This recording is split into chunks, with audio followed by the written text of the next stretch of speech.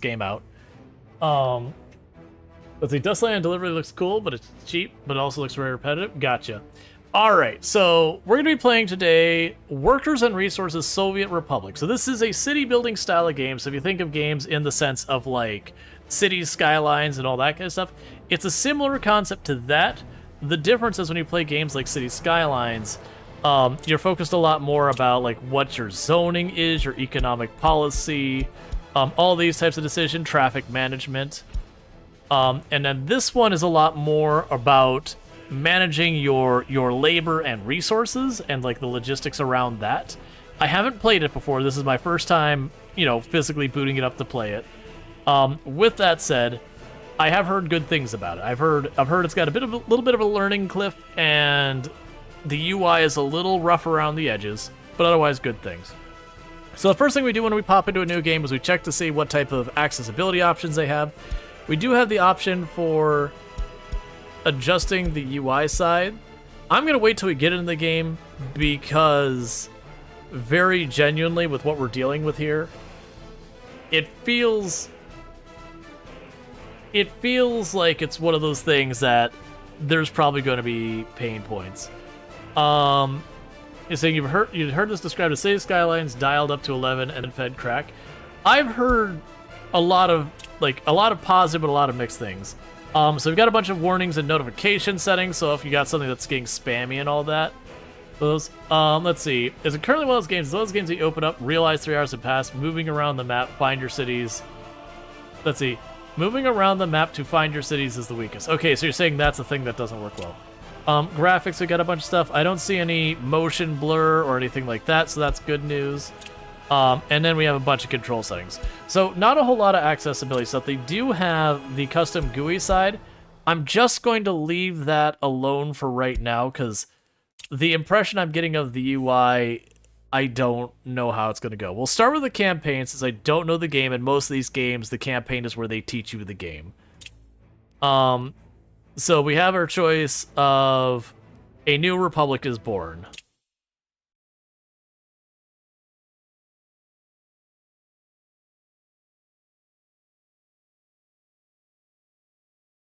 So there's cableway poles we can raise and lower. There are tutorials. Start with them, not the campaign. Okay.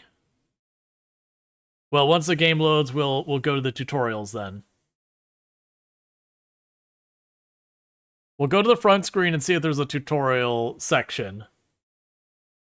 Yeah, because that's kind of one of those things. Most of these kind of games, when you get like the campaign or the story missions or whatever, usually that is the tutorial, as it were. And then later on, they'll advance it to like proper challenges and whatever. So it's good to know. But as you can tell, that is one thing here of like instinctively you're like, yes, let me play. And your first option wasn't learn the game tutorial or whatever. So you're gonna have a lot of people do exactly what I did. It's like, okay, you learn by the campaign, you click the button, and that's not the right place. The game does appear to have pretty significant load time, because this is running on a SSD and everything like that. So that is one thing to keep in mind, is I've got a pretty... Oh, good. I have gained an achievement for playing on novice difficulty.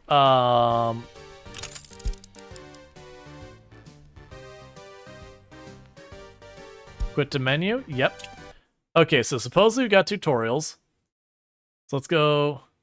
Ah, gotcha. So tutorials are here on the main menu. That said, as a first-time player, I'm clicking campaign. It's right on the top. It's right on the top.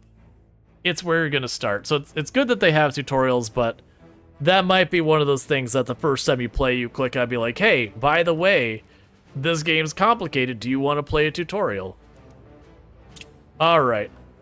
So we got basic command. All right, so we got three tutorials. No, oh my god.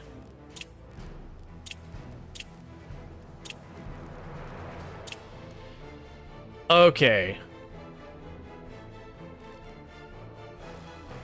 So the downside with this as a creator is going through all those tutorials. People probably won't have much patience for it, but we will we will start some of the tutorials to learn the basics and then probably toss them aside and just get into playing. That's content creator problems. Build a residential building at the marked position.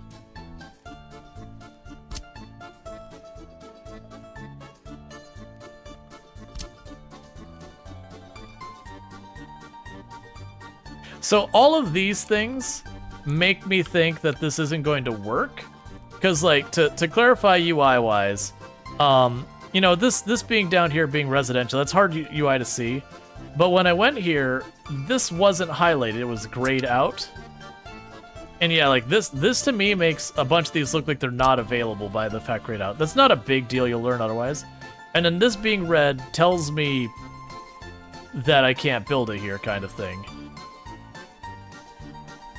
Okay, so it does go there.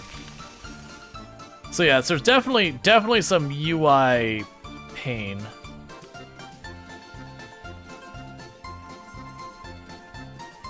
It is not recognizing my scroll wheel.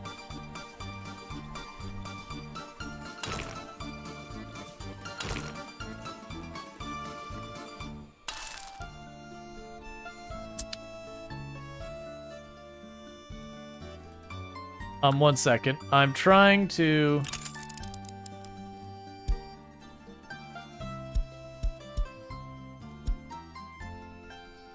Just our volume.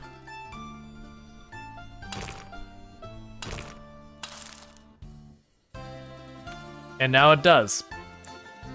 It wasn't a moment ago. I was trying to scroll and it's like, no. In Soviet Republic, interface uses you pretty much. Alright, so you want me to build a platform.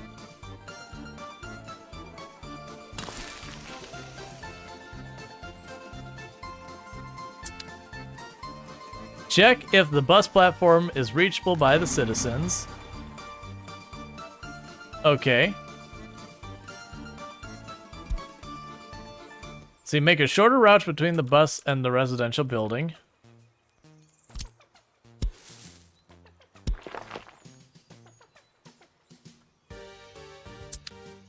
Where are you walking to? Where are you going? Okay, fair enough. Build a food factory.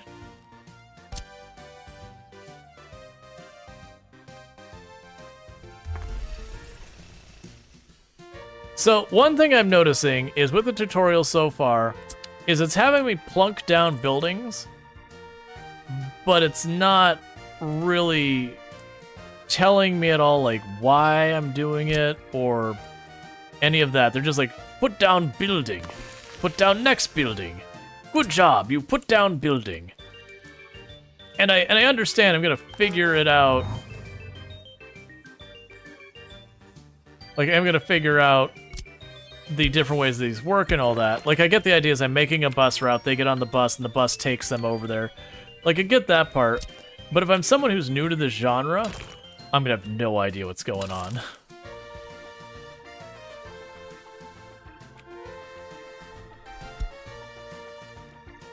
Build road vehicles depot.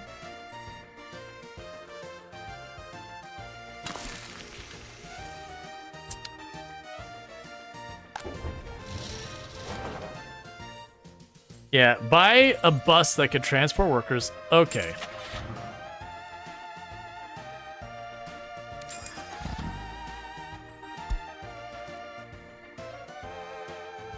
Yeah, this game is not for someone who's new to the genre. Yep.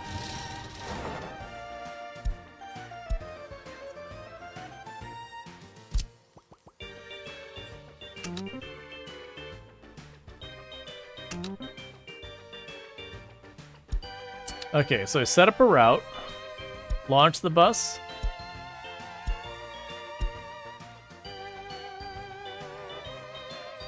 All right.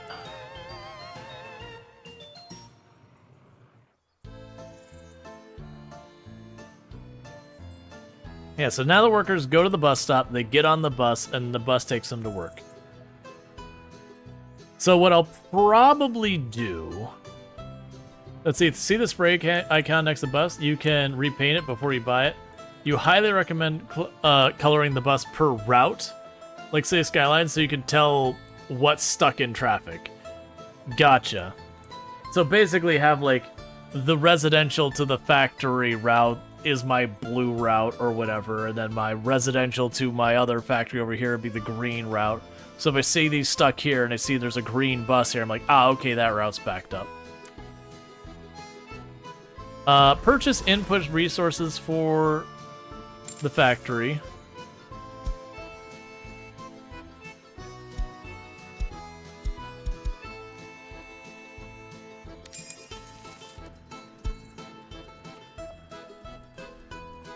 Oh man, the UI on this. Build a road to the food factory. I was not expecting that to pivot from that point.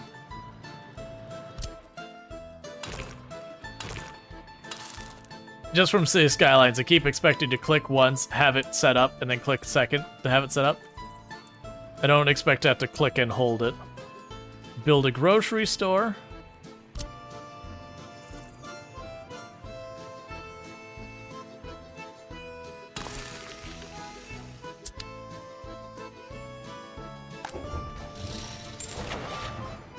Okay, so we've got a cargo truck we're going to build this time.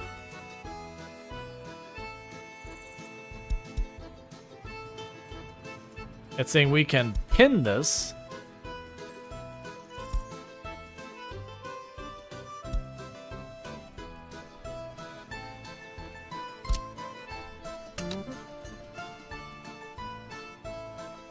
I'm assuming we're going here.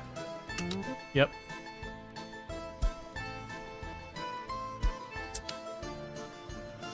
Build more residential.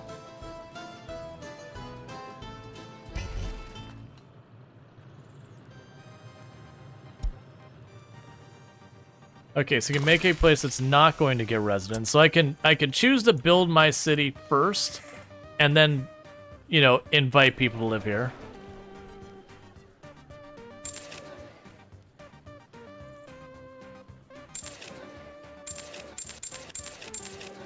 So we are specifically inviting people to immigrate to the city.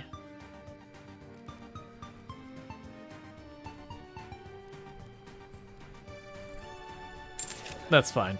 It said at least 70, but it required me to hit it up to 80. We could build another empty residence.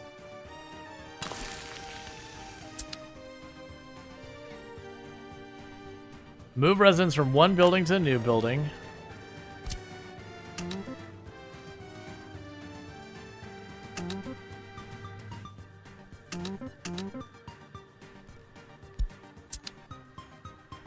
Alright.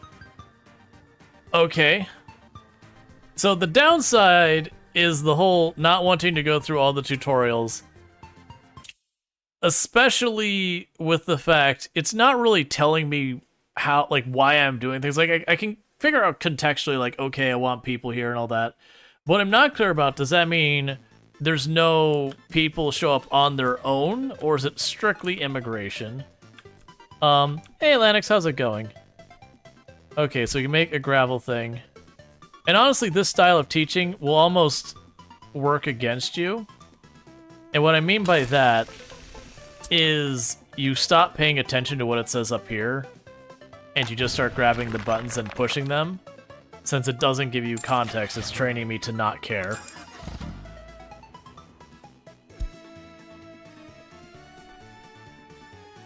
Build a gravel resource processing plant.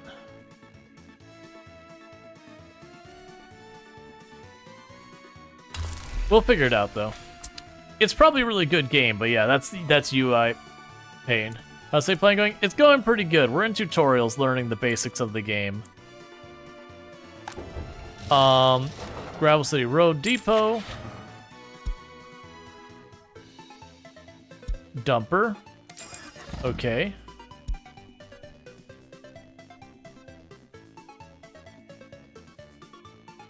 Let's see, 100% you need to wait and read in this game because it's all very clear until it's not, and then you can't see what it said before. Yeah.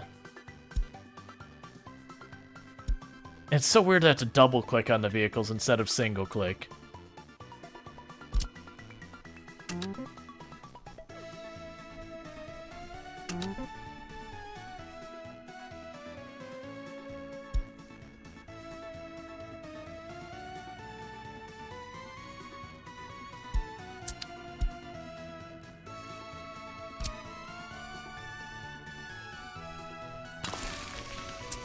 All right.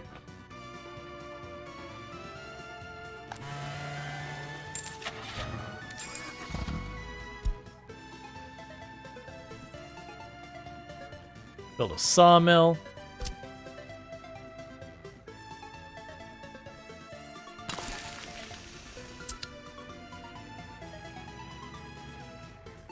Create a factory connection between the wood cutting post and the sawmill.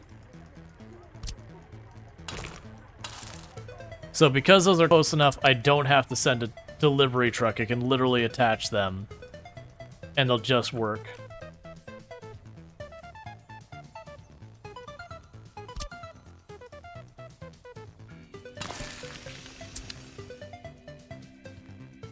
All right.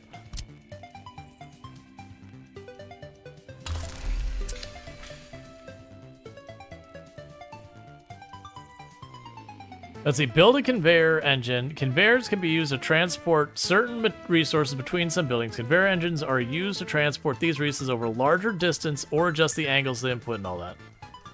As the warning, you cannot cross roads, footpaths, etc. over the yellow forklift paths. Gotcha.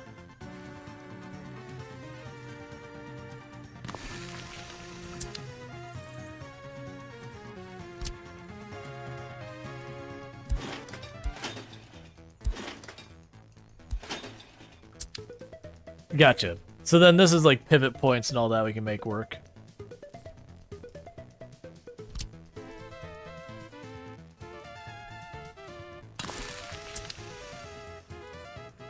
All right.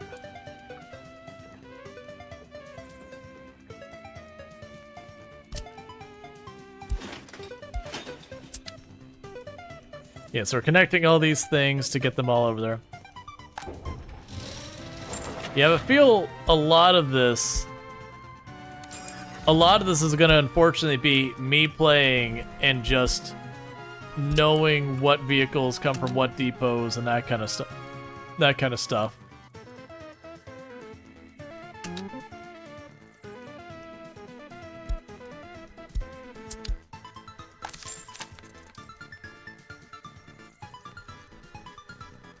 We've got a small farm.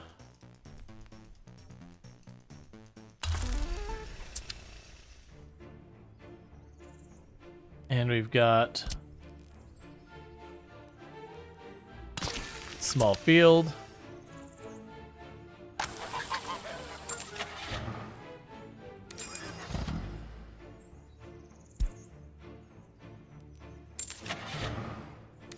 So we've got a tractor and a combine.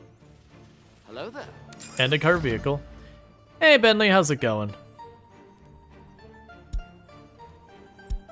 We can build a pump jack.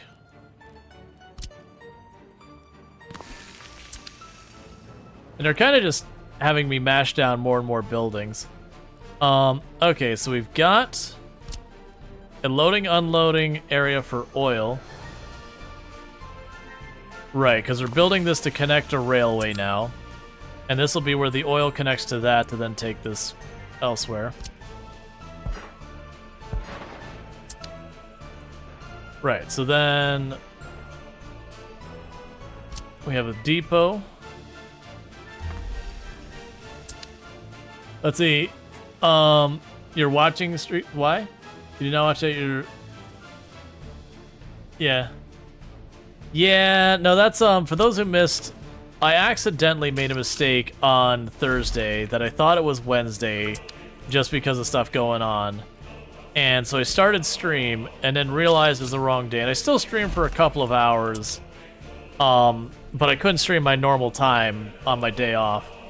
And so a lot of people probably lost their stream streaks just by the fact that that I accidentally streamed what I didn't mean to.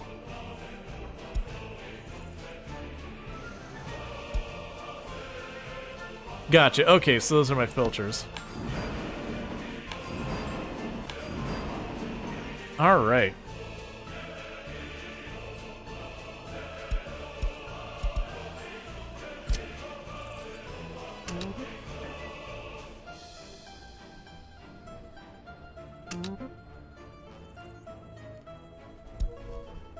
It basically is teaching me how to set up a railway setup.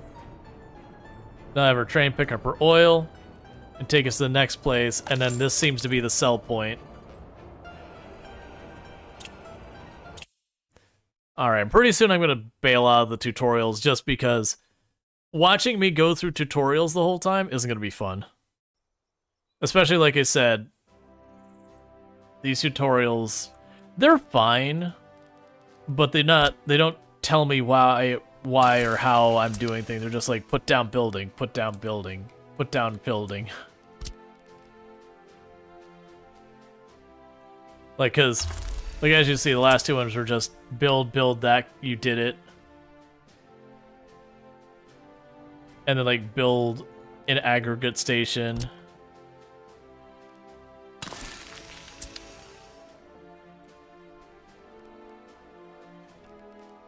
Build a conveyor.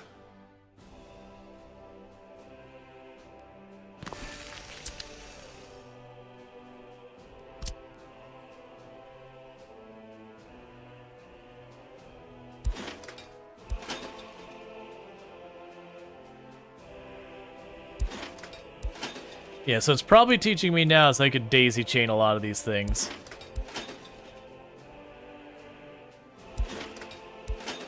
So that basically all 4 of these are connected.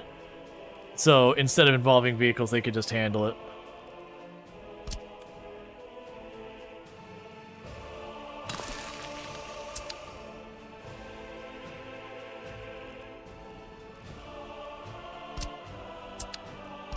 We can build the bus depot again.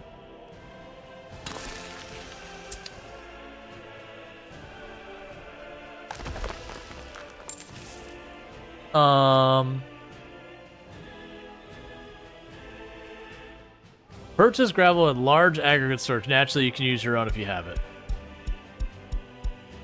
Yeah, so that's just basically saying buy materials to run your buildings. We've already had that introduced before. Same thing here. Saying buy resources so it works.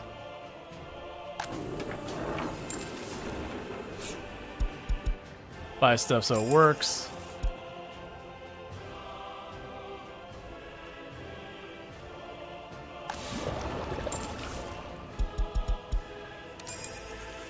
Yeah, so it's kind of just teaching me that I can buy all these resources to bring everything online.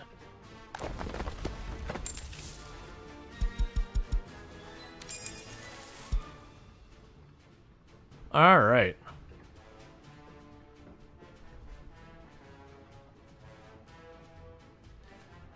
Alright, so now it's actually giving me information. Build a construction office. The construction office is the main building for constructing building using resources.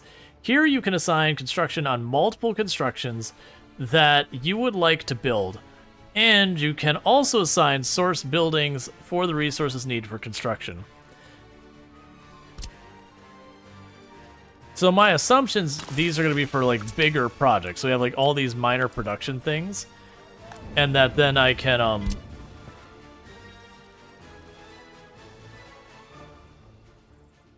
assign required building to the construction office.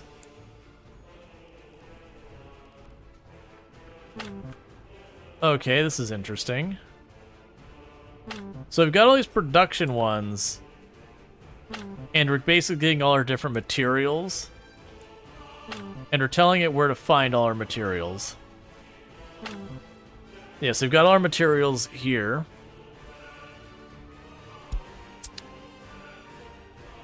So plan a road.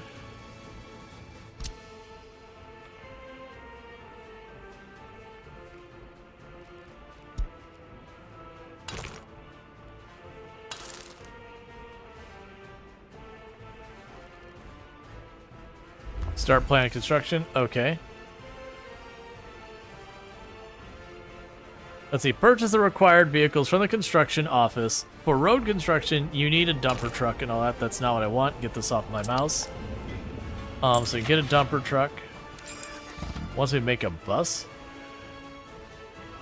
And a dumper truck.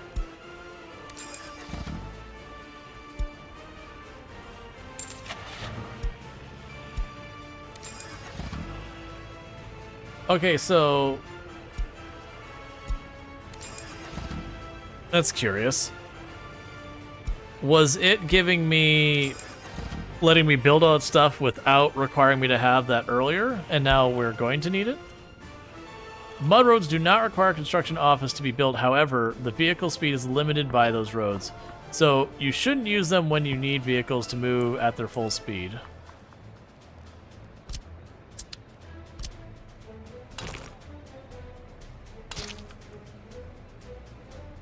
Alright.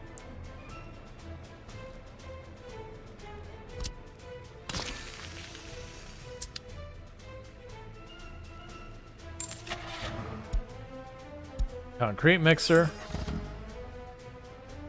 So it's having me buy all of these vehicles, which I'm assuming are going to be all the vehicles we need for all the various processes. Different cargo trucks for different types of cargo.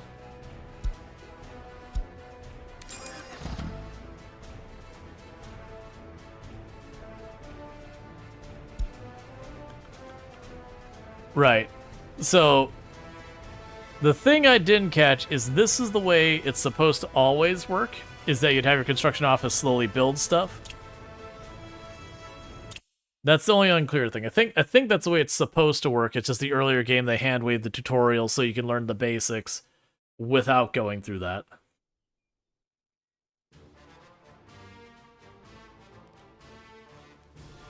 Alright. Build a police station, so that investigates crime.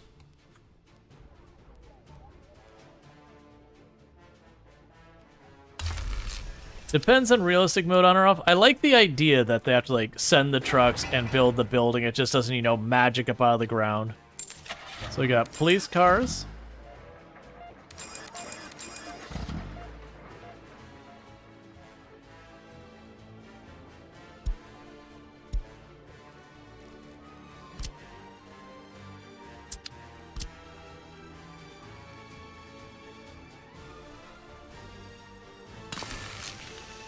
There are 3 buttons just below the face cam to choose. You're paying money or using local resources.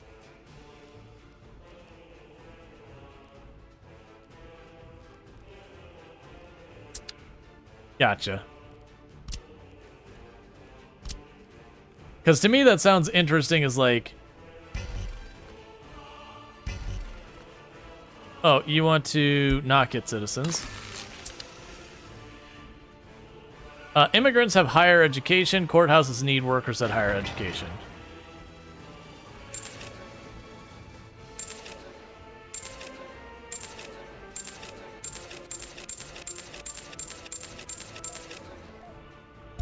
All right.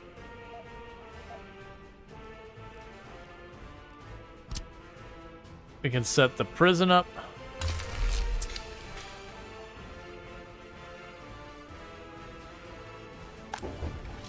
We can buy a prison bus.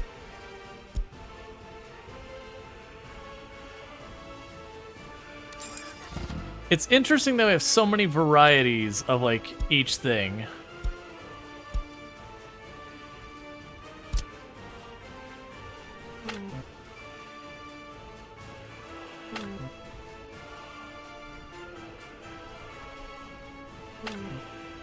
Oh, it's not finished, so I'm waiting on the building to finish.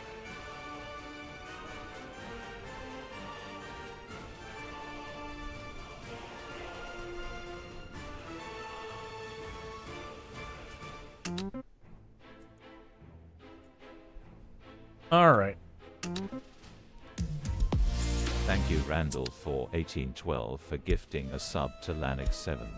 We can build an orphanage. When people are sent to prison or when they die prematurely, you have to take care of their children.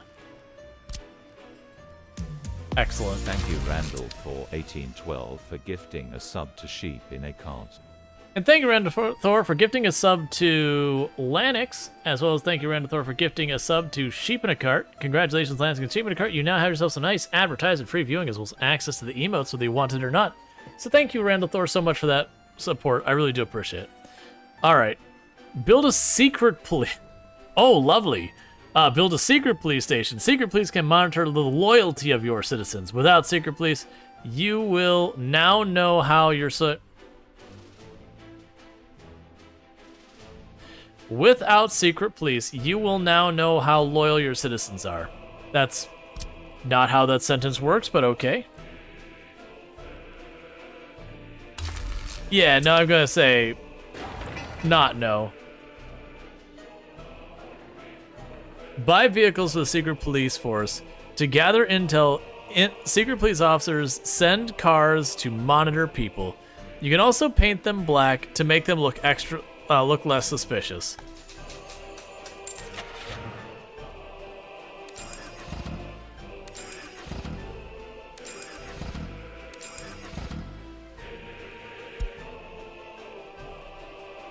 Yeah, so you hit the button, change your color. Okay.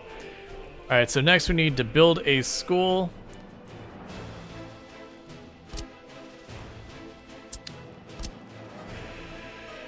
Yeah, so it's basically teaching me that we have like all sorts of different needs. They have like law enforcement, education.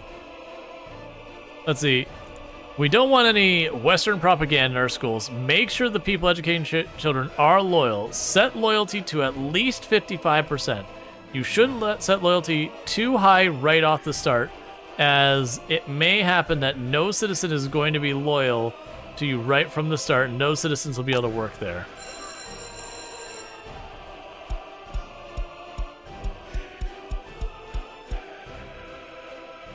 Gotcha. So the idea is we're going to use propaganda and youth programs and all that to slowly work on our loyalty to like push it up.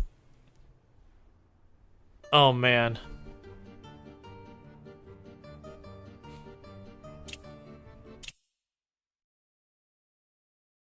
The question is, how many tutorials do we have? Because it looked like there was a lot. I don't want to just sit here and spend the entire stream doing tutorials. At the same time, this feels like one of those games, if we skip the tutorials, we're gonna have a bad time. Incinerator.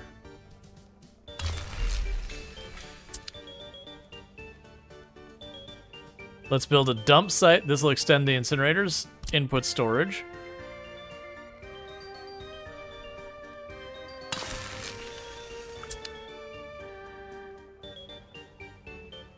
The incinerator is a factory that both consumes and produces waste. If we leave the factory connection two-way, the incinerator will use the connected storage from both input and output, causing the ash, other remains after burning, to get stuck in a never-ending cycle.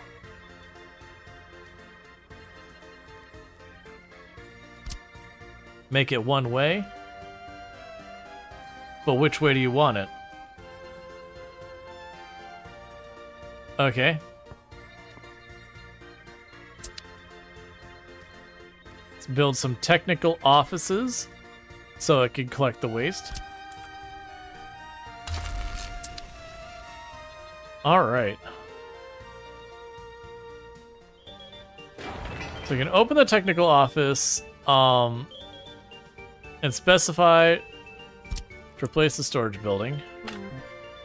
So we're collecting our resources from there. Big garbage container, okay.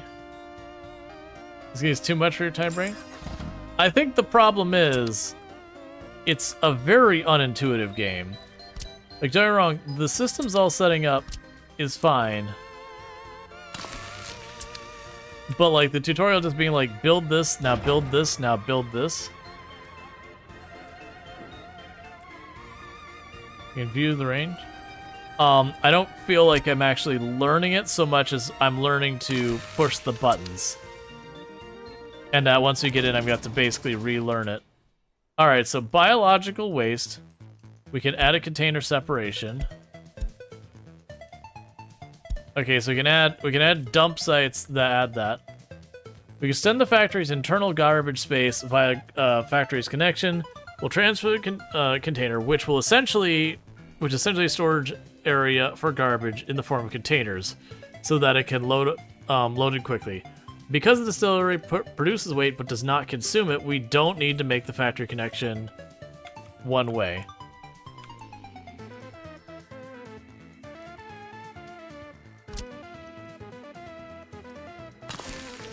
There is going to be a lot to deal with on this. Click to set what to store. Alright, so similar to the container stand near the factory, the distillery will also produce some bio-waste. So let's reserve one container for bio-waste. Okay. Currently, you're undergoing the current monitoring school experience where you're told what to do and not why to do it. I would actually argue that the current schooling experience is different from that. That they focus a lot more on teaching critical thought and not like, you know, hey, learn algebra. Why? Algebra. They learn all sorts of methodology of like to do stuff and try and critically think and all that. At least, like, and it's going to be different for different school areas and all that. Let's see, as we have separated bio-waste, let's make a dump for it.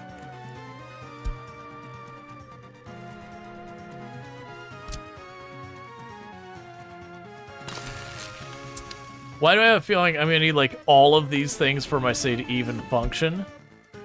And so when we make a new save or whatever, I'm going to be sitting there fighting, just trying to get, like, the very basics up.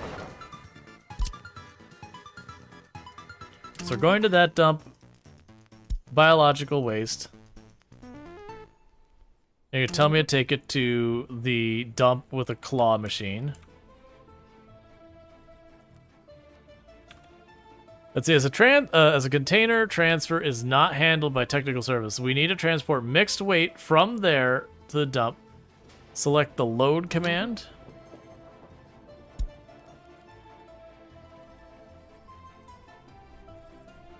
And then that goes the incinerator. Okay, so I get the idea. So we're loading one type of waste, we're taking it to the dump. We're taking the other type of waste, we're loading it to the incinerator. Specify or replace source building. Gotcha. So now we've assigned our technical group to move the biological waste to that arm. Not why I would do that. I have no idea like why I would prefer one over the other, but we have set it. And get a waste truck. Okay.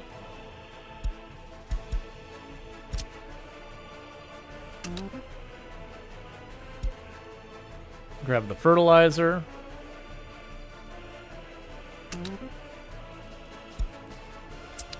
So I'm assuming what happened here, and I may have told me, but I'm already zoning out on the tutorial, which is why I'm saying this is a bad style tutorial, is because it almost teaches you to not want to pay attention to it.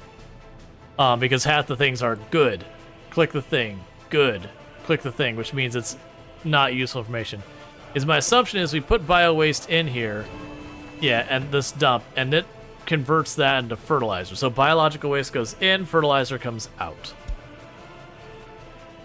And we can get composting plant, or I am wrong.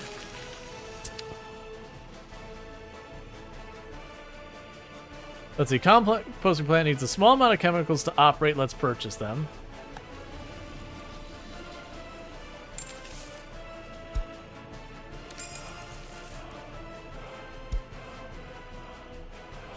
Again, the composting plant produces and consumes weight, so let's avoid the infinite cycle. We need to separate one way to the factory. We should now redirect our truck to the composting plant to unload waste, but this is something you should already know. So that's all for the waste tutorial.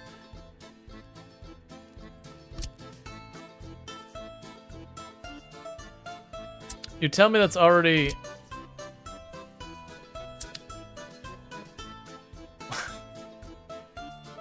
Alright, I mean, you told me that's all for the tutorial, and then you expected me to do it, and then you told me that's all for the tutorial.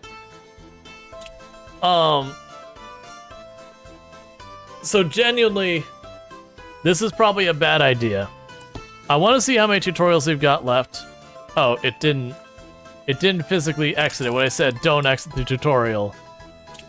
So let's go back to the main menu, and let's see here, of the tutorials, how many we got through.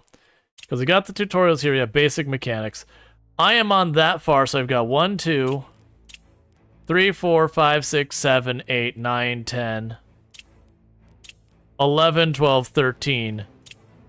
I don't really want to sit here and just churn through all of the tutorials.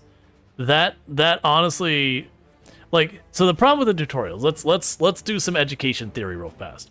The problem with the tutorials is because most of the tutorial it is click on this, no context why. Click on this, no context why.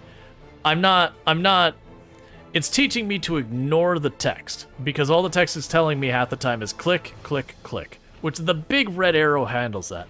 And then every once in a while it puts a big paragraph that's like, this is why you did that.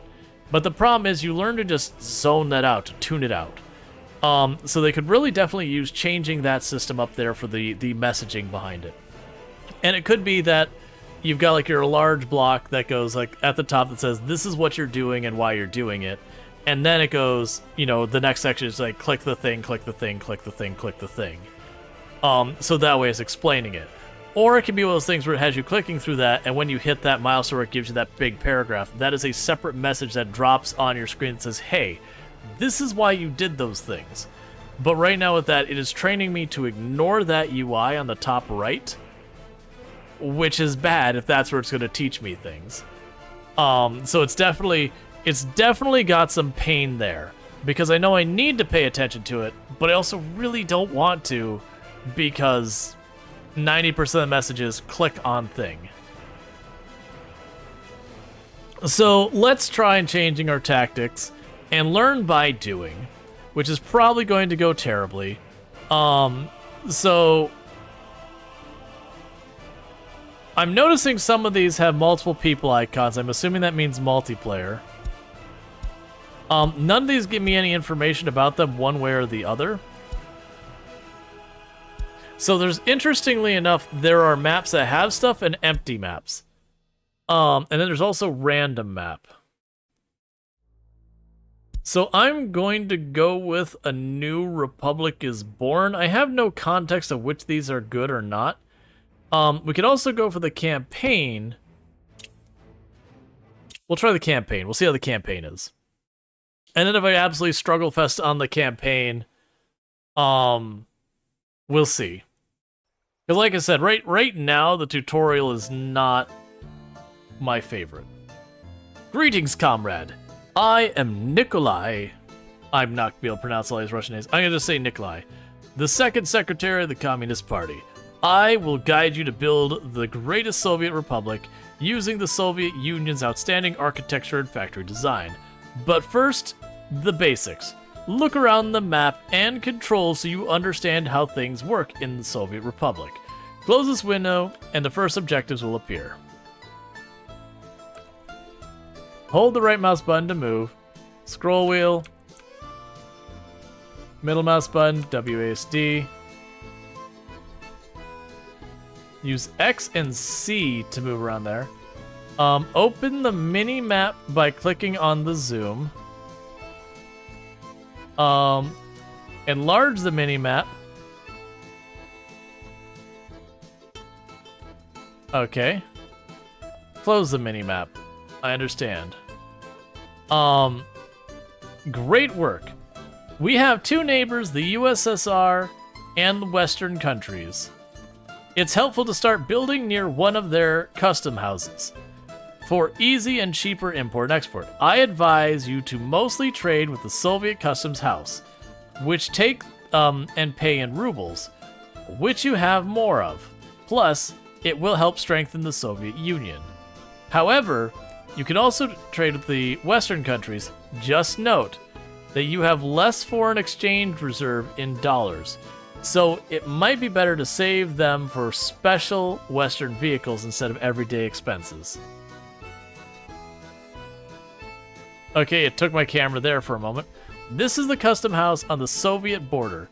There are more custom houses in each side of the map. To start trading, you need a roadway or a railway to connect to the customs house. Then you can send vehicles to sell the goods. You trade rubles on the Soviet borders, dollars on the Western borders. Currencies are separate. They cannot be exchanged due to Soviet restrictions. To get more dollars, you'll need to get them directly from the source by selling to the Western countries. Alright, thank you, comrade, for your attention. I hope you will continue your education in successfully building a socialist paradise. You can start another course or get advice from me and my colleagues. Regards, Nikolai.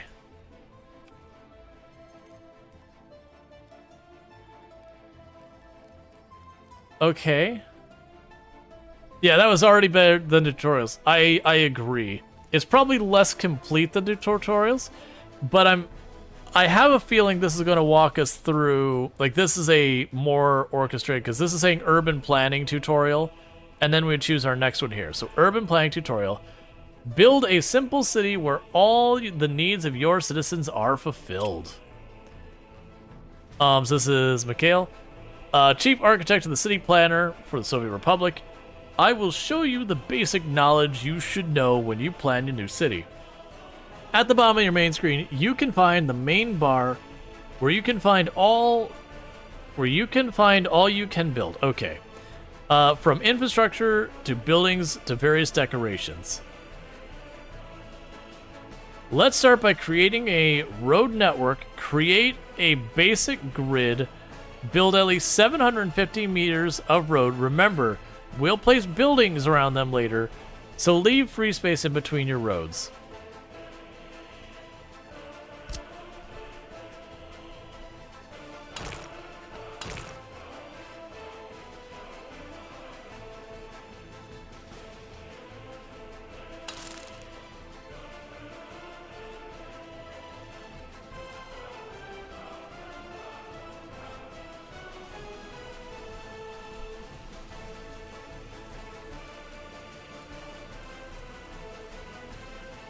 Okay, so I gotta build like 3 times that much.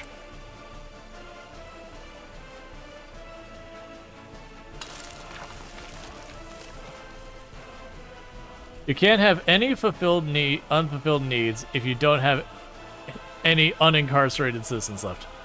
I see where you're going with this. This is a good point.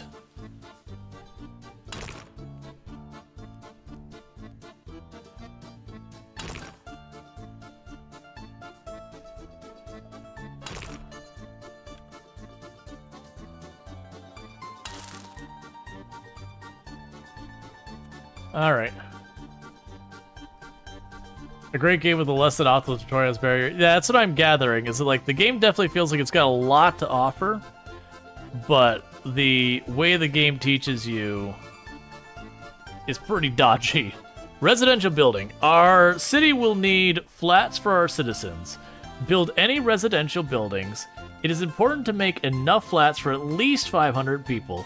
While you build the buildings, you will notice that the road, let's say a road or footpath connection will automatically be created, and the walking distance to nearby buildings will be displayed. This is important for every urban planner. We will explain it later. Alright, build flats for at least 500 citizens.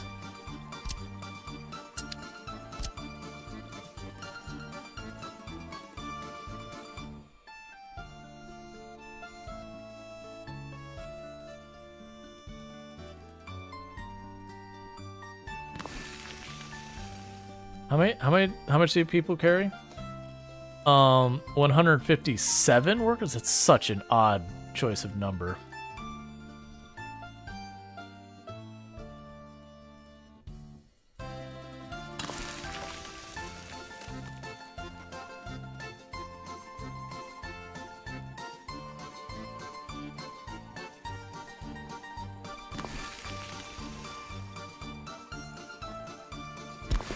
Let's see, one of the tooltips on the load screen says if you hold control for finer rotation, if that helps. Gotcha.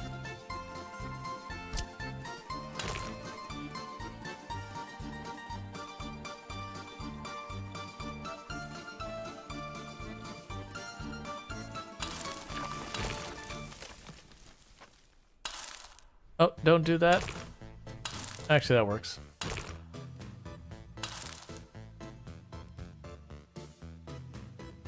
Okay, shopping. The basic needs of every citizen are food, meat, and clothes. Let's build a shopping center, small or big, where citizens can find all these. There are also small stores available. They sell clothing and electronics, and small grocery stores that sell food and meat. But for this objective, let's build a shopping center. It's important for upcoming objectives to keep in mind the shopping center requires a road connection to the delivery of goods. However, purchasing a resource is possible even without a road connection. Okay.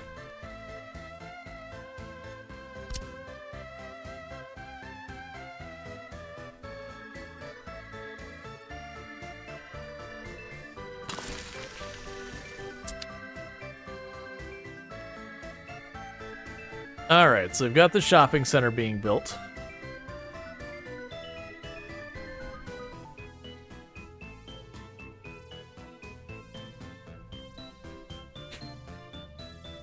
I saw that error message. I didn't get a chance to read what it said before it disappeared, but I saw that error message. I see our shopping center can be reached from all residential buildings. Good work. But don't forget, if our shopping center cannot be reached by every residential building, our citizens will complain. Let's think. What is needed for a prosperous and happy Soviet society? Right, it's alcohol. Let's build a pub or two. The same way we made our shopping center, ensure all residential buildings have access to it on foot. Note that when citizens visit the pub to drink alcohol, they will become addicted. Alcohol increases happiness but decreases health. It is up to you to decide if you will provide alcohol to your citizens or not. Still, it can increase health in different ways. Important, remember that the pub requires a road connection to deliver goods. Okay.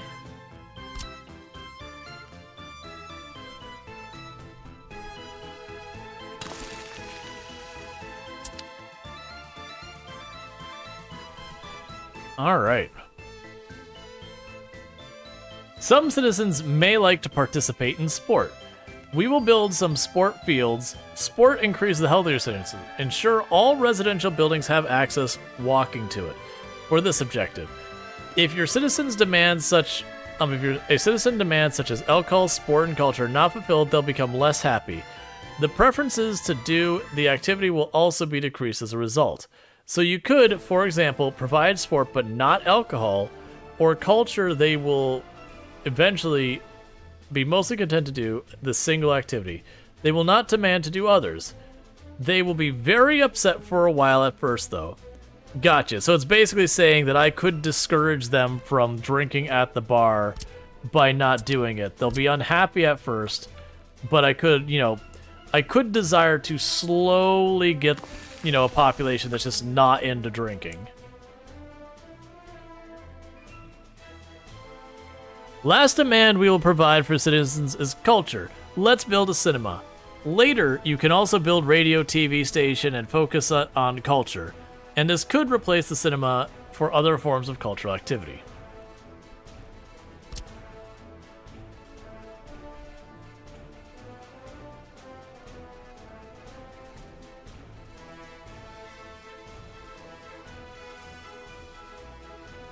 So what I'm trying to do is I do see that there is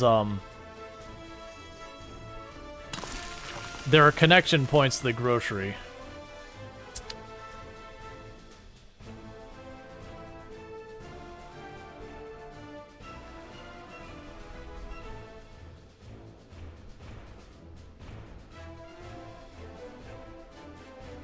Okay.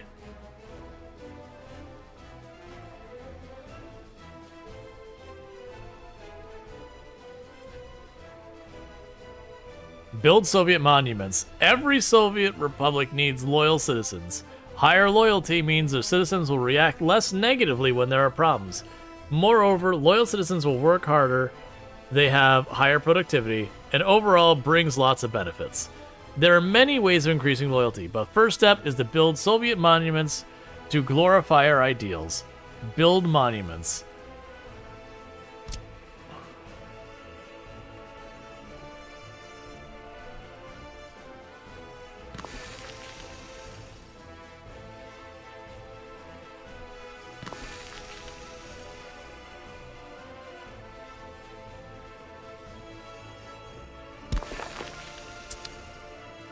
All right.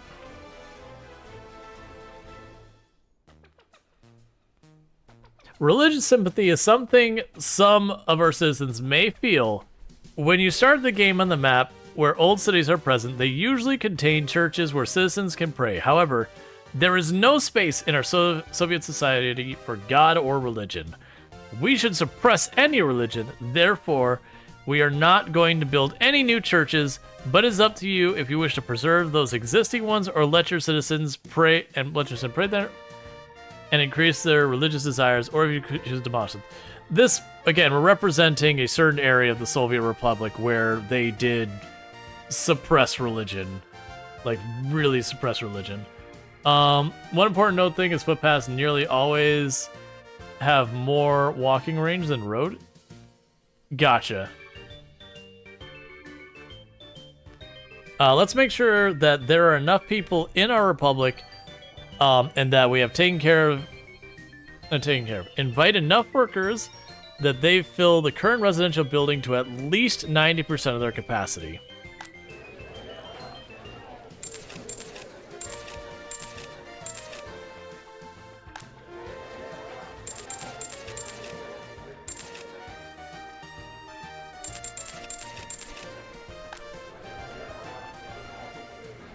Let's see, make sure the workers are taken care of. Purchase goods for our stores so that each resource is filled to at least 50% its capacity. Remember that if you overfill the store with a single resource, it will not have enough space for other resources. Okay, so we can do this.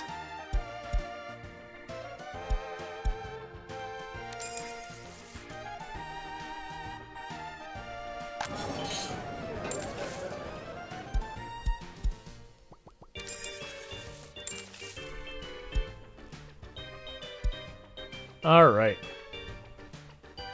If you use roads with footpaths and lights, it's pretty close. And you can ignore footpaths. But you normally end up with more paths than roads. Gotcha. Thank you, comrade, for your attention. I hope you have learned how to build a city. I will be at hand should you need any information. So this to me is a much better tutorial than their actual tutorials. So yeah, so then they're going to teach me like agriculture. Cool. Greetings, is I Rostya, seasoned farmer of the Soviet Republic, with calloused hands and heart of deep connected to the land. I stand as a testament to our resilience of our people. Allow me to illuminate the mechanics of collectivization. Collectivization? Okay. A vital step towards a unified, thriving agricultural future of our great nation. The fields are the lifeblood of the Soviet Republic, where sowing and harvesting yield precious crops feed our citizens. So you can build a small field. Place at least 10 fields. Okay. So...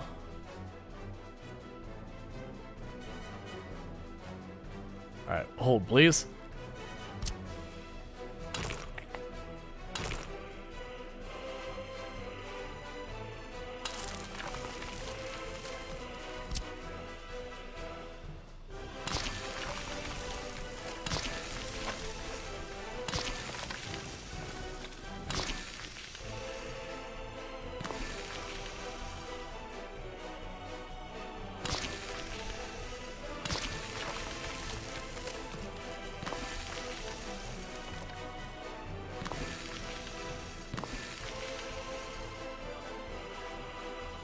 Let's see, farms in the Soviet Republic function as vehicle garages and storage spaces where mechanization sends out tractors for sowing, combines for harvesting, and covered trucks for collecting crops. Give me a moment to finish connecting these, please.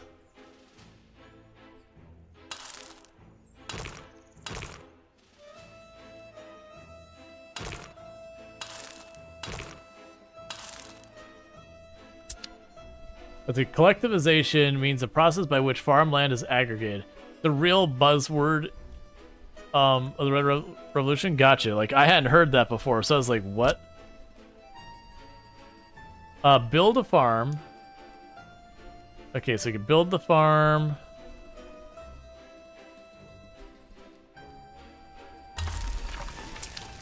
Yeah, and since I don't know what needs to be connected to what yet, we're gonna build stuff and realize, oh, I really should have put that near this other building, that kind of thing. That'll be a problem, but that's fine. Okay. Ensured every vehicle is connected to the farm. Are you not?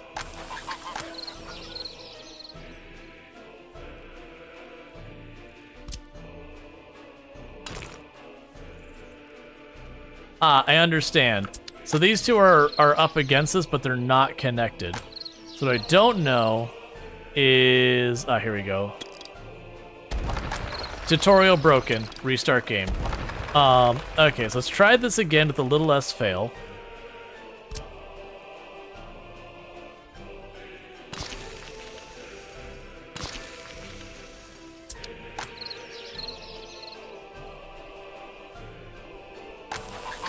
Okay, so you want me to purchase a combine, a tractor, and does it specify just a covered truck?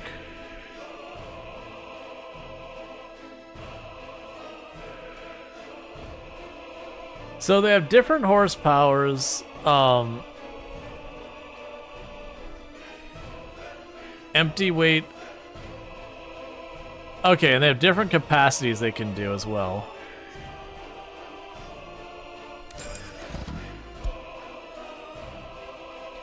Liquid fertilization increases the yield over fields. Liquid fertilization is spread using tractors after the fields are sowed.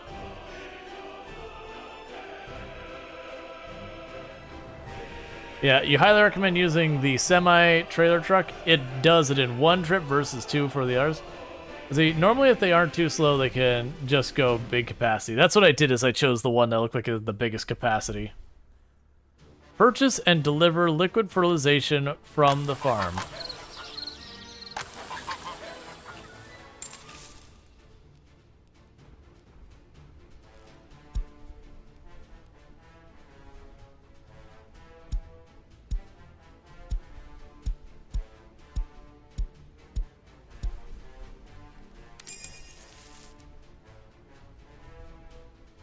So at least 10 fields.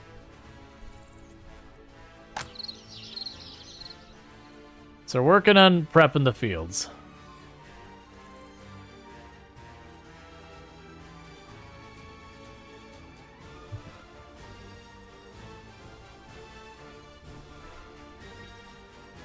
All right.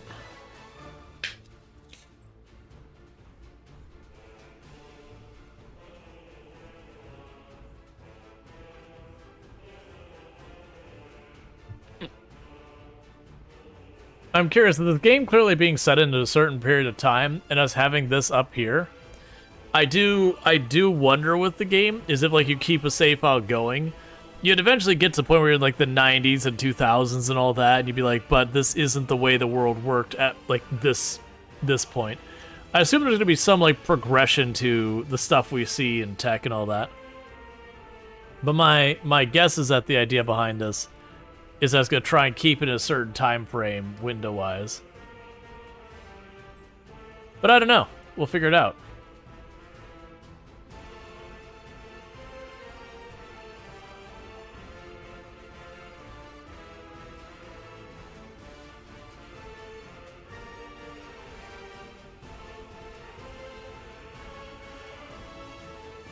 It also definitely appears like one of the considerations we have here is like we have that one tractor.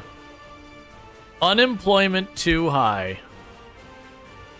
I'm sorry, I'm doing a tutorial and it hasn't taught me how to deal with employment.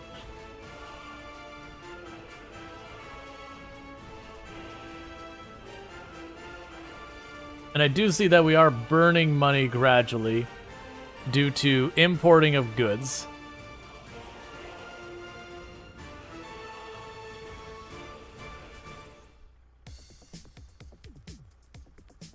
So we're just waiting on the tractor to finish doing all of our fields.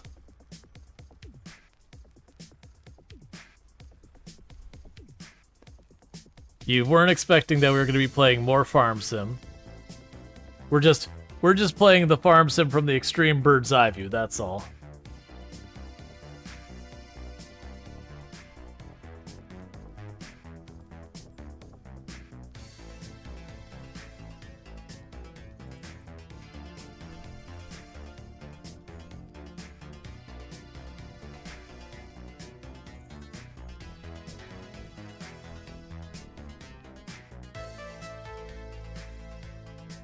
I am noticing like where we see where they plow the field and it like disappears over time. The Darwinian approach to creating a free-to-play game as a tutorial is better. Let's see. The Darwinian approach of creating a free-play game as a tutorial is better than the latter half of the tutorial. Like just cutting you loose and letting you just fail kind of thing. I do think there's a value, like it does almost feel like this style of tutorial is better than the other one. But the other one where it's set to shoot, like showing you connections and all that. Like I can certainly appreciate like going like Factorio had tutorials, and I don't know if they still have them, where you'd be like, oh, I see you built a train. Do you want me to show you how to like, or you have unlocked trains, you want to show, and then like take you to a video and do all that? There's places for that.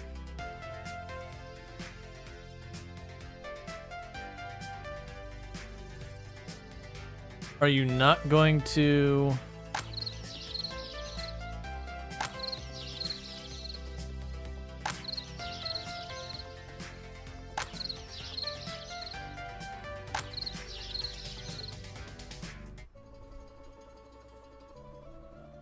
Ambulance not arrived.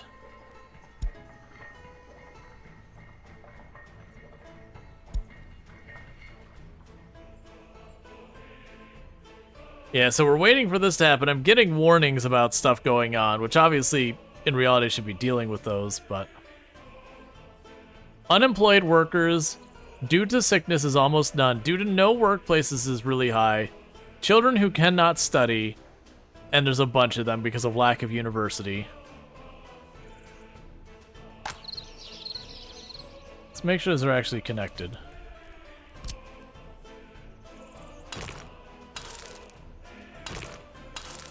There we go.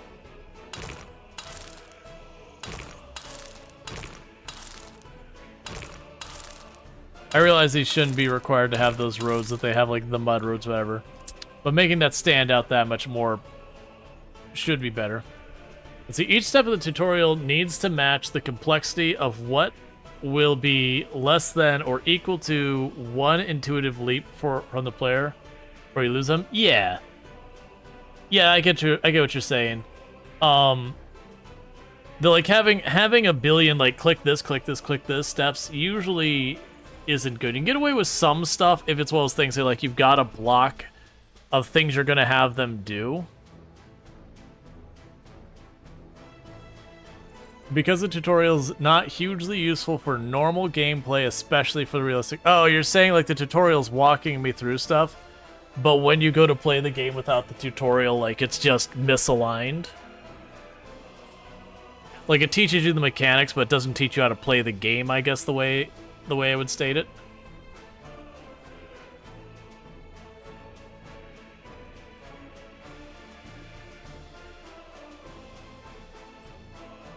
I'm actually surprised it's all the faster you can go.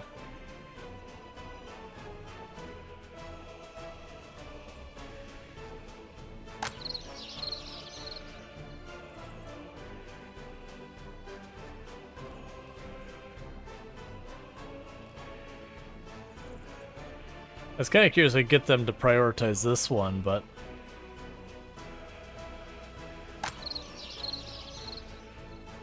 Okay, so you're working it by hand now.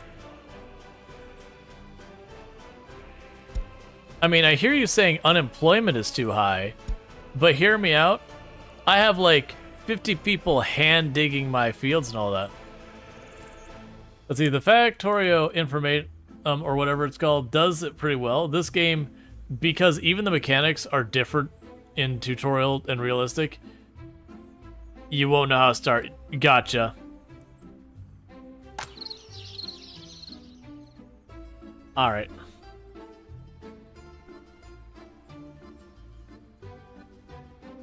What we'll probably do is after this tutorial thing here, is I might just...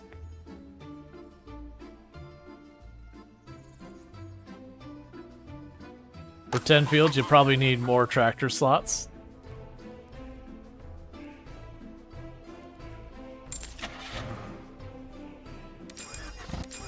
I'll go with 3. Because it does feel like the tractors are taking forever to do literally anything.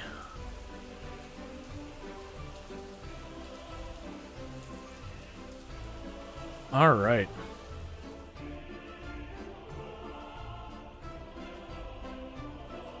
Because then that should finish that step of the tutorial.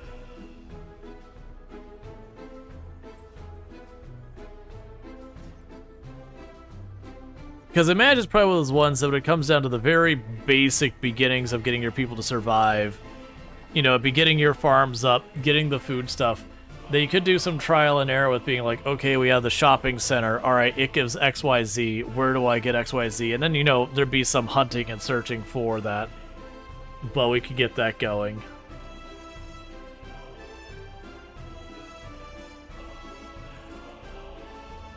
Alright, the seeds are in the ground. Now we have to wait for the harvest.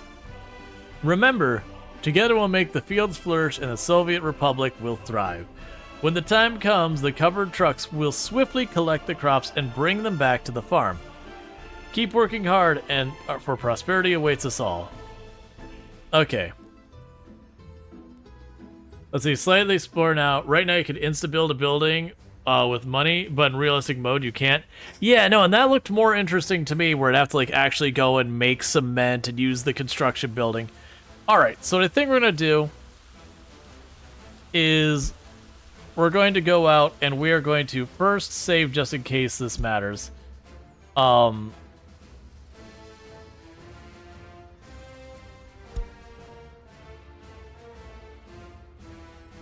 don't understand, like, okay, that's fine. I just want to make sure we save. Yeah, the UI is definitely one of the weak points of the game. So what we'll try doing is doing a custom map where we don't have the tutorial going on or anything like that, and just play. Like, do the custom campaign. I'm fine having the... Well, for people who played it before, should I leave it on A New Republic is Born or choose a different map that already has existing buildings? Because what I'm going to do is just try and play normal. I'm assuming random map is choosing a random map, not procedurally generating the random map. Doesn't feel like this game has procedural generation. Because basically I want to get away from the tutorial kind of stuff and just play the game. Because I've been sitting here for, like, what is it? Empty map is 10 times easier. The first map would be fine to start with. Okay. Alright. So we'll start with the first map. That's fine. Let's see. So realistic mode, you cannot instantly construct building or infrastructure. You need to build them manually. You cannot instantly purchase resources in buildings. You need to bring them in from customs. That sounds more interesting to me. So we'll turn that on. Alright, so leave it on medium difficulty with realistic on. This is probably a mistake on my part, but very genuinely, the realism build sounds way, way more interesting to me. Playing the game where you just, like, stamp out the money thing, that's just like any other city builder. But, like, the idea of actually having to ship in stuff. So, like, imagine playing City Skylines, but instead of just you whack down $10,000 worth of house, you have to get that going. Alright, so with that said, we still need to go over by where the customs location is. Now, the big question is, for starting this, we did see that there was the construction office.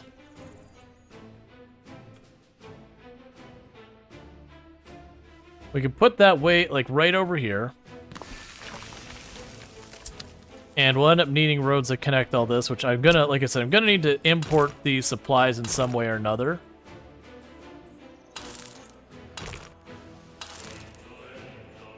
Okay, so we had that. So for this, we're going to need to import materials, I assume, to get any of that constructing. And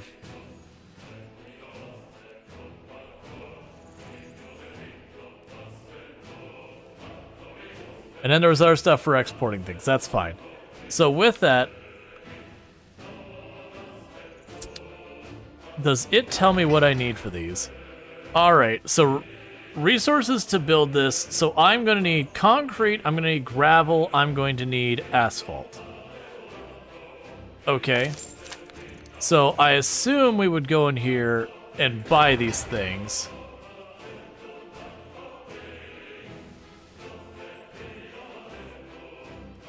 Let's see, look at the blue eye for more options. The blue eye, the blue eye, the blue eye.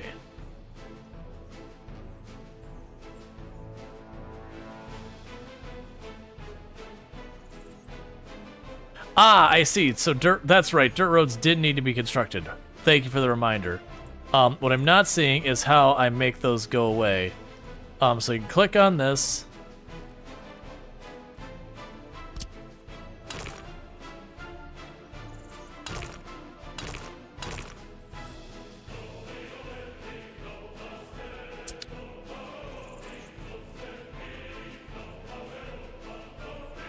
All right.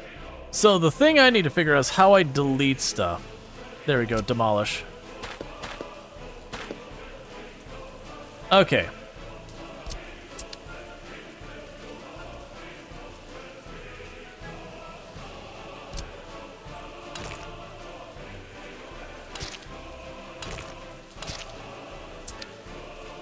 So, free stuff you can build.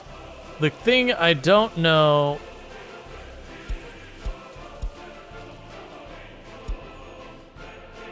What I'm trying to figure out... Set the need approval ratings.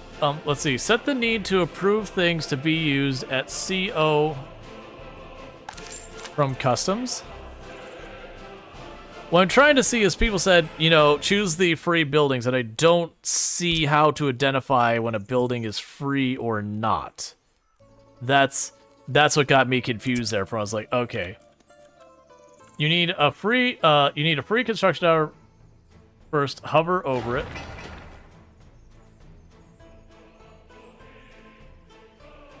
All right.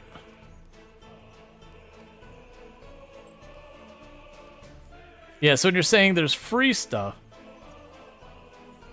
where you choose to build it. Okay. So we can go back to...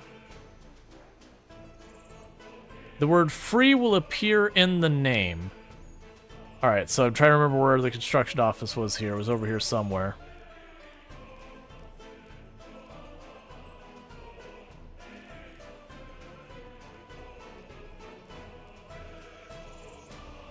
There we go. I understand. Okay, so let's get rid of this. And go here. We got a free one there.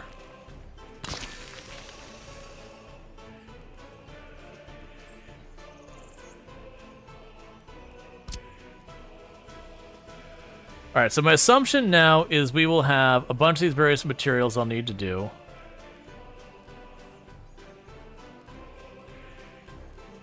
Let's see, they look like junk fenced in with mud. Yeah, so that's what I'm trying to figure out is for a bunch of these resources. Like, almost all the rest of these are costing money.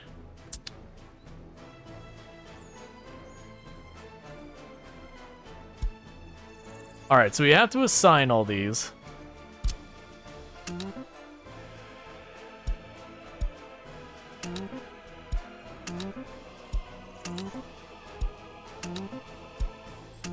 So basically we can acquire supplies from the neighbor for now. And we'll want to be switching from using the neighbor to other stuff as early as possible, I would assume. So, with all this popping in for the construction, do we have free residential? We do not. So my first assumption is we want to get into production. And then we'll need to do some mixed stuff. So we have food and alcohol production, we have miscellaneous production. So we could try for the wood stuff.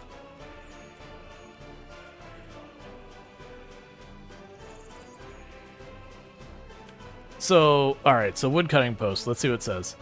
10 workers. So I don't think I put this on top of the trees because the trees vanish when I do that, but it does show me where trees are, so I assume it needs to be somewhere there. See, you got to set up your own residential area and industrial area and hopefully turn a profit around 5 years or so. Yeah, so I think what we do is we'll scoot you over here, get a little bit of space.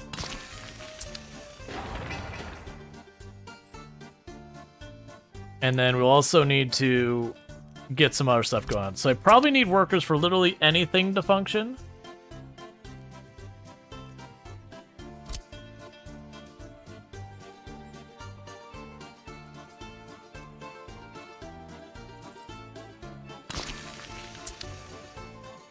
Okay, so we told this to have to get the resources from here. And so we will probably need to purchase a vehicle to ship our stuff. Let's see, are there wood buildings that you're cutting wood? You think the flats need brick? I didn't actually check to see if there were wood buildings. Yes, we're definitely gonna have a lot of pain with this. Okay, so I'm not seeing an option to change what the buildings are. Yeah, there's a bunch of prefab. There's low quality, but that still takes bricks. It just takes less. Okay. So, construction top, no workers or mechanism. That's what I'm trying to figure out, is the free buildings and all that.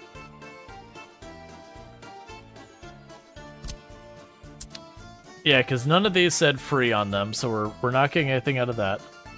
The grocery store, we won't be able to do. The small shopping center.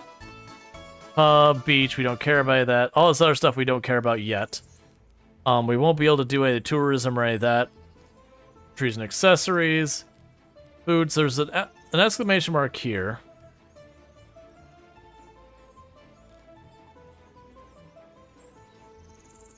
Right, that's what I figured. So I probably just need to buy vehicles straight up. Okay, so show all. Cargo wagon, that's not what we're looking for. Show all, where's the cargo truck? Okay.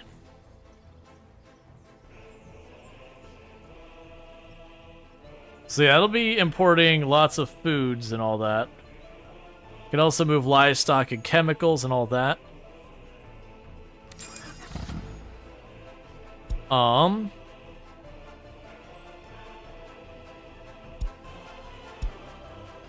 Alright.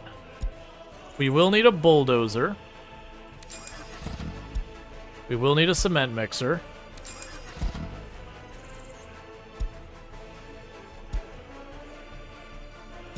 We have an open haul. We'll need one of those. So that's 12 steel. Alright, we will need a paver. We'll probably end up needing a dumper.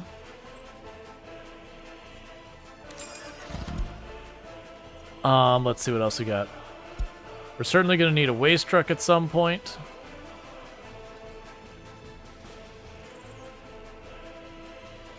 They look like the same thing, basically. We'll need an excavator.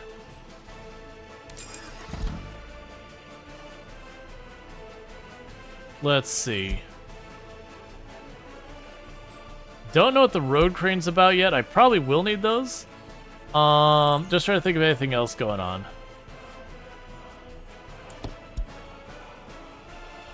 What I don't know is about the purchasing of goods. Purchase new vehicle or mechanism. Rename building.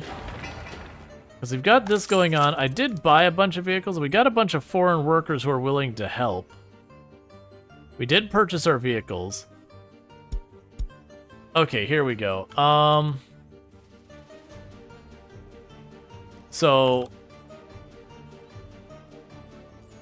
Okay, so we're missing the dumper and the concrete mixer. Fair enough, so we can go here. Go to our dumper.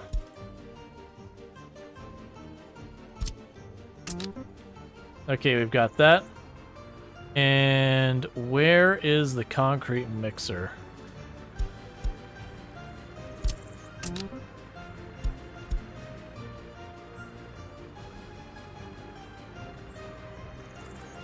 Alright. Yeah, we can worry about getting like the roads going on, so that should mean that these start working.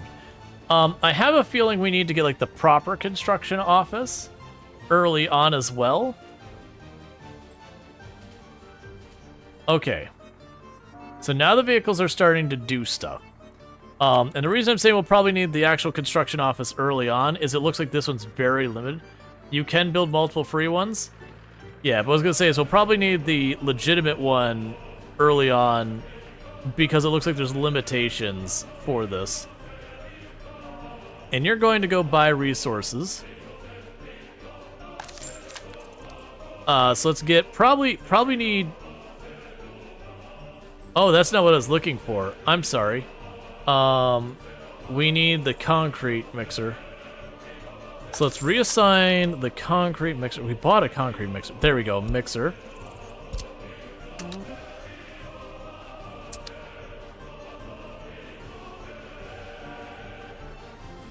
And I probably need to buy a second dumper and all that. But we want to go ahead and work on getting our building set up. So first one we're doing is we're trying to get the wood cutting post up. Let's see, you'll need another road for service road, as you won't be able to use the road being worked on. Right. We can worry about getting that here in a moment, but for right now, I'll just try and get these first couple buildings online. Missing resources, concrete and asphalt. That's fine. We'll get that going eventually. Missing a bunch of resources. It's not telling me I'm missing vehicles.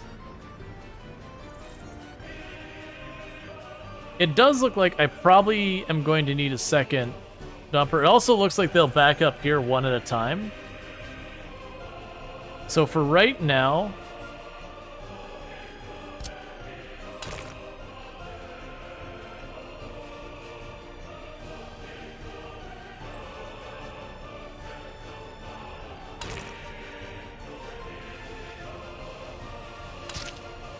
we're gonna have a second road here so they don't get stuck on each other as much. And we will add one going from here to there. There's a mod that allows multiple vehicles use the custom house. Yeah, I'm not gonna worry about modding. We're new to the game, and I usually won't mod a game until like I'm well along my way on it. So it does look like they're working on bringing in the material to get these basic initial buildings set up. So we're getting our wood cutting set up, and we're getting our first house set up. Meanwhile, the game has informed me previously that we need basic food and all that set up. So what I am going to do is down over here. I'm worried about those train tracks, making sure I got space to get those around.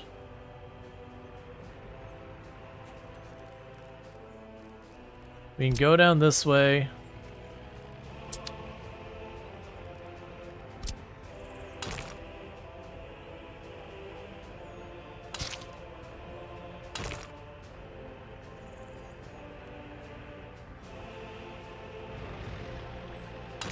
Oh, I see.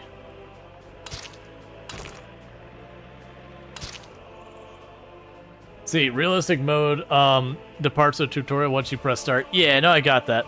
But this to me is more interesting than the slap money down building a pier. Like, we've got plenty of those games that do that mode. Alright, so this will be a residential right down here. I'm gonna go ahead and go down this way. Because none of these mud roads cost me anything. But the intent will be that we were basically told that farms are critical.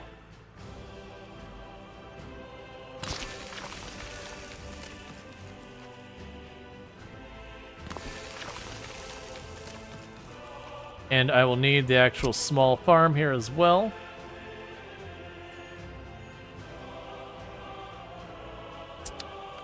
All right.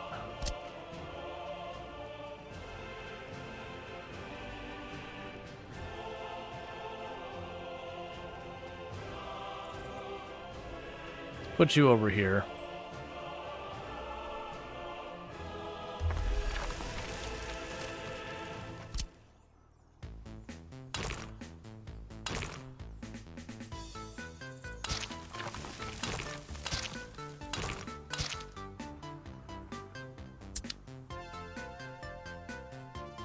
It's realistic so much better than normal, but the game doesn't really teach you to start. Yeah. So we are building these. Like, little by little, they're hauling the stuff around.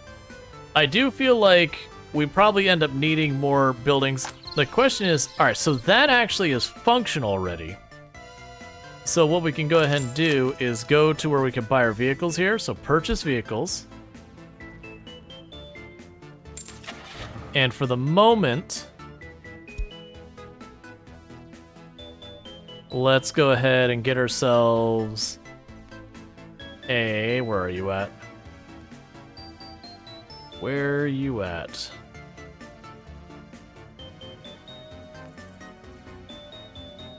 Oh, you know what? I probably just cannot buy a tractor here. That would make sense. That's fine. So basically, I'm going to have to wait, and then once this is built, we'll get that going. You can purchase vehicles in buildings if you want to go. They will drive there automatically. Right. We just can't build that yet. And we don't have priority here. So...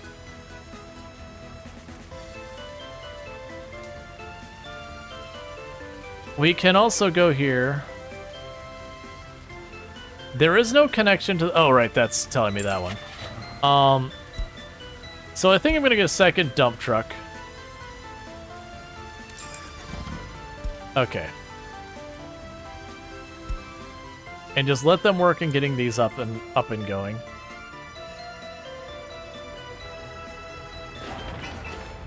Yeah, so what are you still missing? So you're working on just bringing in materials. We could certainly build a bunch more of these, but I want to try and get these earlier ones set up because we are going to be burning a lot of money pretty fast. So my thought of what we got going on, look at the red text on the building. No workers for mechanisms. Right, what I don't understand is without a house, how do I get workers? Because I figured we'd get them from here. Oh, I just get a bus. Okay, so you're saying I just go here and I just say, hey, let's go ahead and get ourselves a bus.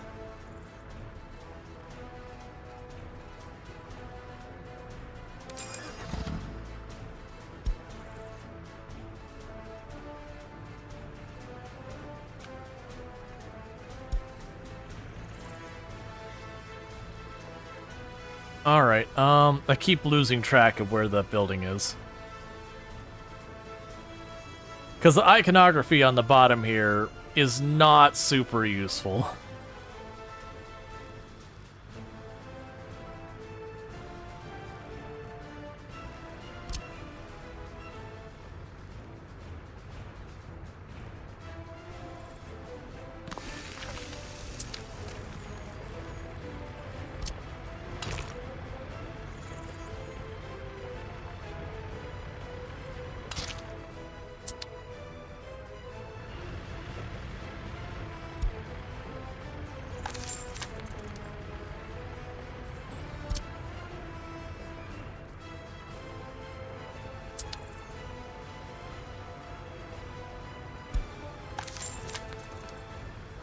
Alright, so...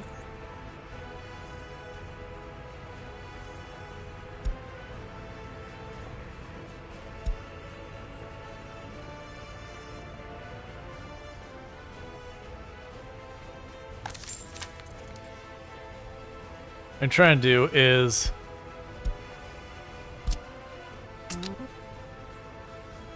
got the flatbed.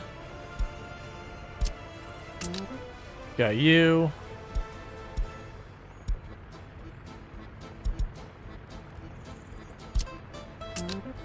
Got our workers.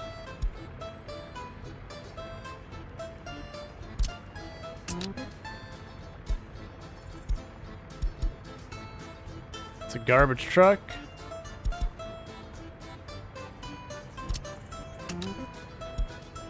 Alright, so let them keep working there. Okay. So we'll get all that figured out. So we should hopefully start have workers show up here and all that. And get all that constructed. And once we start getting all that constructed, we should be able to get, you know, the basics set up here. Because once we get the bare minimum to have a stable economy kind of thing, then it'll be in good order. But the first thing is like literally having an existing economy. Alright. Yeah, and they're both assigned to both offices. Another fun fact, you'll need around 3 workers to fill one workplace. Gotcha. Alright, there goes my bus to go get people. Alright.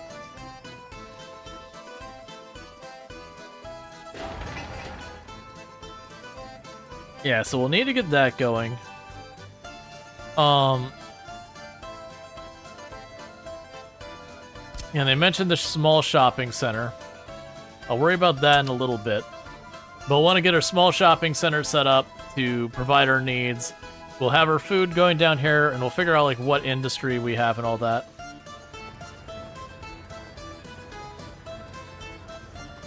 I'm gonna take the volume real fast. It feels like the endlessly... The volume needs to be adjusted. Alright, so it looks like they're actually choosing to work on the farm first, which I honestly don't care one way or the other. As long as they're working on something, because I haven't played enough to really know the priority of what I need to focus on where, but that's fine. Also, in that vein, you'll need twice as many housing as you'll get workers. People have kids. Be young, etc. Yeah, no, it's a classic. Like, right now, I'm just trying to get the very first house built. And then we'll queue up another one, and we'll queue up another one. And we'll definitely want to get the better roads. That'll be a big thing.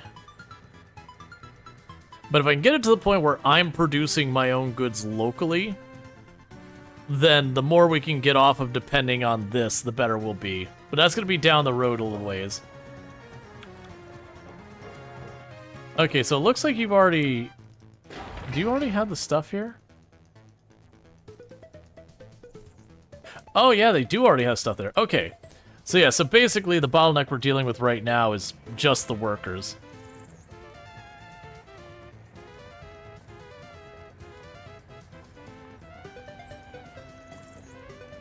All right.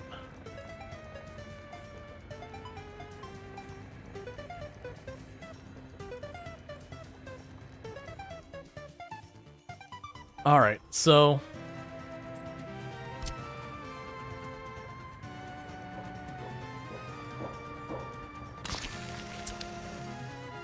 Let's see, with a house with the capacity of 20, you get to fill around 3 working places, which is not enough to even run a store. Yeah, and that's those things that we'll have to figure that out.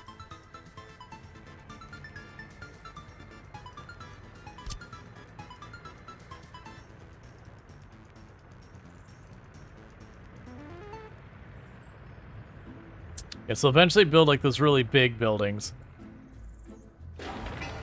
Yeah, right now they're shipping in the workers, little by little. So some of the other things we'll need to be dealing with in the short term. So we've got the basic food stuff going on here.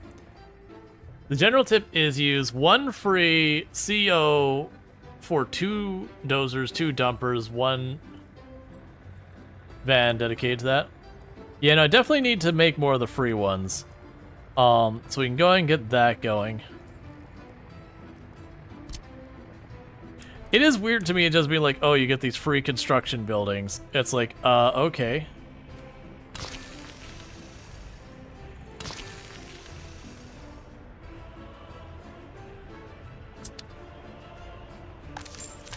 Alright, meanwhile, we'll just assign whatever vehicles we can to whatever we can.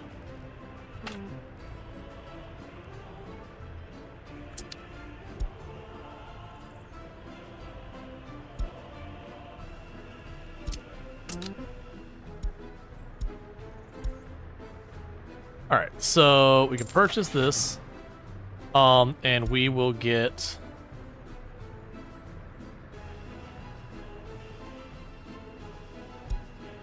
another bulldozer.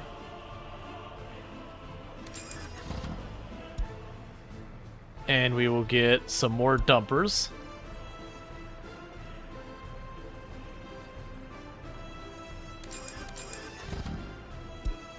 I believe that fills up this one. And everything's assigned to that resource. Everything's assigned to this resource. For farther construction sites before you can expand your... Yeah. I mean, it's an empty space to park 4 cars at and have a smoke during the morning meeting. Yeah, alright. So, with this one, we can go ahead and choose purchase some mechanisms. Alright. And I honestly feel like we could get more workers going through here. Oh, right. So you're saying, yeah, so assign... I see what you're saying. So I was just trying to, like, split them between. You're saying have one of these buildings that's dedicated just for the roads. That's fine. So we got the 2 vans. Right, so you're basically saying, you know, have the 2 bulldozers. Right, I gotcha. I'll worry about that in a little bit later. Like, right now, we've got this going on.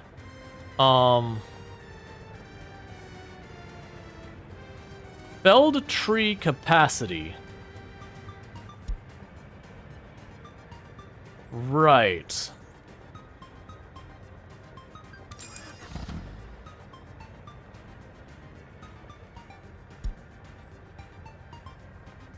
Trying to see if we want to have anything else.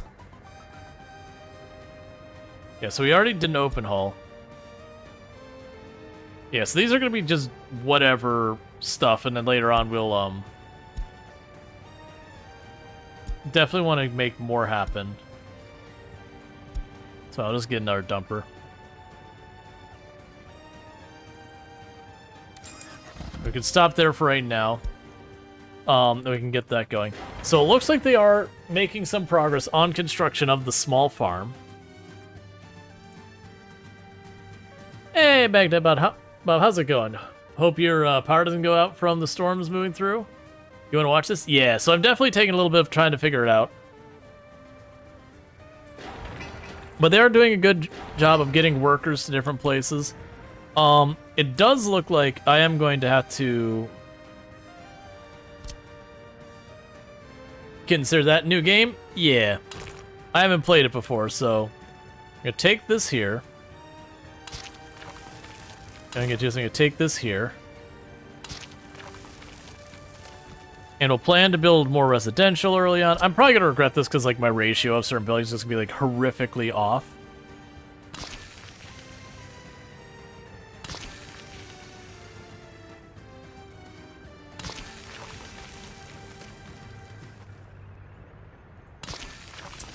We'll start out with that.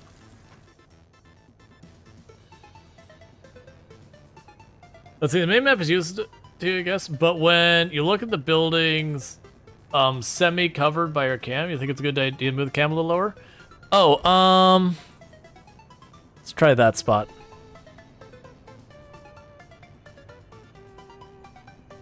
Actually, is there nothing down... Where about here? Yeah, there's nothing down there. We can put the camera down there. That way, everyone will be weirded out by the fact that the camera's down in that corner, and it's never there. So everyone's gonna be like, "What? I don't. But what? Why? Where's Rual? What? What? I don't understand. What is this madness?" Okay, so we are running into a problem that our customs house is overwhelmed by the sheer number of vehicles trying to grab stuff from it. So we just need to just let this sit for a minute, let it cook. And what we'll do next is we've already got the wood production underway. We'll get the wood production set up, and once we have the wood production sorted out, from there we're gonna go ahead and try and get our next resource going on. The one thing we do have that's as a requirement to function is we will need the small shopping center.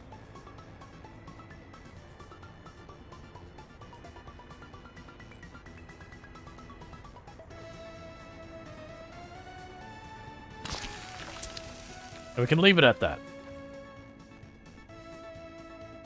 Because we'll try and get our farms and all that built, get everything else going on. And then once we get our farms going, we'll start trying to get our food, you know, properly building up. But we'll definitely want to go and get our industry. I suspect we'll do a lot of stuff where I'll build a bunch of industry and then I'll turn around and be like, oh, you know, my industry's not in the right place. Let me move it around. Oh, my residential's not well set up. Let me move it around. We'll probably have a lot of that that's just learning pains. Hey, Red, how's it going? Which is fine for any new game. Yeah, so I do see that we're making production, like, good progress here. We're about a fourth of the way from building our farm spot here. It looks like we have started construction of some of these houses. No, it's these ones. Yeah, so we're making progress here. We do have this set up so we could buy everything from them. We are just burning our money gradually doing so, though, because we are importing heavily. Yeah, and our wood cutting is getting production going up. What other resources would we have to deal with? So we've got the wood, which will need sawmill. We've got a fabric factory. We've got a gravel quarry. We've got a cement plant. And asphalt and all that.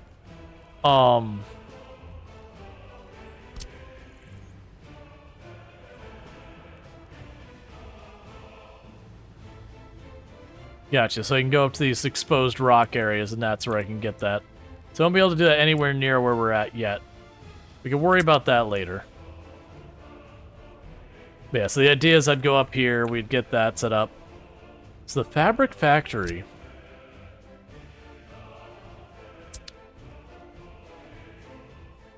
Okay, so it imports crops and chemicals. We have the gravel quarry, which we just looked at. We have the cement plant. So the cement plant imports gravel, I understand. The concrete plant gets gravel and, you know, cement. Yeah, so you make the cement to make the concrete. And those are prefab for whatever. We have the asphalt plant, which requires me to get stuff from oil. We have the brick plant, which requires coal. Okay, so it does look like the other main material we're going to have for a lot of this stuff is going to be the gravel quarry.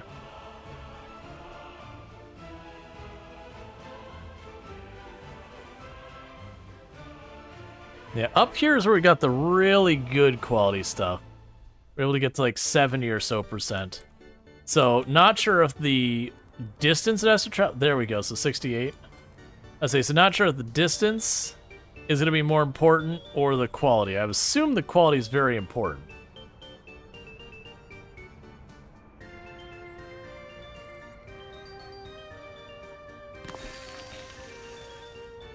So what we'll do in the meantime...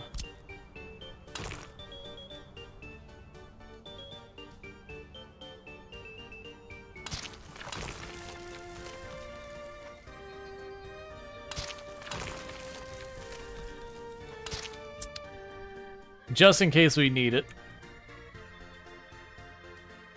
Don't even worry about being sufficient for the first 2 or 3 years. Yeah, no, we'll figure it out. Like, right now I'm just trying to get some initial stuff that we can get producing to make progress. Because I assume what we're going to need is we're going to need to get our food sorted out, we're going to need to get our housing sorted out, that basically I'm just going to be working on building, hey, here's something I don't have, let me get it. Right now, the technical service and all that, we'll need that later for picking up waste.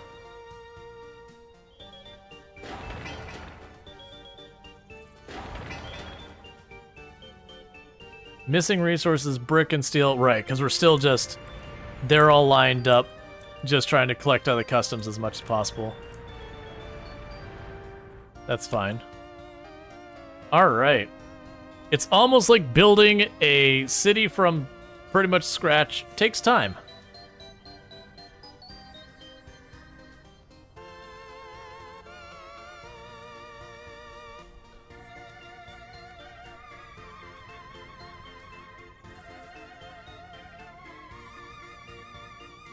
All right.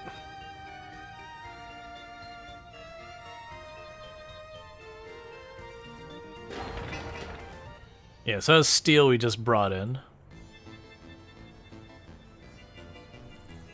Have a 5-year plan. Try to get to that goal. So the problem with having a 5-year plan is someone has to understand the basic mechanics to get there. So what we're basically doing is we're trying to just in there. You like how they show the gravel piles in the building? Small details? Yeah. So it seems to me what's happening is we've got our excavator going through. It's clearing, you know, what would be the foundation or whatever. Meanwhile, we've got our dump trucks and all that. They're bringing our stuff in. The buses are bringing the workers to the various locations. And they're zipping around doing all that. And so until we have a chance for those workers and all that stuff, let's see, use some free gravel storage. Let's see.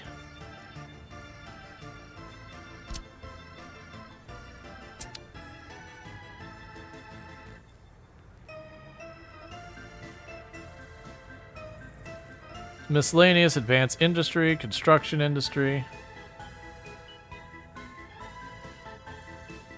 Yeah, I'm looking for storage here because these icons are pretty awful.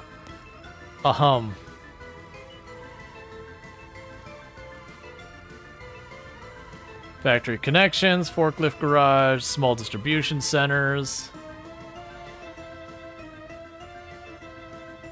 Cargo airplane, cargo things. Warehouses.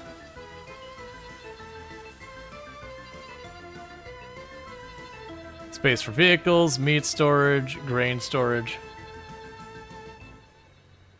Yeah, I get what you're saying. It's just a matter of trying to find the things that we're looking for. Distribution office is free. Don't know what that does yet, but we'll go ahead and get one.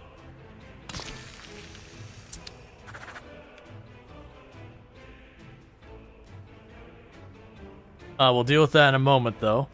We can go to our general cargo.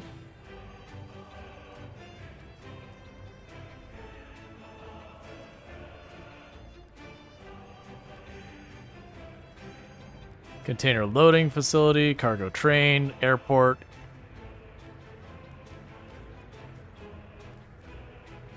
Yeah, I wish it was easier to tell where the free stuff was. Am I still not in the right place? Liquids, do this.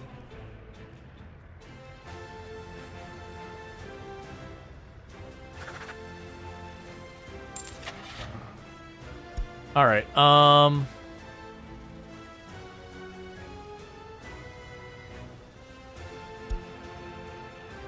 we can get an oil truck.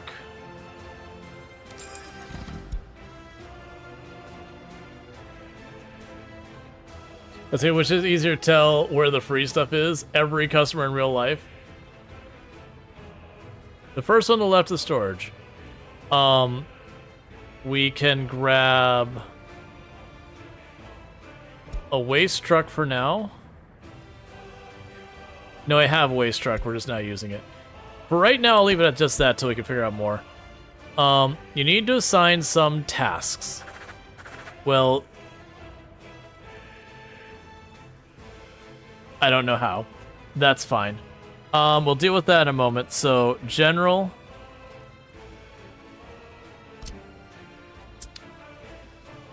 Let's see, the first one on the left in storage has the free ones. Here we go. Alright, I see it now. I just been skipping over on accident. So for right now, I'm just going to shove these back here.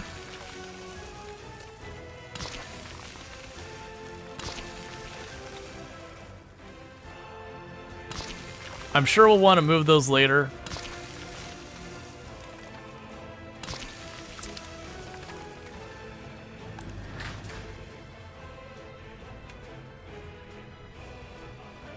Let's see, so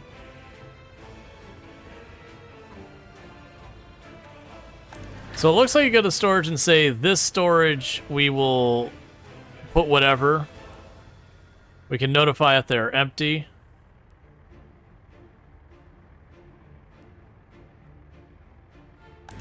Yeah, set 1 to steel. And that says it, so that notifies me if it's missing resource. How do I assign you to something?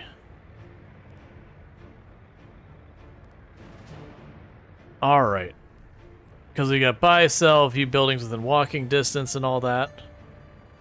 Because I get what you're saying, we'll make one of these resource steel, we'll make one of these brick, one of these wood, one of these...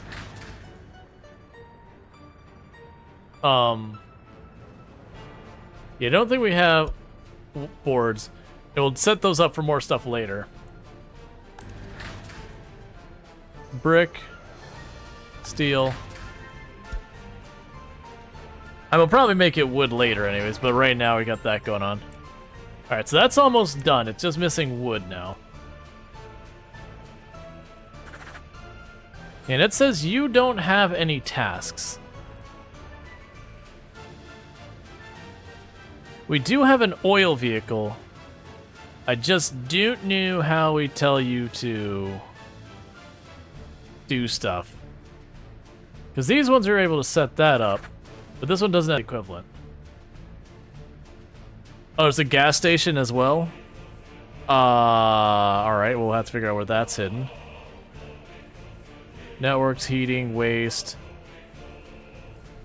State infrastructure? Okay, that's for people. Actually, maintenance? Well, we do have the technical free office. We'll want that as well, so we can go ahead and plunk that down in the meantime. Fossil fuels. Oil refinery, coal mine.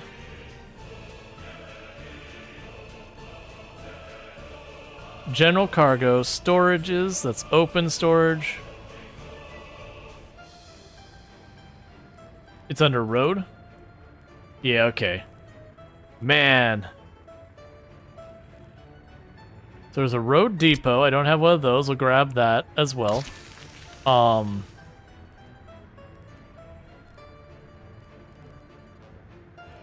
get the technical services.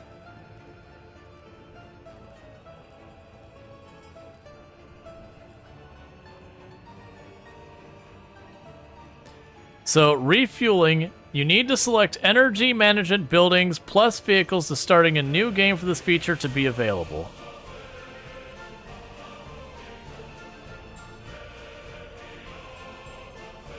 Ah, so I didn't turn that on, so it's just not turned on. And I'm sure somebody like, no, you're playing baby mode. It's like, it's whatever. You can turn that on mid-game? Okay, game settings.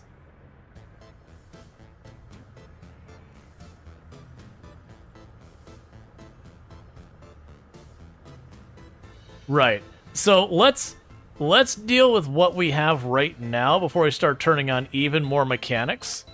And then we can consider turning on more, because like the water waste, well actually, oh sure, why not?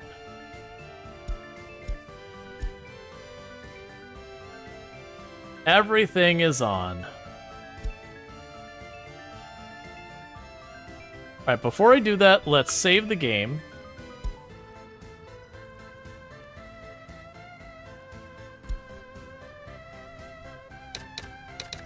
Real. Okay. Alright, now remember, actually no, so we'll have to turn this on.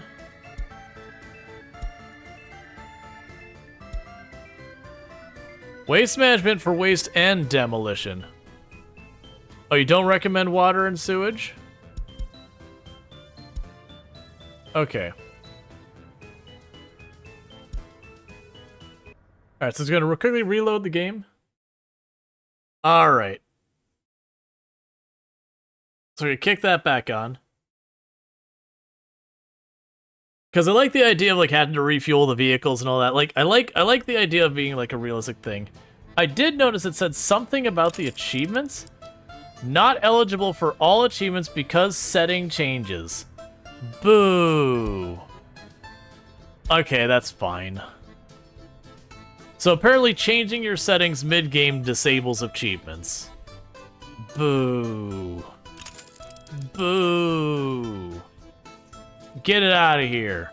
I'm down with it being like, hey, you've turned up your, like, you know, there's an achievement that you have to, like, do something at a harder difficulty.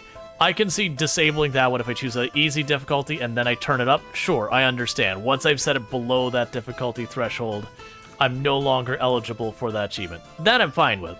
But, like, the fact that it just disables all the achievements, it's like, hey...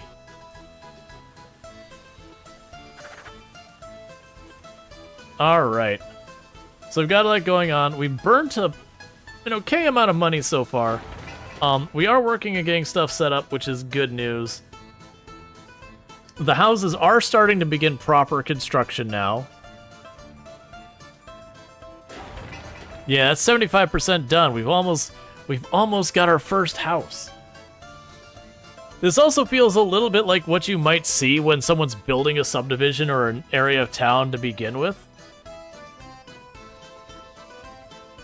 Let's be real, this first run will not be an achievement run. Yeah, the thing I don't know with the achievement, because I haven't looked at him yet,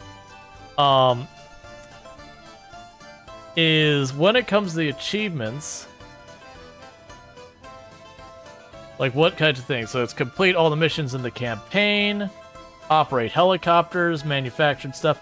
So I'm not seeing any achievements that are based around... Gotcha. So the only one that I see here, there's one achievement that's to achieve a population without immigrants within the thing. It'll most likely go down in flames. Oh yeah, no, that's what I expect. Usually when you play like a tycoon game or a city builder game and you're playing your first time, usually you end up making some appallingly bad mistakes and watch the entire thing burn to the ground.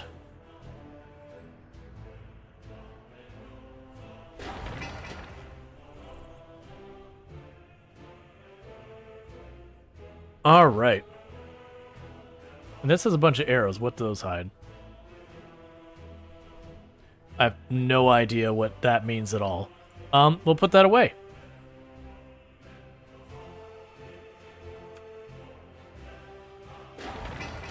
Yeah, so it's 75%. It's literally just waiting for workers. You can group COs. Oh, gotcha. Yeah, so we're just waiting on all that to get going. It probably won't burn. The workers will probably just drop dead. That's fine. They're replaceable. We just keep getting them from the border. What do I got to worry about that?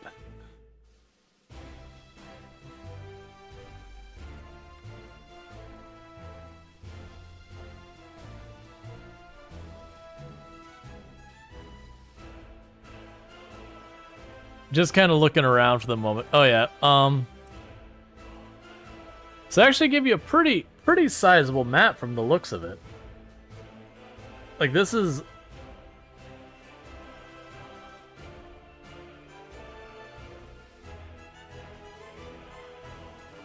Yeah, so then we got another area down there. It is also interesting that you look around the map and it's almost all around you that, and then there's just like the one allies area. Maybe a bit too big intimidating? Well, usually with these games it doesn't matter. Like, you can just not use the rest of the map, it's fine. Where are all my vehicles? Why are my vehicles not vehicling? What are you waiting on? I am confused. Need research to issue visa to tourists. You're all assigned. Why has you stopped the build? So workers on construction site, a maximum of 50.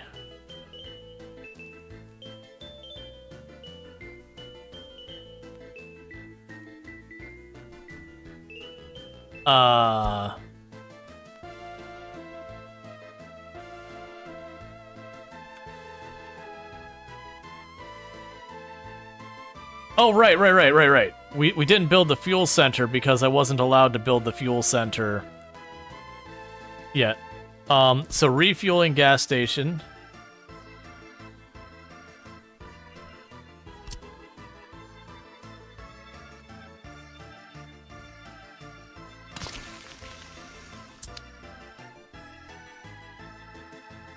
Okay, so that's all it was. We added this extra mechanic, and it wasn't available yet.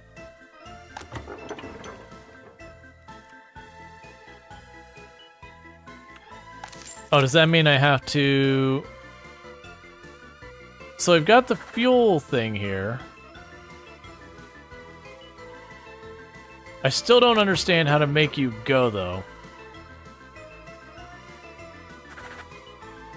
Let's see, now select the distro, and there should be an option to service the fuel station.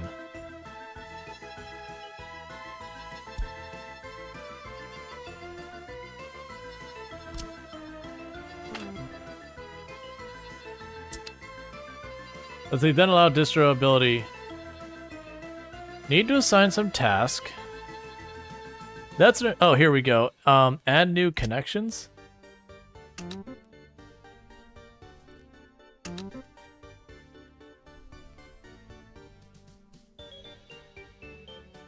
Okay, so we'll load here. Fuel. And then we unload there. No, delete the customs? But doesn't it have to get the fuel from the customs and bring it here? No need to do that on distro. Okay, I understand.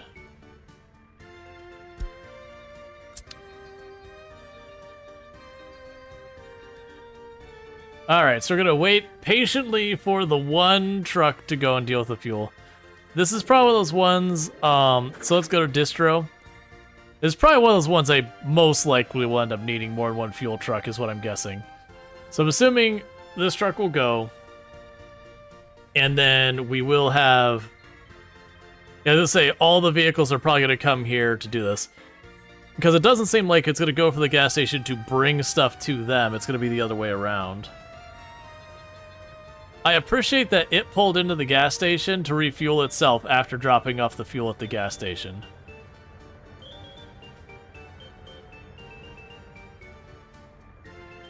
Alright.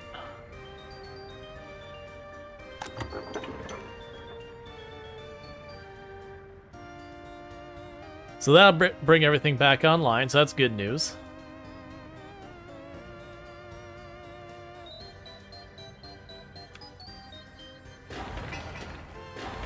Yeah, because like I said, this one is just missing workers, and then we'll have our first building we can be at. And then the assumption would be not to move in people immediately, because right now there's no food or anything else. So they could move in, but what the heck would they do in the meantime? They've got a whole bunch of other vehicles parked, which are all just waiting for workers.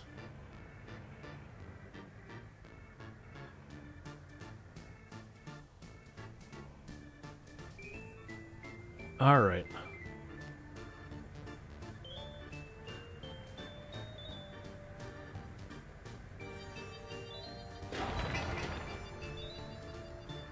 Well, I assume I don't have any citizens yet.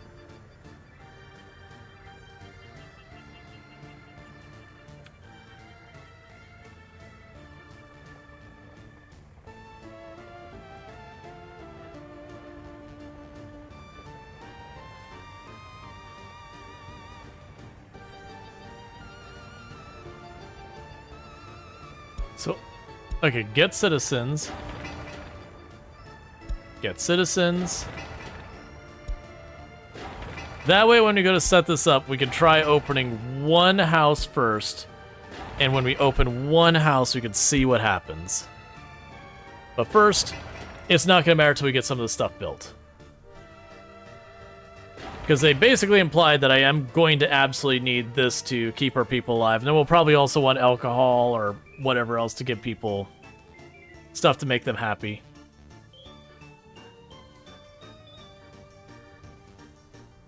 And we're just bussing in workers by the dozen. All right.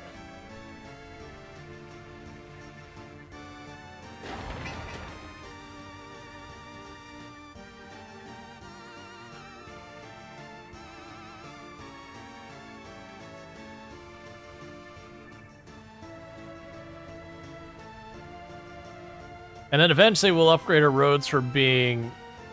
horrible mud roads that no one wants to be on to something other than horrible mud roads that no one wants to be on.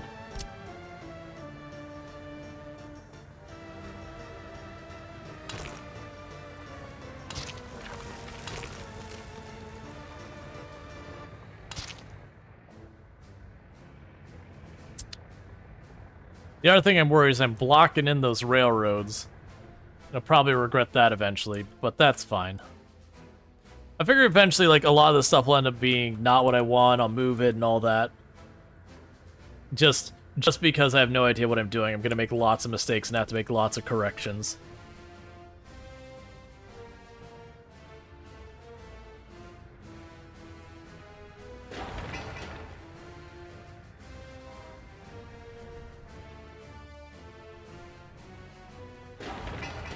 Alright.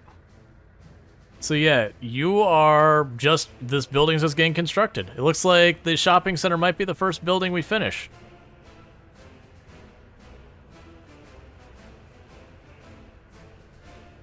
And then we'll end up probably having to import food in the short term. Alright, Luxray, you sleep well. Because I'm assuming we'll import food in the short term. We'll get our farms going. Then we'll need a food factory to convert that farm stuff into food. Never mind. It apparently has people work there for just like brief period of time and all that. That's fine.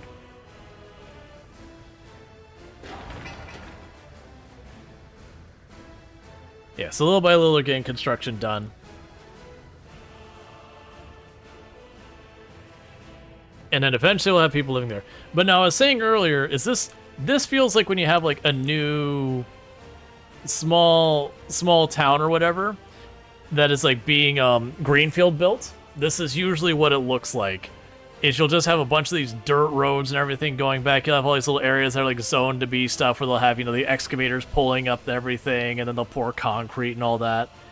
And they'll be usually down the road that you'll start seeing them like properly paved stuff. And honestly though, like, you know, with actual houses you'd have lawns and everything, but even at this phase they wouldn't have anything like that. It'd be a borderline dirt/mud lot. And it's interesting when you see like a neighborhood or a town center being built from scratch and all that.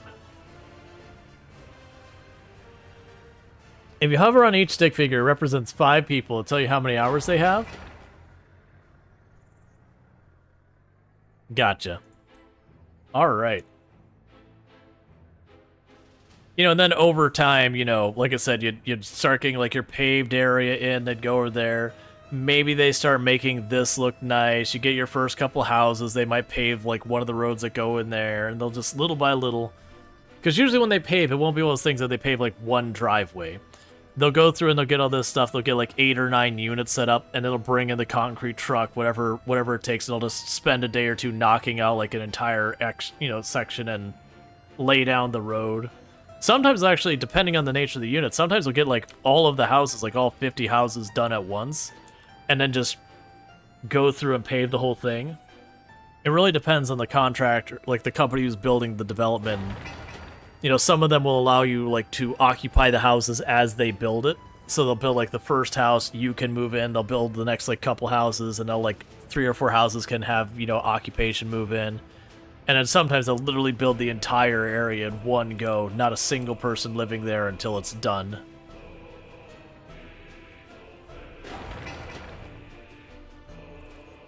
Alright.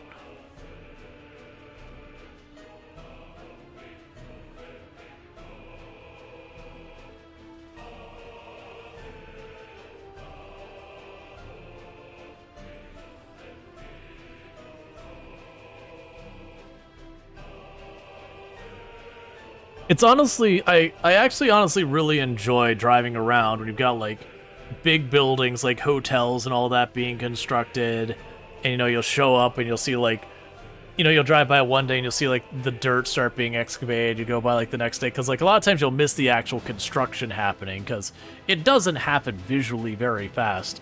But you'll come by like one day and you'll like see a bunch of it get done, you'll come by the next day, you'll see a bunch more got done.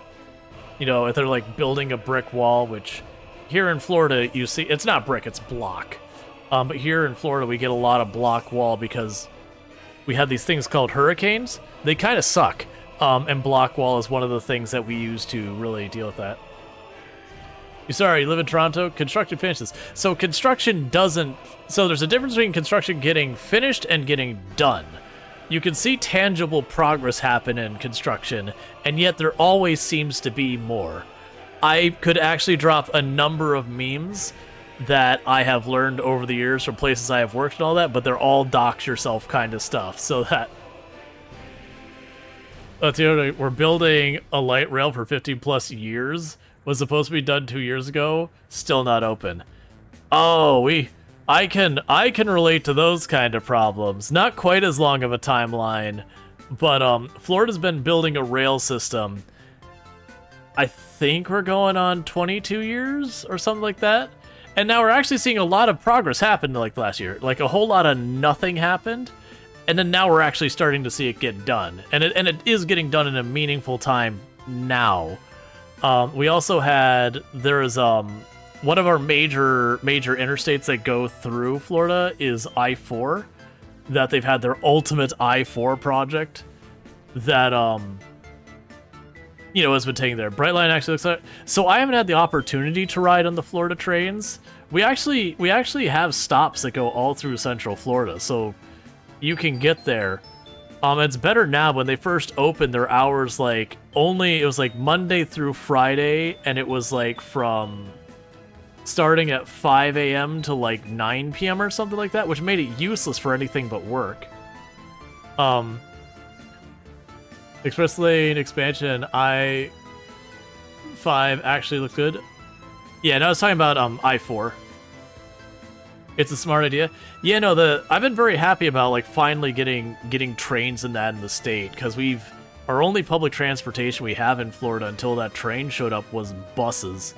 And buses are fine, but like out of the forms of public transportation, they kind of do the least so far as getting vehicles off the road and improving your traffic infrastructure and all that.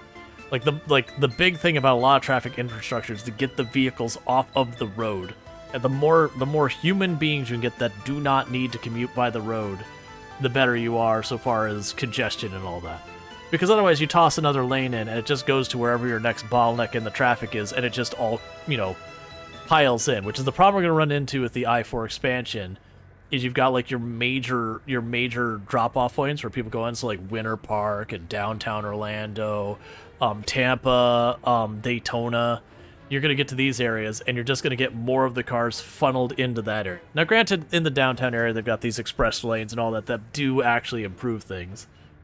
But it is one of those things that are like, right, but the train's actually going to do more, because you'll have a train stop that goes from the airport to the heart of the tourism area, and that will be literally thousands and thousands and thousands of people who will not be on the road now, because the train will take them directly to the tourist area and, you know, plunk them off out there. Or, you know, go to the coast and then go up or down, depending on whether they're going to, like, Daytona Beach or, you know, down to the Cocoa area or all the way down to Miami, which point, why are you flying in Orlando? You take for granted you live in a city that never got rid of its streetcars, as a North American city? Yeah. No, that's, I've gotten to travel a lot, and I get to go to a lot of places that have, like, the light rails and all that, and I always feel spoiled when I'm in those places. Like, being able to show up someplace like Salt Lake City or Portland or something like that, just hop on the light rail, get to where you're going, and hop back off. No need to rent a car, no need to hop on the roads, you're good to go. You can get to, like, all the major places along that there, and sometimes you gotta walk a little while. It's just so nice, because, like, here in Florida, you want to go someplace, get an Uber, rent a car. Sounds like it makes a breakout sound? Oh yeah, that's when you go to Vegas, where they have the monorail. You just gotta sing about monorail. I'm gonna quickly take a second while this is running. I have to use the restroom again, so you can all watch the the Daytona thing. That whole coast used to be my stomping grounds. All right, well, I'll be back here in just a couple minutes. I'm gonna let the jams play, and you can all watch the buses zip around in the buildings up here, and I'll be right back in a couple minutes, and thank you again for tuning in.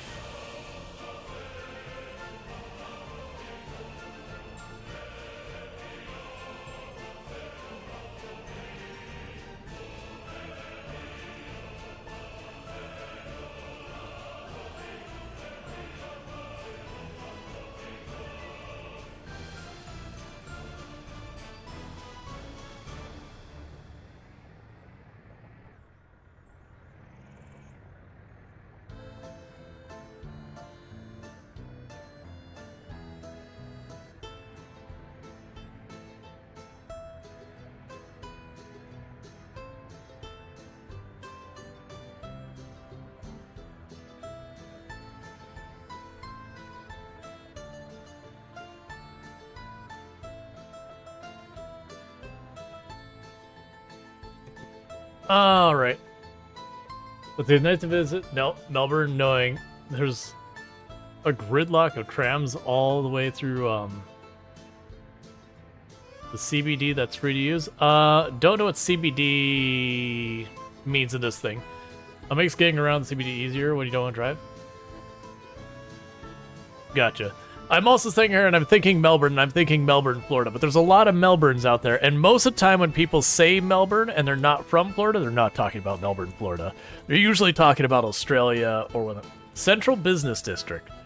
Gotcha. Yeah, no, the ones I was the most impressed with being able to get around was I used to go to a lot of conferences in Portland, Seattle, and Salt Lake City, Utah. Obviously, the other two were Oregon and Washington, respectively. And all three of those, you go from the airport, you hop on the light rail, it takes you in the middle of downtown, you can reach the conference center or wherever, and you're good. I thought that was great. I know there's a lot of people who do not like the Portland light rail because it is literally goes through the roads in the middle of town and all that.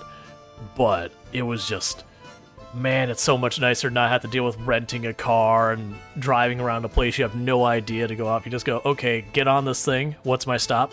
Okay, I get off there. Or in New York. I know a lot of people complain about the New York subway, but I got to ride around in that a whole bunch, when we visited. Granted, we didn't go like way out in the boonies on that one. I did go way out in the boonies on the Portland light rail.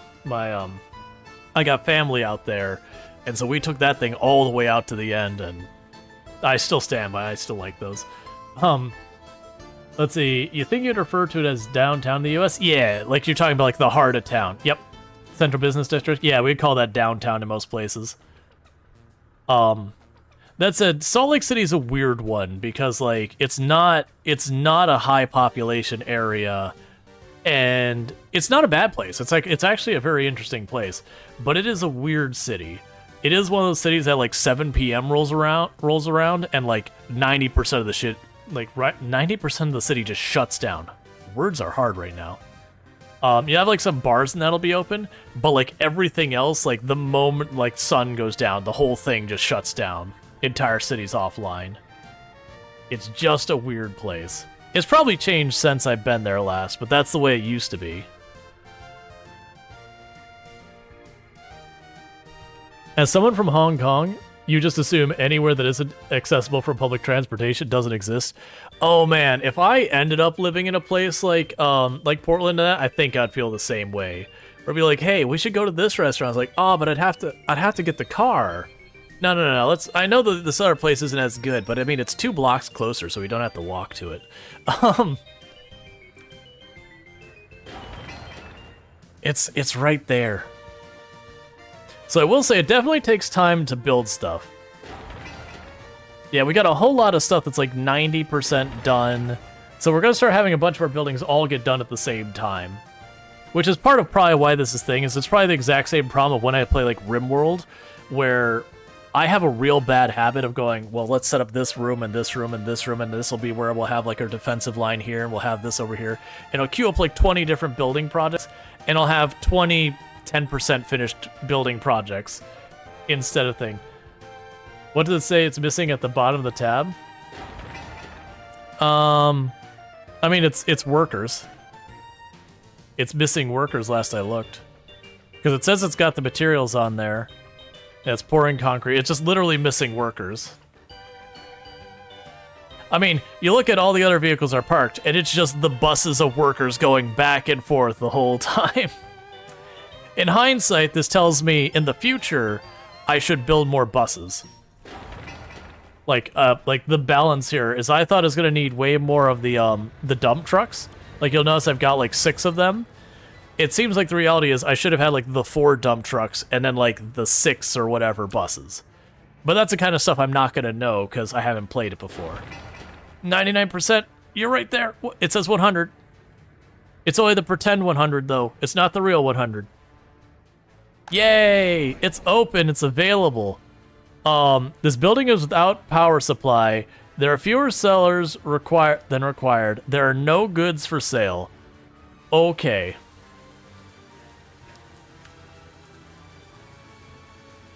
Crane speed up workers.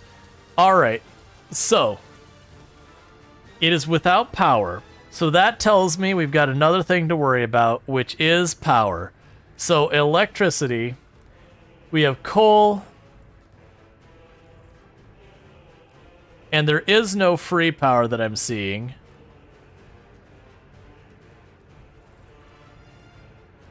Which makes sense, for the record. And we got transformers and all sorts of stuff. So with that... Oh, and the buildings all have lifespans. Oh, yeah. So the problem is that coal is a real major project. So I'm assuming the question is, does it not work at all with a lack of power, or does it work inefficiently without power?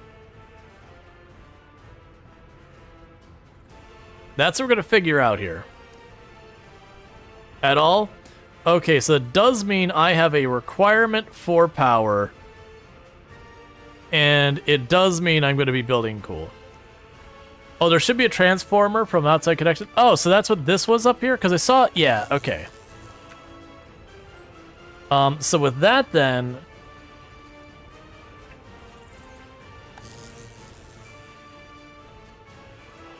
And how much do you require to run? You require...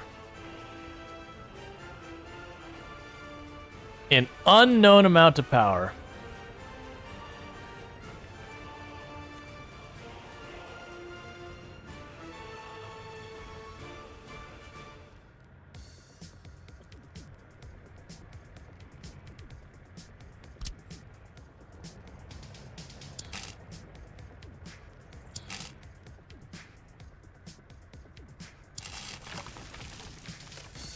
And this will probably drop down to medium. I don't know how close I have to get that. You only get charged for what you use to crank it all the way on.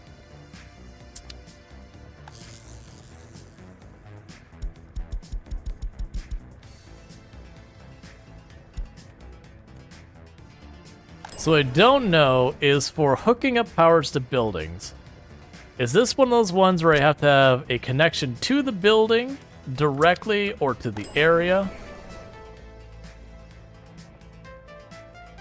And there's reconstruction. This doesn't give me information, so I am going to have to wait till they build these.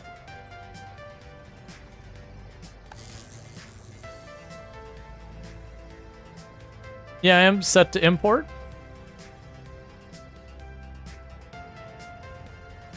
Oh, right, power substations. Okay, that makes sense.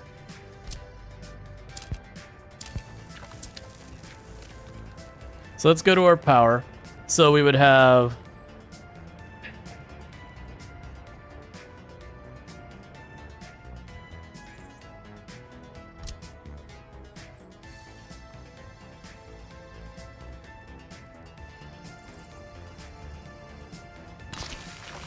This is our big connection point here.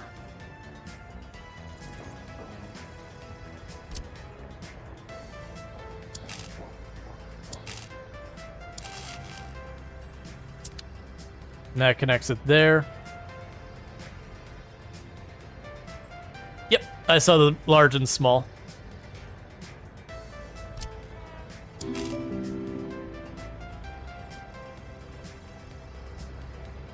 Hey, the follow.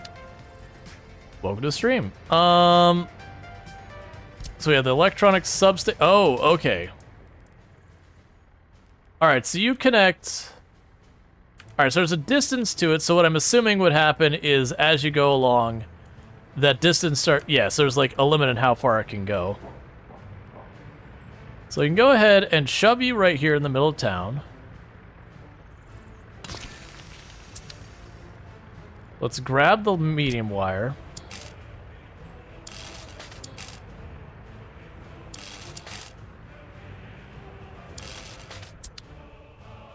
All right. It was doozy, huh? Yeah, and that's the thing. Like, a lot of games have had, like, the setup. That's the thing that, say, Skylines 2 has added also the transformers and all that. Yeah, and I don't mind having this complexity. Like, I've done a bunch of stuff like Factorio and a whole bunch of that. I actually really appreciate their building stuff here. Yeah, so you'll also get power. You will import. All right, so we'll have oil to bring in. Open space storage available for export. Right, so we will have. Where was it?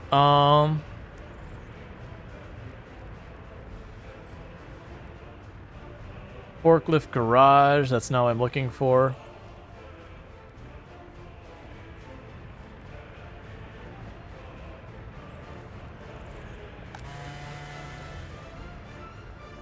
Yeah, so we can keep the onboard storage area. Yeah, so we're about to get our first houses built. And then once we get the power turned on, we can start getting this all going. Then we can turn around, and maybe with that we'll be able to start bringing in our very first people.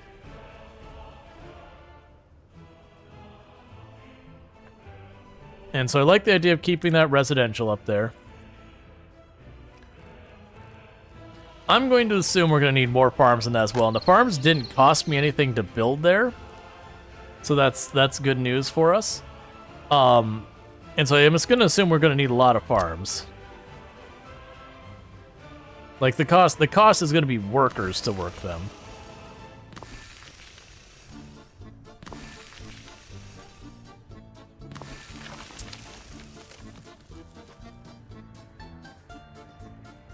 All right. And for right now, I'm going to accept that like all these things where it's got like our industrial connections and all that, that none of them are going to get what they need from us.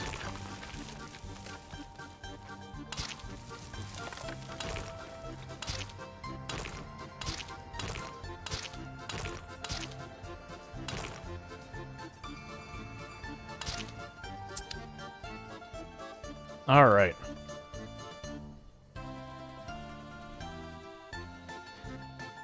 Because then we'll probably also be able to put over here somewhere the food factory. Because then it'll be a matter of like the goods we need per people just going one by one by one, be like, okay, now we do that for ourselves. Okay, now we do this for ourselves. Okay, now we do this for ourselves. You're going to plug a 20,000 kilovolt line to your house? Why not? Think of what it could power if we did that. I almost feel insulted that we're not doing that now.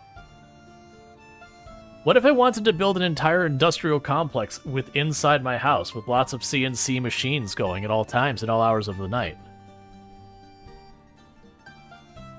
Get a bunch of milling machines in my kitchen. We got that, like, you know, 600-700 amp breaker. No one wants to get anywhere near it because it's terrifying. You could, like, feel the electricity in the air when you get near it. Just everything smells like ozone.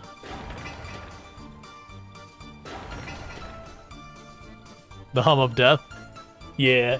No, I worked at a machine shop and they had the one is this big German transformer thing that had like one giant breaker on it.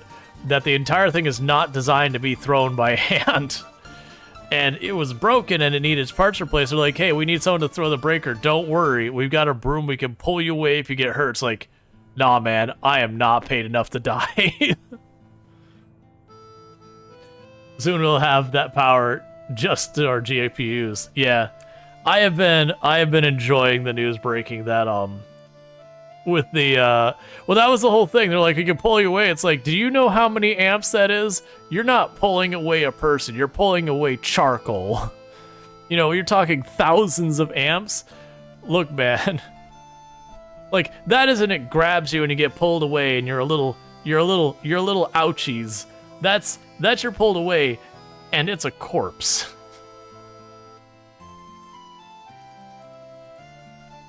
Like, that was the main power going into an entire manufacturing building. That's like going up to like the main part of like one of the main, like, there is power plant substations that don't put out that much power.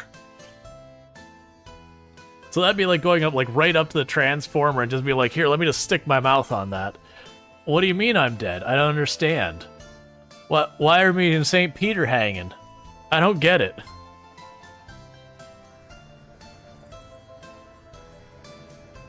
So I'm curious about these, if our vehicles are just going to go off-roading to reach those, because it's clearly got them marked to be built, but they don't have a way of getting to them. I'm also curious, like, maybe if we have to have a road get close enough to them?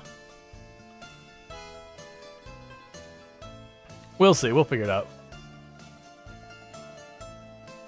In Germany, you need special training to switch those things, as far as I know. Well, that's what I was saying, is like that machine, it's got a breaker on it that you can actually utilize, but it's not meant for you to throw it while it's under load. It's more for configuration kind of thing. Like, the whole thing's got like mechanical parts to handle turning it on and off, so you are never near the actual like electricity, like the actual thing. You're on a control panel that you'd be like, all right, do this stuff. And then inside, they've got like the magnetic systems to like engage the power and all that. You're not supposed to just go to the live thing and just slam it down. Like that is stuff is broken and you're cutting corners.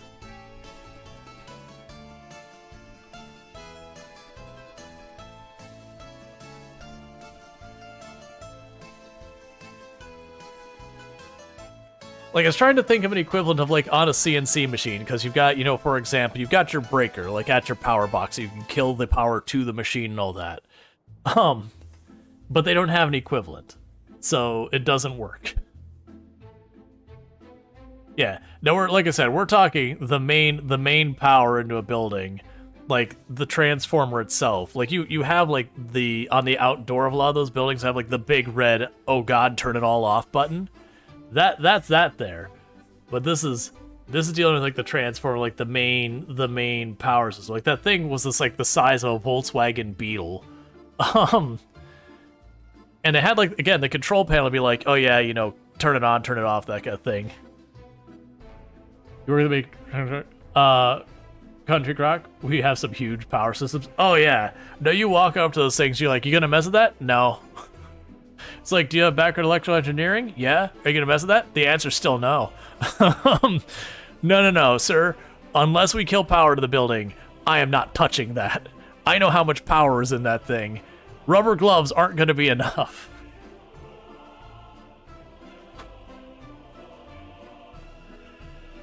You don't just grab a main line and start running a new run over there. You kill power up the ways, and then you do your work, and then you turn the power back on later. It's at 99%, just waiting for workers. Speaking of which, why are you not? What are we missing? Construction is stopped, no workers or mechanism. I've got money. I've got buses. You should have gas. You don't have gas. I'm gonna go on the assumption here earlier that I was right.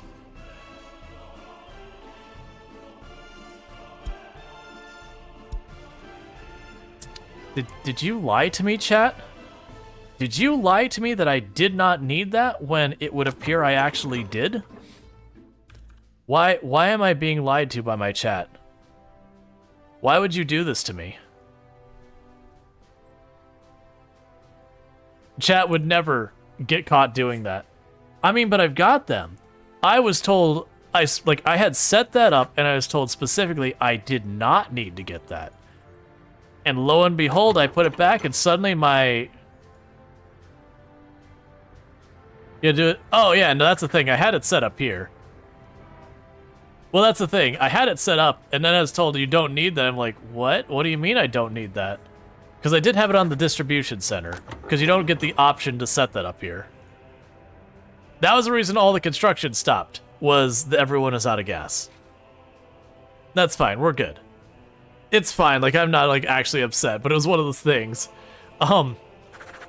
Like, that was the thing. Like, this looked intuitive to me. Once I figured out the add connection button and all that, I was like, okay, that's here. Like, that's clearly, this is out, this is in. You know, in, out, we're good. All right. So, now construction will once again begin. Hey, look, everyone is on vacation. It was August. We went and let everyone have a holiday. And by that, I mean we didn't, because you get no holidays. You can uncheck unload. Yes, you are correct. I do not want them to unload at the custom house. I do not want to buy the gas and then take it back to where I bought it and try and sell it back. That feels like that would be somewhat inefficient. Because assuming even if I were to get the same price on the gas, I would be burning gas to transport the gas back and forth. And that's assuming we don't buy and sell at a loss, which is not a safe assumption. I would assume we actually do buy and sell at a loss.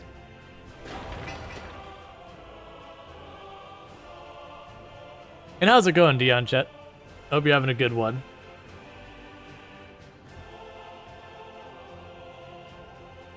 There is no... Let's see. No, there is a buy and sell. Yeah.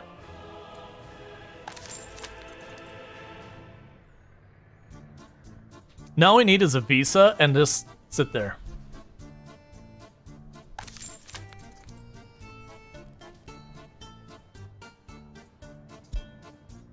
Yeah, so that's Oh, I see what you're saying. So there is no loss because the unit, its value is, I'm just gonna say 40 versus the thing. Its value is 40. Let's see. Are you aware that you are blocking the terrain access to the border with your buildings? Yes. I made the comment earlier that this is probably bad the way I'm setting this up, and that I fully expect to have to move everything. Like, I'm fully expecting to have to move everything a dozen times, and I'll have, like, the ratios wrong and all that. This is literally our first time playing, and we may or may not have only done a handful of tutorials and said, I don't like these tutorials, they're not good, and decided we would trial by fire it. And honestly, this is more fun learning it this way than those tutorials. They were actively bad tutorials. They did the whole thing where they go, click on this, click on this, click on this, click on this. And then they go and, you know, after they've trained you to not care about what it writes, then you go to the next thing. It's like, this is why you did that. But you've already skipped it because your eyes rolled back in your head. Let's see, on the left there is a stock market button. Make city? Interesting.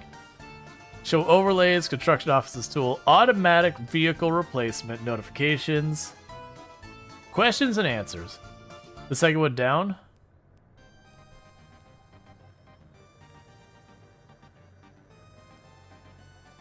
I mean, I'm assuming it'd be like economy and trade.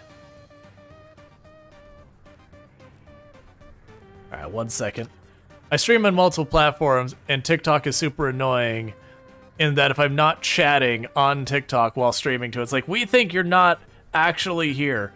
We're gonna go ahead and disconnect you. So I'm gonna take 2 seconds and be like, I'm not idle, TikTok. Stop trying to disconnect me. Excellent. Perfect. If only platforms took themselves seriously.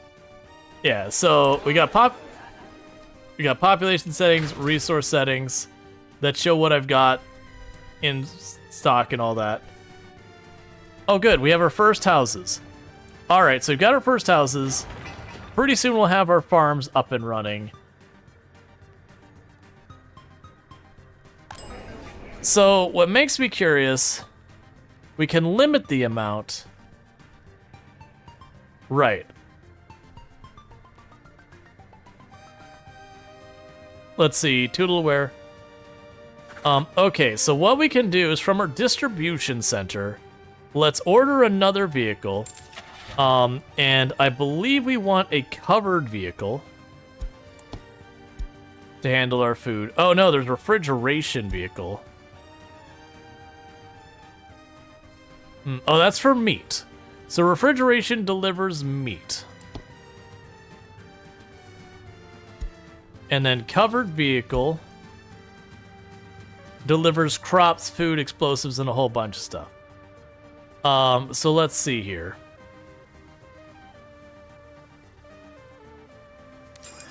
So I'll put one of you here. And then when it arrives here, we'll set that up and tell it to start bringing food from there to here. And get that sorted out. This will ultimately want to produce food. I am going to set up a factory here. So we've got our farm, synthetic fertilizer factory, grain storage, food factory.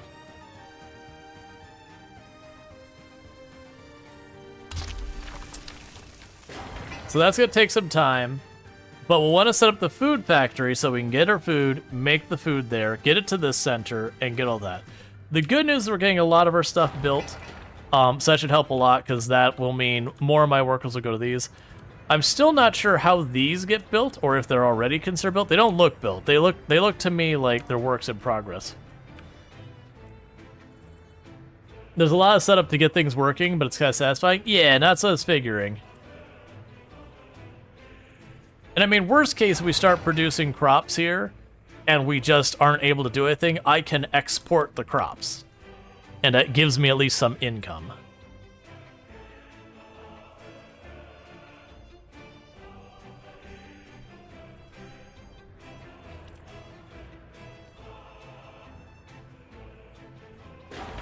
Alright, so that should finish this off.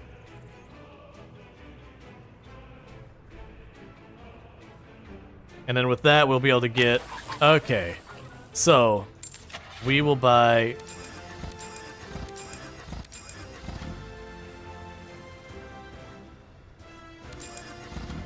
Alright.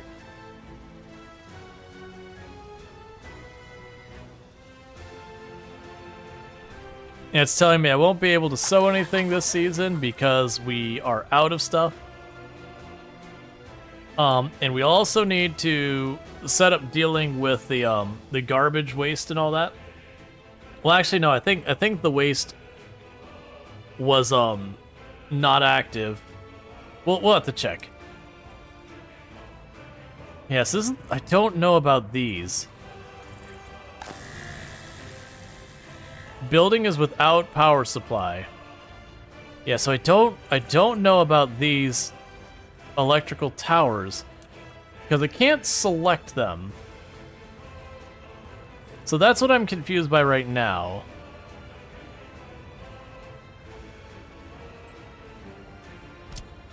Because we've got these wired up, but they're clearly not constructed. I've got my transformer, which then has these connected to go to our substation.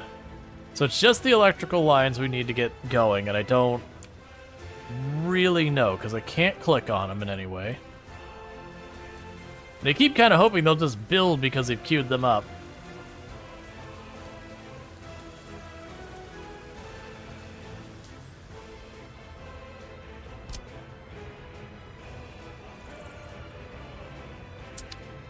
And I don't think we take roads to them. Because I feel like that one's close enough. If it was just being proximity to road, that would definitely be there.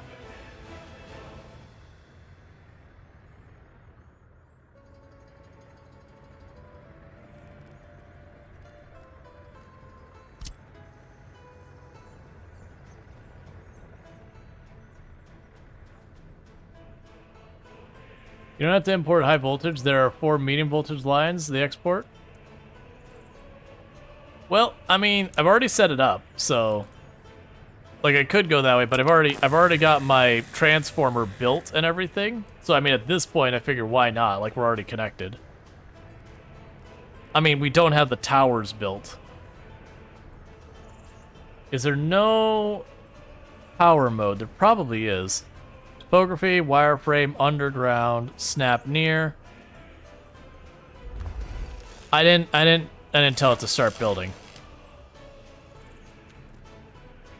It was wireframed. I had to hit the button to commit to it. I understand. Now the question is with these, I'm assuming they'll just off-road to them or whatever, because I don't think we can take the road directly up to them. We'll see. If they build this one and not the other ones, then I know to bring the roads along the sides of them, and if not, then we can deal with that then. It's fine. They're building the food factory. And then my hope is once we get that up, that'll be food coming in. And all that.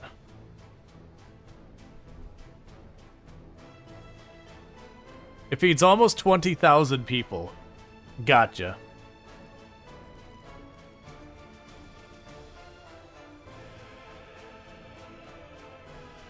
And then we can do a livestock farm.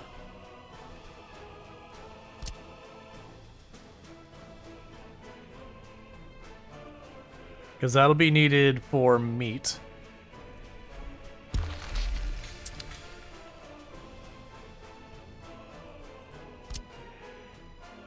Which then requires a slaughterhouse to be nearby.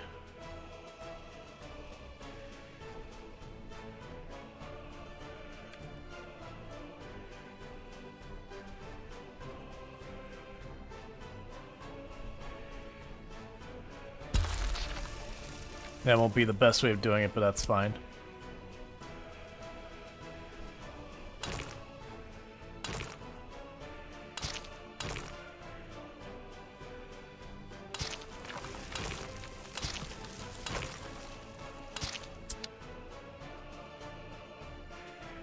Farm animals in the Soviet Republic? I feel like I've read a book about them somewhere. Nah, that doesn't sound right. Why would they make a book about such a silly topic? And my money is just burning down. Okay, and you need power as well. So we'll go ahead and get that set up.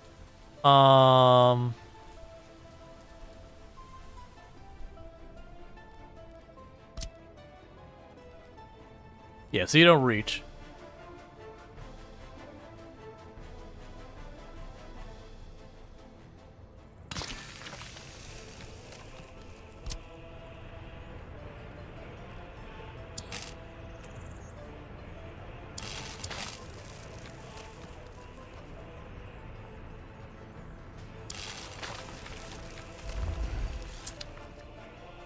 Alright.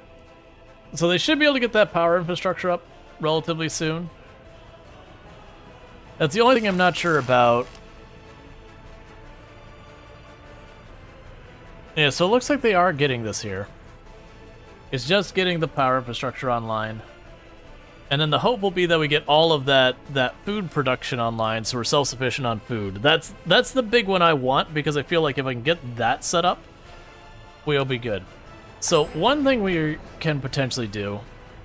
Oh yeah, I'm still waiting on that. That's the reason we didn't do anything. And I do feel like we add a refrigerated truck.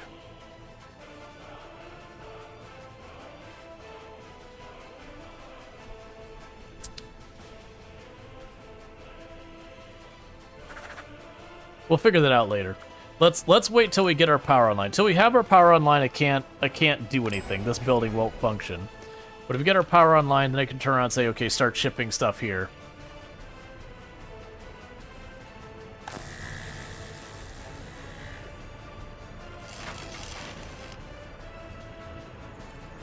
Yeah, so it says no construction start, and that's the one I'm not sure about is what I need here. I think it's just literally they're entirely focused on this stuff down here because they all have stuff they need to ship in and all that. Oh, do we actually have one that's going out this way? Oh, they finished the medium lines. Okay, so we're getting progress. Cool. So yeah, so it finishes the whole run at one go. I understand. I was curious about that because, like, what are you gonna like just off-road here? What happens if I restrict the ability to get there? Would just not work. That's fine. All right.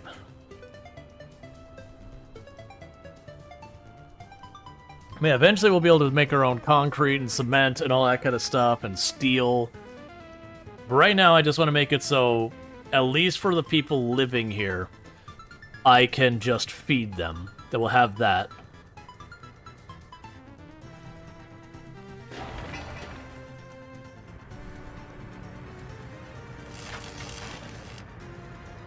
Yeah, so once that main power line's down, the main part of the area... Yeah, so once that main trunk is down, then we can bring the main area here on. We've got all the rest of the power connection other than that down here. I've got this little substation to build this way to service the gravel coming in. And that'll be a matter of trying to open stuff up and getting that going and expanding our housing and everything else. I definitely did not put these houses in the right place. Like, that's definitely going to bite me in the butt, but it's fine. We'll figure it out. I'll regret it later.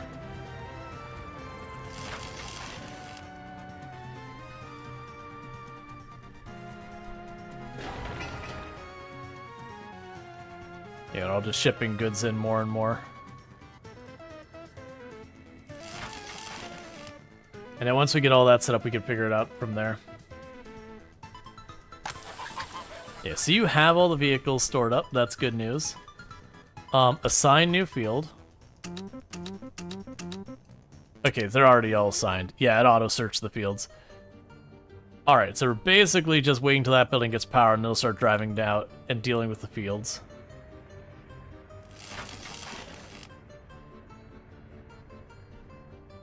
Alright.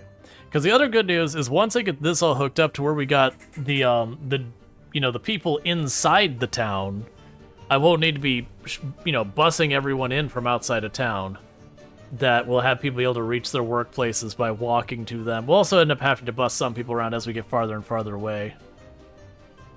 Because you put wood cutting post next to town in this, the Mad Lads are logging roundabouts and the graveyard.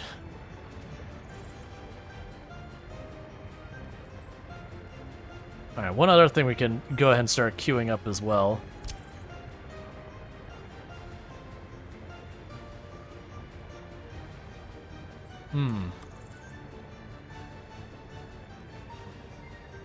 Yeah, so probably want to move those and put this here. But that'll be after we move those. I don't worry about that till we actually have things stabilized.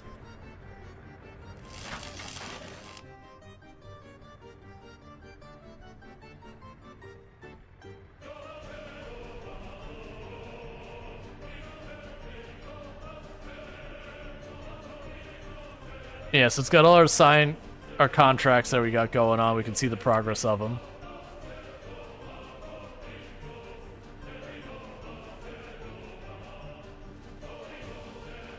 All right. And the excavator's getting all that stuff done.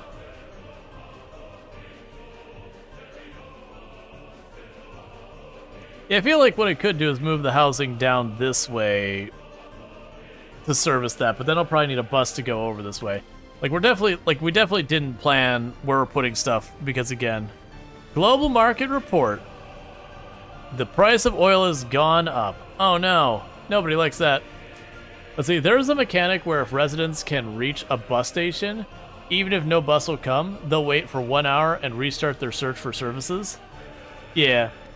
Like, we'll definitely end up needing to get some bus stations and all that sort of stuff going eventually, but we're not there yet.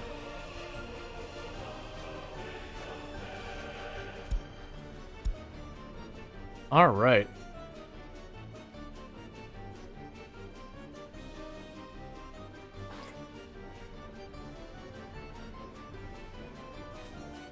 Oil price is going up. Sounds like someone needs some aggressive freedom. I'm sorry, allies are over here. And I don't have oil, so we're safe. I'll probably have oil eventually.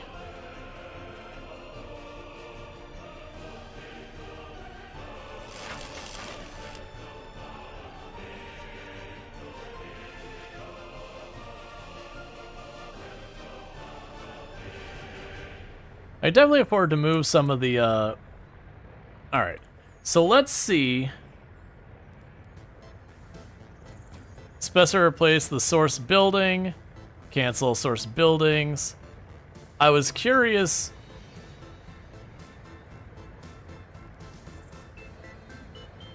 Alright, so that's what we can do. Alright, I understand. So we can go, if we go to the area where we do our construction places, and we get the free one,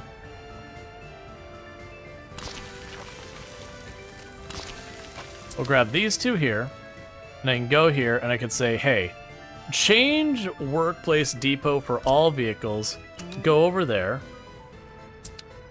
And then grab you and say change workplace and all that. Go over here.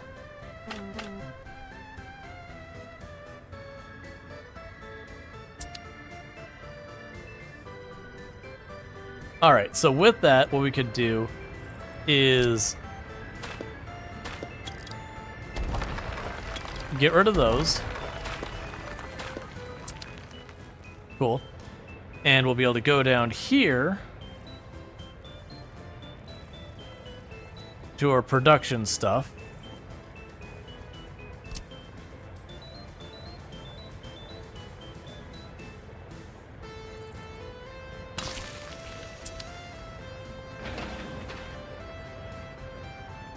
All right. You can also use the bus station to increase people's walking range. Yeah.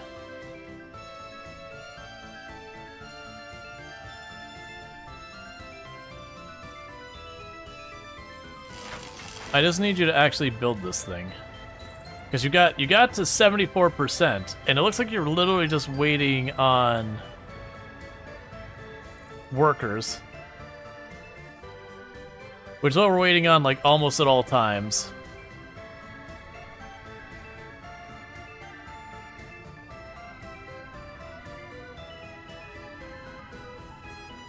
Oh, and...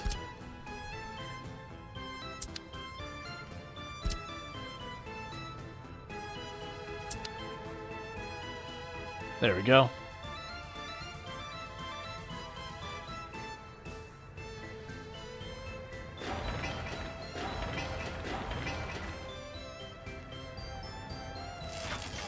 Trying to see if there's a way I can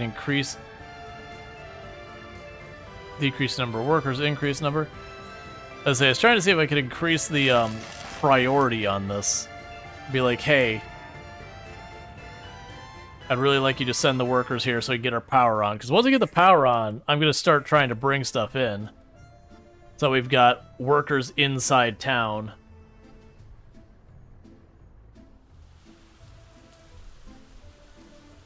And then, you know, the farms will come online and all that kind of good stuff.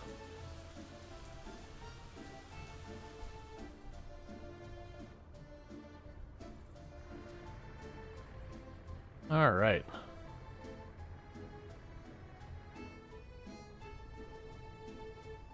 And I definitely assume down the road I will want to do somewhere I have, like, the farm area, and we can bear it immediately over to, like, the food factory, the textile place, and all that. So you do have to deal with the harvesting and all that, but all the rest, you know, minimize the number of vehicles on the road I gotta deal with.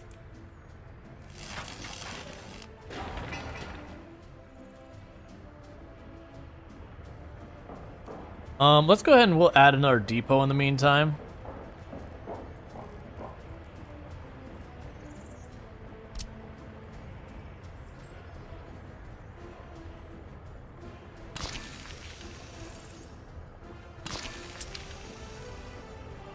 And we'll queue you up here.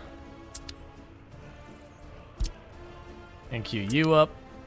We go to you and say I would like vehicles, and what you're going to get... 1, 2, 3, 4. And then we'll go to you.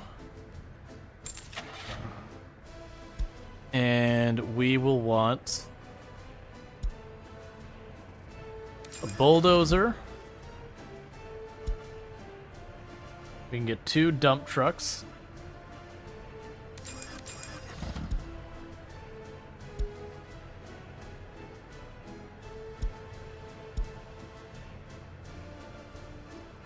And you're getting our bus. Okay. So we can get workers around faster, because that's what's holding us up. I should have done that way earlier to pick up the speed.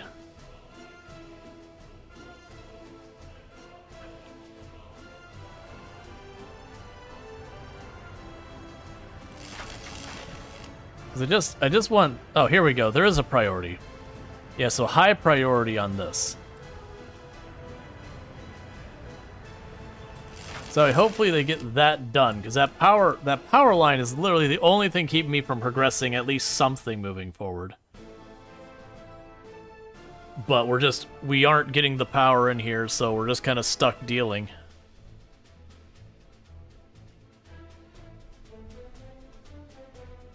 Because that's why I'm confused, because we definitely got people here before, because the materials are here. We got 74% of the construction done.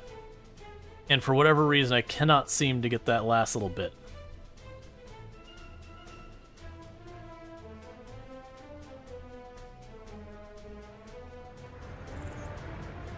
Like, do I need a road that goes closer to you? Like, what do I need, buddy?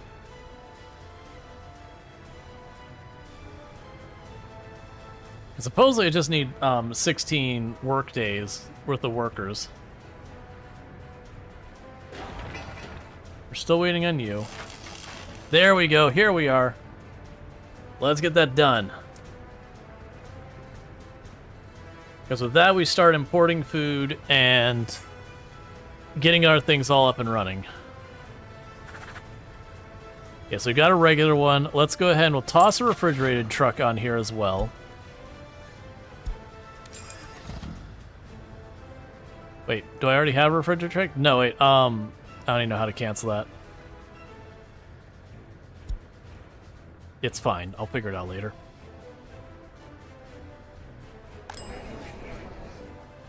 Okay, there are no goods to sell. All right. So with this, we are going to...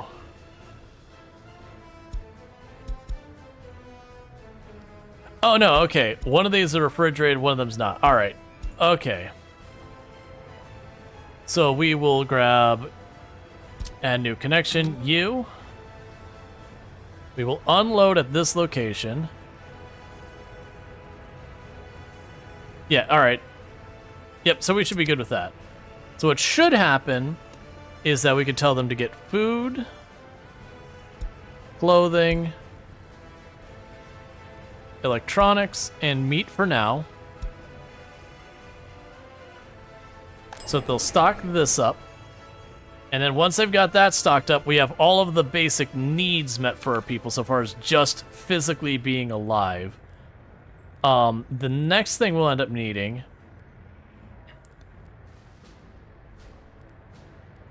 is culturally, we need to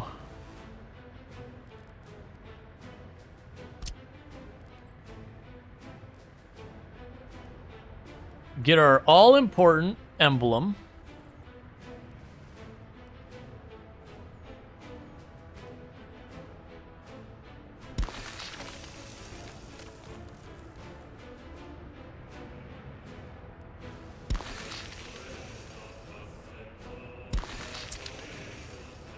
We're gonna get our emblems up for building loyalty.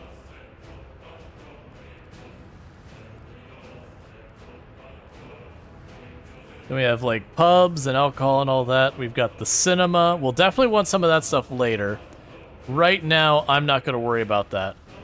I'm sure we'll get a thing that when we start bringing people in, we'll be able to look and see like who is dealing with what. We also don't have police or secret police or any of those. Those are things we're going to need to get set up as well, but we can worry about that when we get there. Do you have food now? You officially have food. Okay. So with that, we are going... Temperature in building too low. Nobody lives here. Okay, so we need to deal with heating.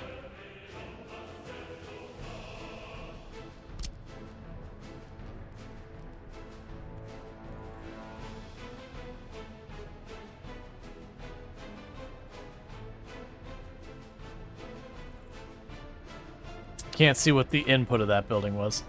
Small heating. We consume coal. We put out environmental pollution. And I don't know what the gear on the side is for. We have heat pipes. We have small heat pumping station. Because that implies there'll be everything nearby will gain heat.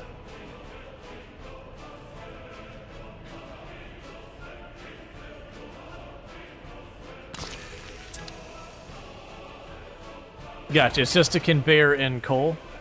I understand. So probably what to do is put storage next to it. So you can go general cargo.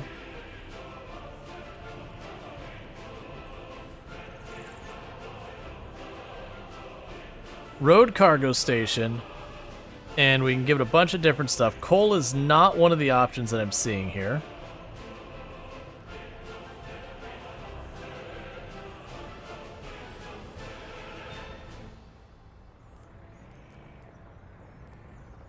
Open storage. Again, no coal in the open storage. Warehousing. No sign of it there. Yeah, no, I was seeing if we could add storage next to it as a buffer, is what I was looking at. That way I'd have like a buffer so I could put extra coal there so if we fell behind that. Coal is under the conveyor icon. Second on the left.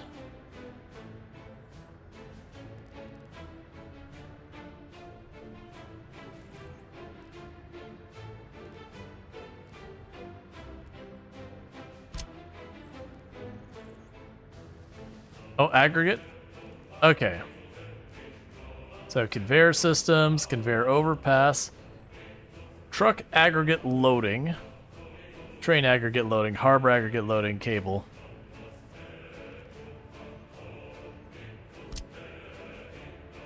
Alright. Yeah, so it allows for multiple loading. Okay, so I get the idea. This gives me multiple places I can unload. So we can leave that alone for right now, I understand. Yeah, and then there's probably a thing where we would have... Yeah. Small aggregate storage. Free aggregate storage. That'll do for right now, even though I have to manually move it there. That'd be fine. So you get coal.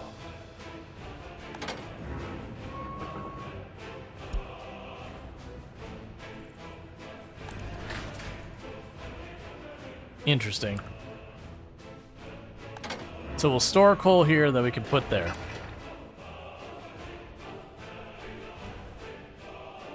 In the meantime, we have food. Make that high priority so we can get this online, because we're still just waiting on that. Building is without power. You should have power. Did I mess that up? The answer is it's very possible.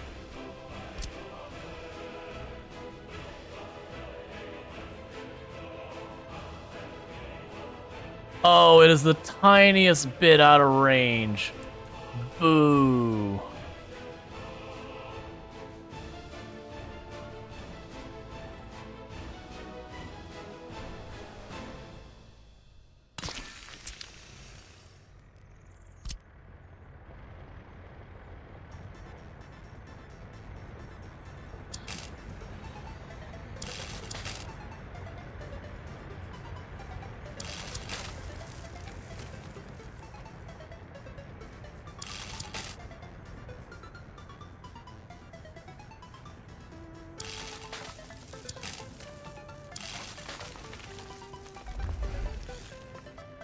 That's fine. So get that power run over so we can get that one.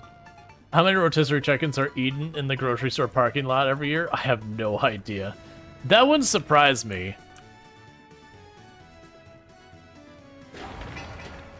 Alright, so we can get the heating station built, because that's what we're dealing with here, is it says there's not enough heating here.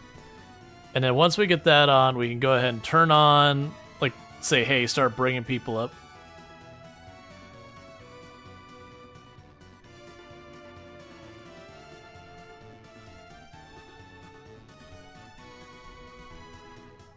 And that's what I'm trying to see, is how I can actually open the building up for people. It'll probably actually just work once we get it turned on. So we're dealing with bringing everything in there. So yeah, definitely like, considering we've been playing this for several hours.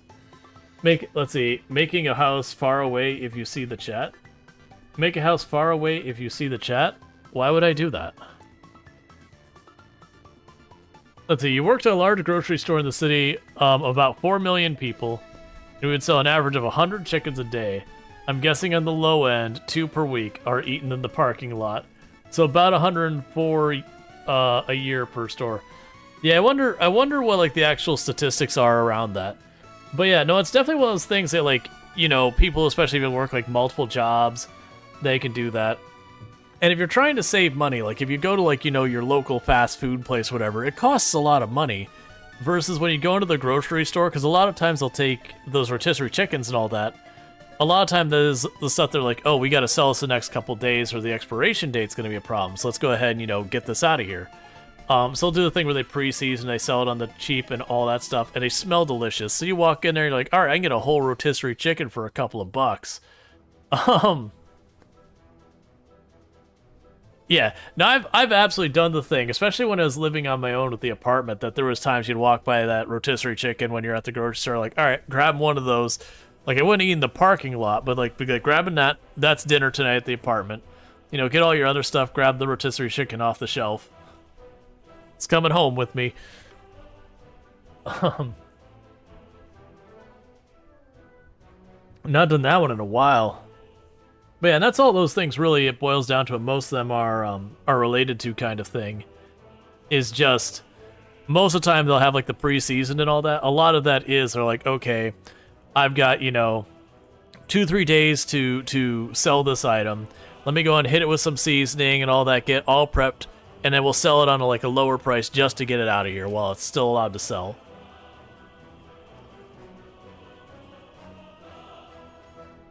Couple days here, the grocery store sells cooked rotisserie chicken if they can't keep them past the day. They're cooked. Well, yeah, so that'd be like the rotisserie. I was talking about like the pre. When you go to like the shelves, you have like all the chicken and all that, and you'll have the thing on the top that'll be like your, well, this one's seasoned Cajun and this is chicken Parmesan. But it's like, it's clearly they just grabbed some of the stuff. They did like all seasoning and prepped it and put it up there. So we used to do it a lot as teens without cars. Would eat it hot with a loaf of bread. Yeah, so like but you get the idea. Like nothing is wrong with any of that. It's just it gets thrown away otherwise. When the expiration date happens, so they want to go ahead and, you know, like when it's getting close to expiring, they're like, all right, we need to get this out of here. They'll do like have the ready to cook kind of stuff that you can get it for cheaper a lot of times than just the chicken to begin with. I used to shop that section all the time from the apartment because, like, you know, I would get it for like 2/3 the price and all that. And then get like, you know, actually something kind of nice.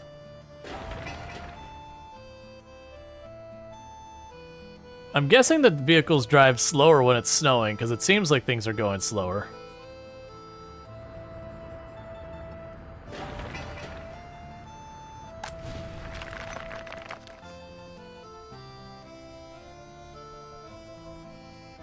Snowplows can help with that.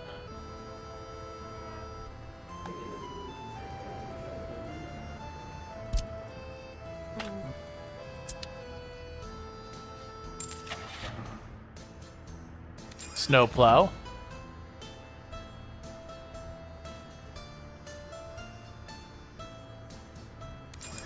I'll get garbage truck for right now. I'll get 2 of them. Because the vehicles are relatively cheap. The road department.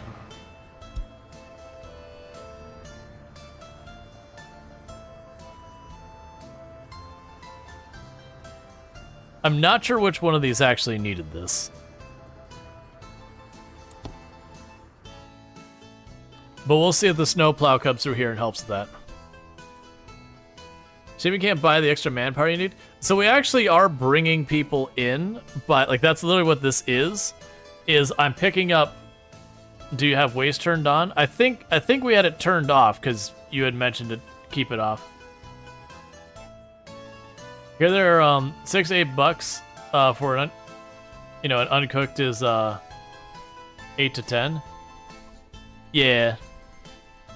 Great. When you're out for a night of the beers, grab some bread, some chicken, eat it walking past the next pub. Now for us, for me and my friends, it was like everyone's hanging out, all that. The thing we do afterwards is we go to Denny's, which was like, you know, Denny's is nothing amazing, but when it's 2 in the morning because you've been out hanging out doing stuff, and that's like all that was open, you hit up some Denny's.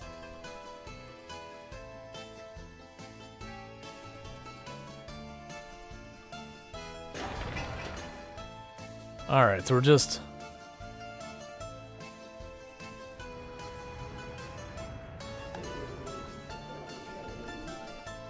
Do you not have Waffle House where you are?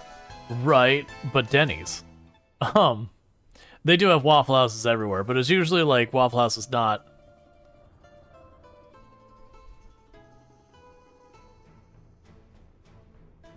You tell your northern or west coast? I'm southeast as it gets.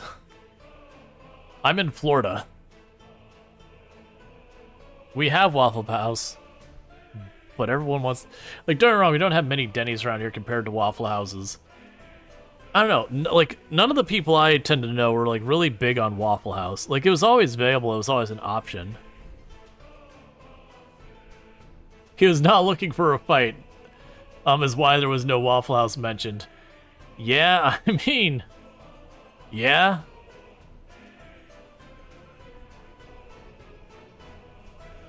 The option when nothing's better. Was called Waffle House. Index is not the Denny's index. There's a bunch of stuff like that, and I know it's kind of a meme that like people are like, oh, trying to tell doesn't Waffle House have, or doesn't Noah have a Waffle House index? It doesn't work as formally as people like to think of it. People like to think that literally they call up all the Waffle Houses to know where there is and isn't power. But it was more that there was a report where they're talking about that they could actually tell because Waffle House, their entire business model is basically always being open. It's like the whole thing that no matter what, if you can open, you are open. Is like Waffle House's primary business model. So you could almost directly map where power was and wasn't working based on whether or not Waffle House is open.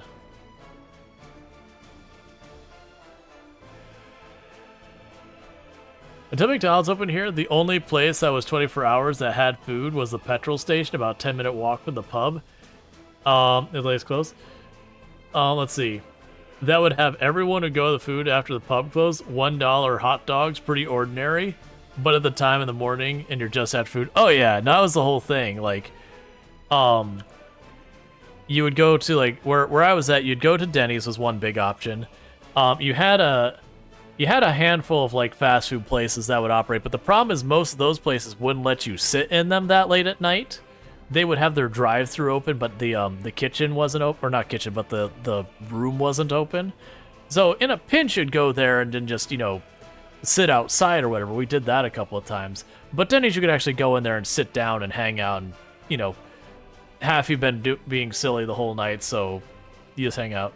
Later on, when I was like at college, we would do like, you know, Steak and Shake and a whole bunch of other places because it's right by the campus. You had all these food options. Drive-thru was open, but you needed a car to order. Well, I mean, the problem is you had people doing all sorts of stuff. You didn't want a bunch of different cars going through and all that. Usually, you'd have your designated driver, and everyone would pile into that car. And if you're teenagers, then that's not the concern. The teenagers would be like middle of the night and you'd get the munchies. That you usually just hit up fast food. You have someone do like a Burger King or a Wendy's or a Taco Bell run or whatever. You know, get everyone's order, everyone would just throw like $5-6 there. That used to be a way to make money for some people. It wasn't me, but I knew friends who made money that there was the deal that they're like, hey man, like I'm gonna get your order, but I'm rounding up. So they could make a little bit of money for the trip. And to be fair, usually all the friends chipped in like an extra $5-10 to make it worth, you know, since you were the one doing the run.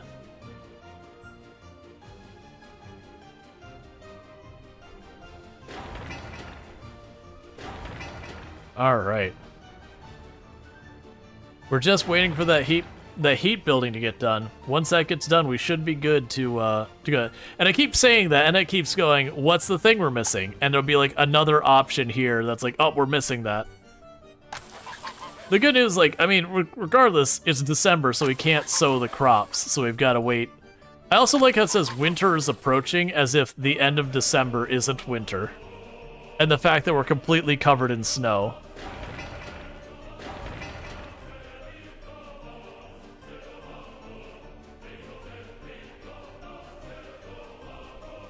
All right.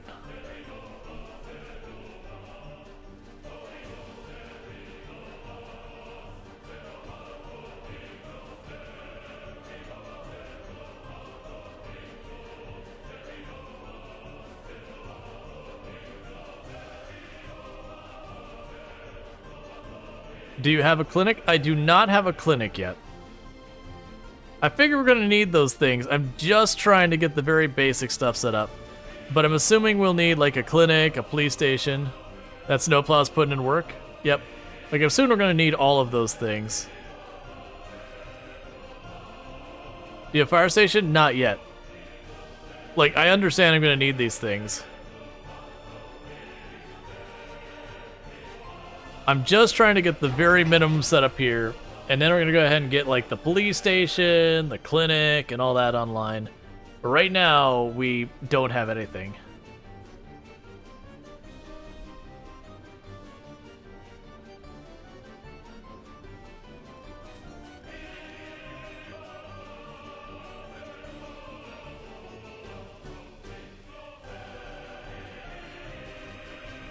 Alright, so estate infrastructure. Oh, and that's showing that I'll have power and everything else set up. You once had your only gas station catch fire before you had any citizens or finished the fire station. And the game was like, nah fam, death. So there's the small clinic.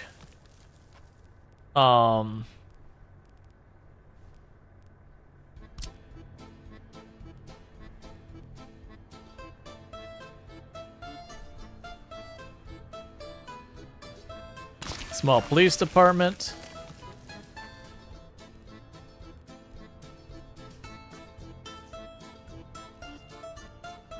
There you go.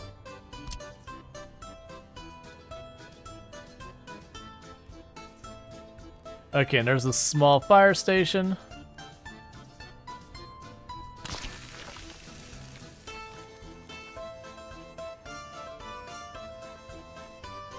And now you've got schools and all that sort of stuff. Oh, right.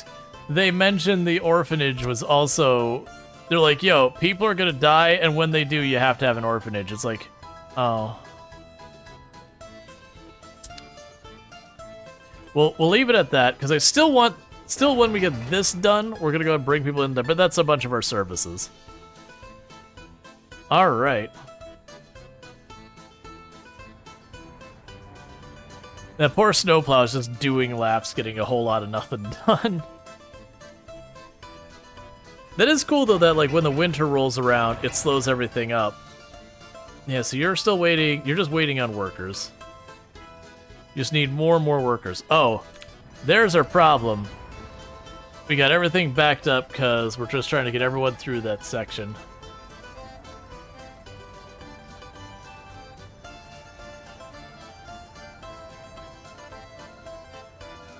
That's fine. And we're gonna end up replacing a lot of this because we got like all these free buildings, and we're gonna go and put like nicer buildings later. We'll have to worry about that when we have them.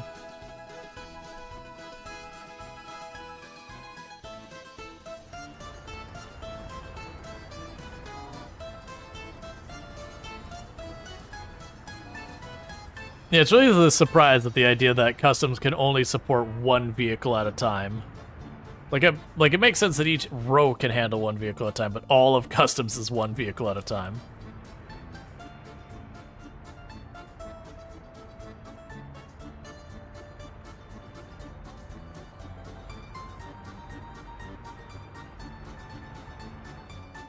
Please stop snowing. The poor snowplow is trying their absolute best, and it's actively just refilling in the area as it drives.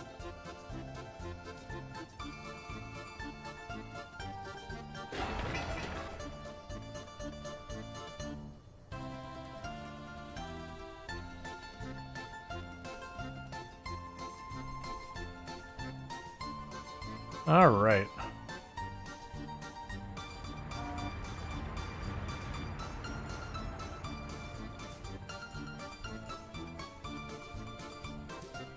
That's the only mod you have, fixing that.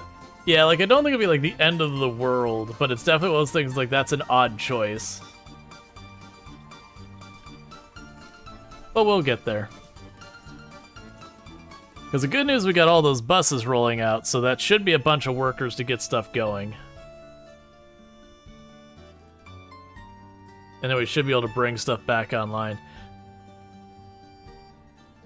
So So the talk is about trying to be self-sufficient in the first like 5 years or so. So we're just hitting the second year, and all that, which is fine.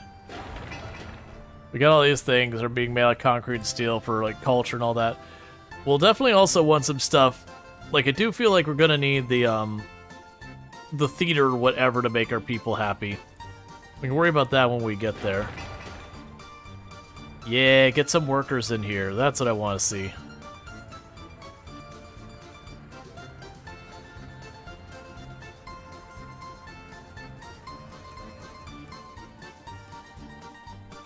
All right.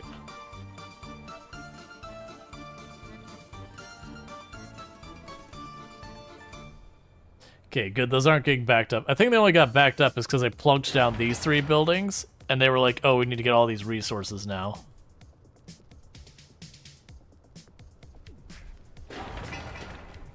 Oh, that's the food factory. That's not the one I care about as much.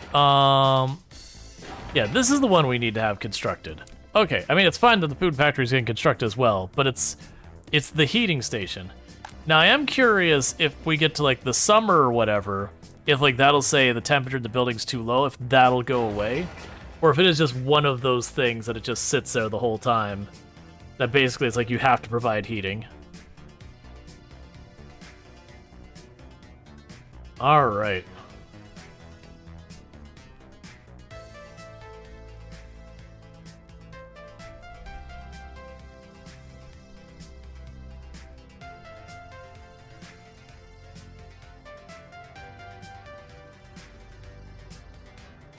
Which it's also interesting because the one achievement I saw was that in your first 2 years without using immigration was to have a population of, I think it was 500.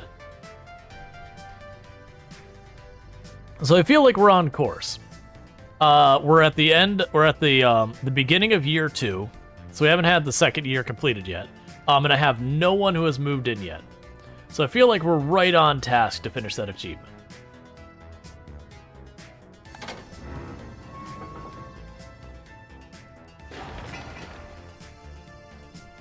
All right. So another thing we should probably add on to this.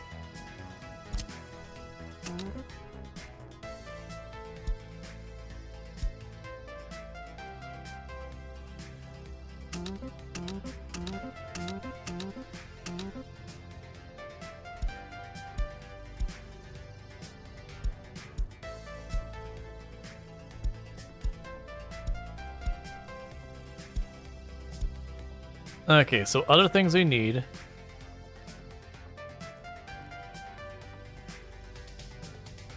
We actually can't get most of those things. That's fine. It's fine, we'll just leave it that way.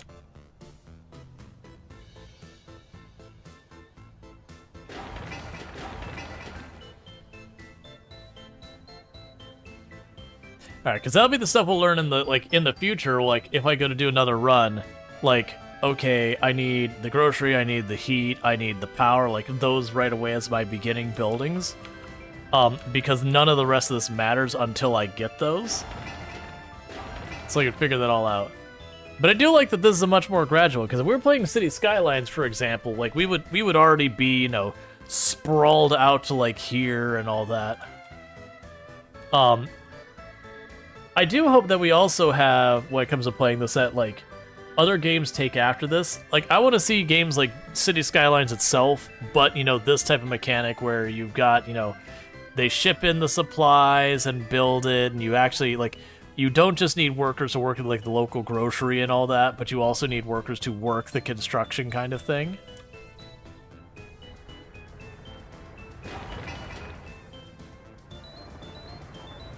Yeah, we're just bringing in more and more workers. So you just wanted to be multiplayer co-op or something like that? Yeah, these style games, the co-op is always a tricky one as like a mechanic. Because there's a lot of games, like whether it's RimWorld or like proper city builders and that, there's a lot of difficulty in doing multiplayer on those. Like, we had the multiplayer City Skylines back in the day, which was a travesty. But like the idea of like splitting up your land between multiple players who might have entirely different approaches There's positive and negative of that. Because if you build close to each other, then you're messing with each other. If you're literally building the same city at the same time, and so it's just kind of one of those things that I've not seen many games do multiplayer with like city builder, settlement builder, where it doesn't effectively have two entirely separate players playing in the same world. That there's like, you have your area, I have my area, and what's really just happening behind the scenes is some like juggling of statistic and maybe events. Like, people have talked about RimWorld multiplayer in the same world, and you're like, okay, but what would be your interactions between players? Or would it be just two things? Because you feel like there's not a good multiplayer Tycoon City Builder since OpenTTD or Factorio. Yeah. We definitely have to have multiplayer as the focus in a lot of them for it to work out well. It's very difficult for Tycoon stuff.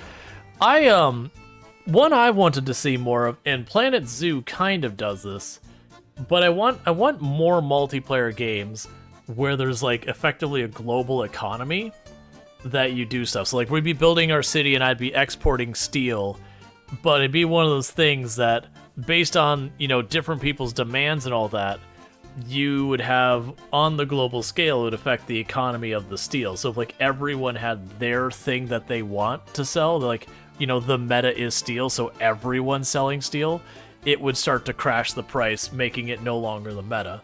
And then, you know, whatever is being neglected.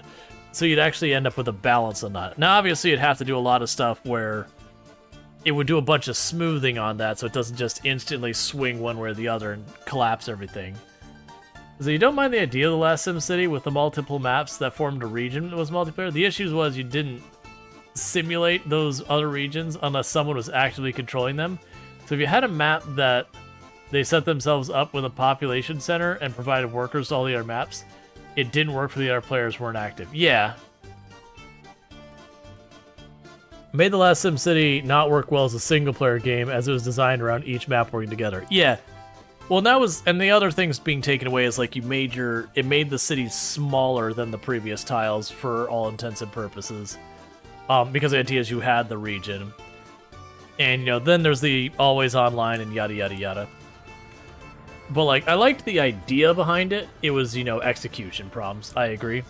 Well, then you'd have the one person would, you know, like, they'd get their city started, and then they would, like, quit. And you'd have that weird thing where you had this city next to you that was just this festering, you know, source of crime. And you couldn't get rid of them. And almost no one playing the game would hop into an existing one and take over someone's existing city. Like, they always wanted to start greenfield, and it didn't matter. Like, no matter what you did, people usually didn't stick around for more than a couple of game sessions before they either quit or went to do something else. So it's just one of those ones that, like, unless you're playing with a handful of friends, it was so impossible to get, you know, recurring sessions. If they actually had the draw to like keep people playing long term or whatever, that would be a whole thing. It's just not the way it ended up working. Alright, so we've got the construction, you know, just trucking along. Let's see, EA pretty much killed the city builder genre with the failure of the last City Skylines. City Skylines is responsible for covering the genre, and then almost killed itself with... I would definitely give City Skylines a big credit for bringing the genre back. I would not say City Skylines 2 was any threat to killing the genre, because at this point there's so many different names in the city building genre, the one game couldn't kill it. And when we consider that City Skylines 2 released, and it got some harsh negative reviews, and some of it was absolutely justified. The simulation had lots of problems in it. There was lots of quality control issues, and then dropping the DLC before it even had its stuff sorted was a thing. So it definitely hit as a hard disappointment. Now, where people are saying, oh, but it released in the same quality as City Skylines 1 did when it released, sure. I don't disagree, but I've had the feedback a lot of times that when you release a sequel of your game in a quality of like your first game was kind of a rough early access, but it was new, so people got excited. You can't release the sequel in that same state because you are now competing with yourself. So City Skylines 2 exists in a world where City Skylines 1 also exists. So as far as quality goes, it needs to at least compete with it. It doesn't necessarily have to be better, but at least one of those things that's not distinctively worse.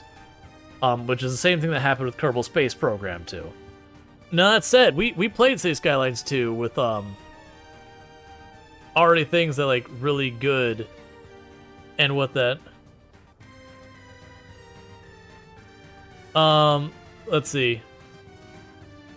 Well, so to be clear, with City Skylines, what I'm saying is City Skylines 1, where City Skylines 2 has to release at roughly the same quality. I'm talking about what it is now, not when it released. But yeah, no, City Skylines 2 was way better after the recent update. I very much enjoyed it. We played several streams of it. It's what it should have been. Does it still got some, still have some issues? Yes. But I would say as far as the simulation and all that goes, it feels like it's comparable to City Skylines 1 in the sense of stability and all that, while having a lot more stuff it does that City Skylines 1 didn't do in the first place. But yeah, agreeing with Destroyer there, Destroyer saying, I don't get that argument. When you already know what went wrong in the first time, shouldn't you avoid it the second time? Right. But that's kind of the thing. Like, that's the reason why I push back in the arguments, like, well, the first one released in this kind of state, like, yeah, but that's not acceptable. Like, we exist in a world that. Kerbal Space Program 2 is just a scam at this point. I honestly think Kerbal Space Program 2 should either be pulled from the store at this point or sold at an extremely cheap price, because it's never going to be finished. They basically pulled the dev team off when it was a flop. It was one of the victims of layoffs. That they haven't officially killed it, but it's killed. They pulled the dev team down and everything. There's no one actively working on the game, is my understanding. Which is a bummer. But I feel like it suffered from that same problem where when Kerbal Space Program 1... when Kerbal Space Program 1 dropped, like, in early access, it was rough when it first came out. But it was a new novel idea that no one had done, so people were willing to look past its flaws until it got into a better place. Yeah, no, I get that you can't fix the engine and all like that. Take-Two is trying to actively sell the IP and no one is interested in buying. That's a real shame.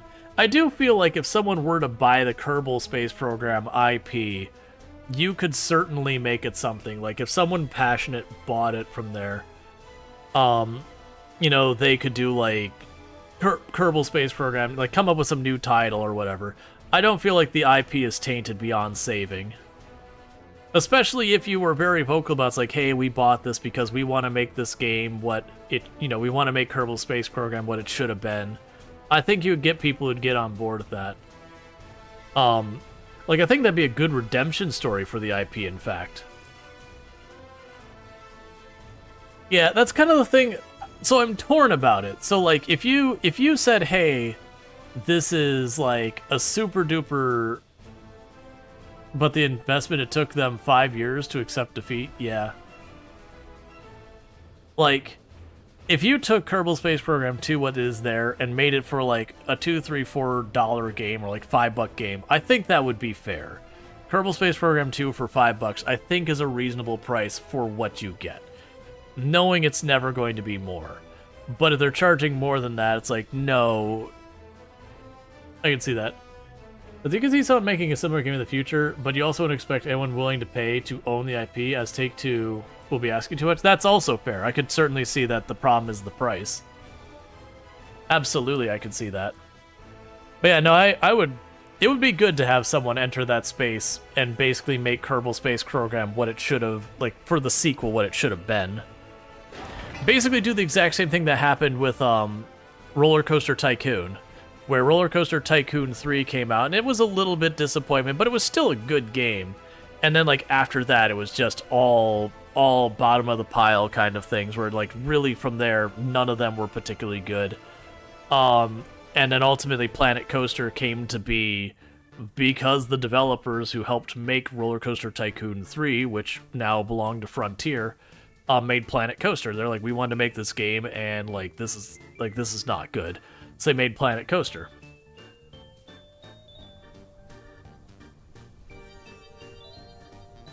I would really like to get this done before end of stream, but that is pretty much the only things you can't be modded. Kerbal Space Program 1 is the colony system and the assembly building. Yeah, no, there's a lot they could still do with the modding in Kerbal Space Program. But I would like to see someone do a holistic from the ground up, hey, you want a game that's your NASA in its infancy and build up from there? Make the game. Do it. Because that's what Kerbal Space Program is, at the bottom, at the end of the day. It's you are playing as NASA. You're starting at the beginning of rocketry and you're playing as NASA. And just going from there. They just then take us to some stuff that we have yet to accomplish now that are goals that we've set out we'd like to do someday and all that. I like how you can handle multiple vehicles being built in Kerbal Space Program. I'm pretty sure the modders said they can't do it since they need to remake the entire VAB. Yeah. Well, yeah, no, there's a lot of stuff that'd be ambitious stuff. I'm just... get the building done. But there could be base building game in the Kerbal universe? Yeah.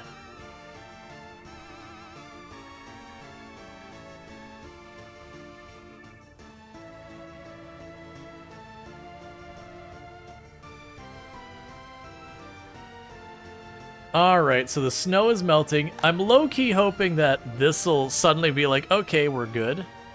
Temperature-wise. I mean, regardless, that'll get done. I want some people to be moved into our town before we end stream. I want a couple people living in our town, even if it's not stable.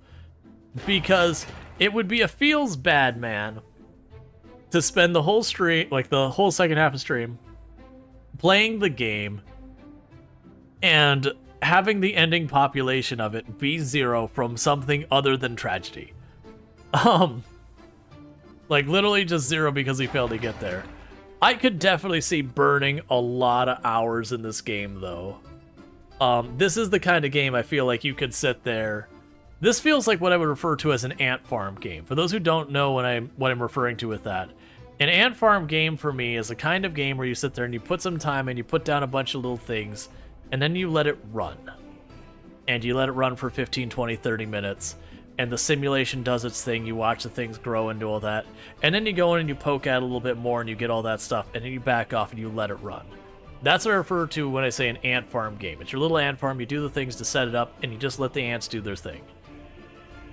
Because this 100% feels like that, because that's where we're at right now, is I put down a bunch of stuff, and we're just letting the simulation churn and get it done. Now granted, realistically, if I had known what I was doing, this would all be going faster because I'd have local workers taking care of my crap and getting it done.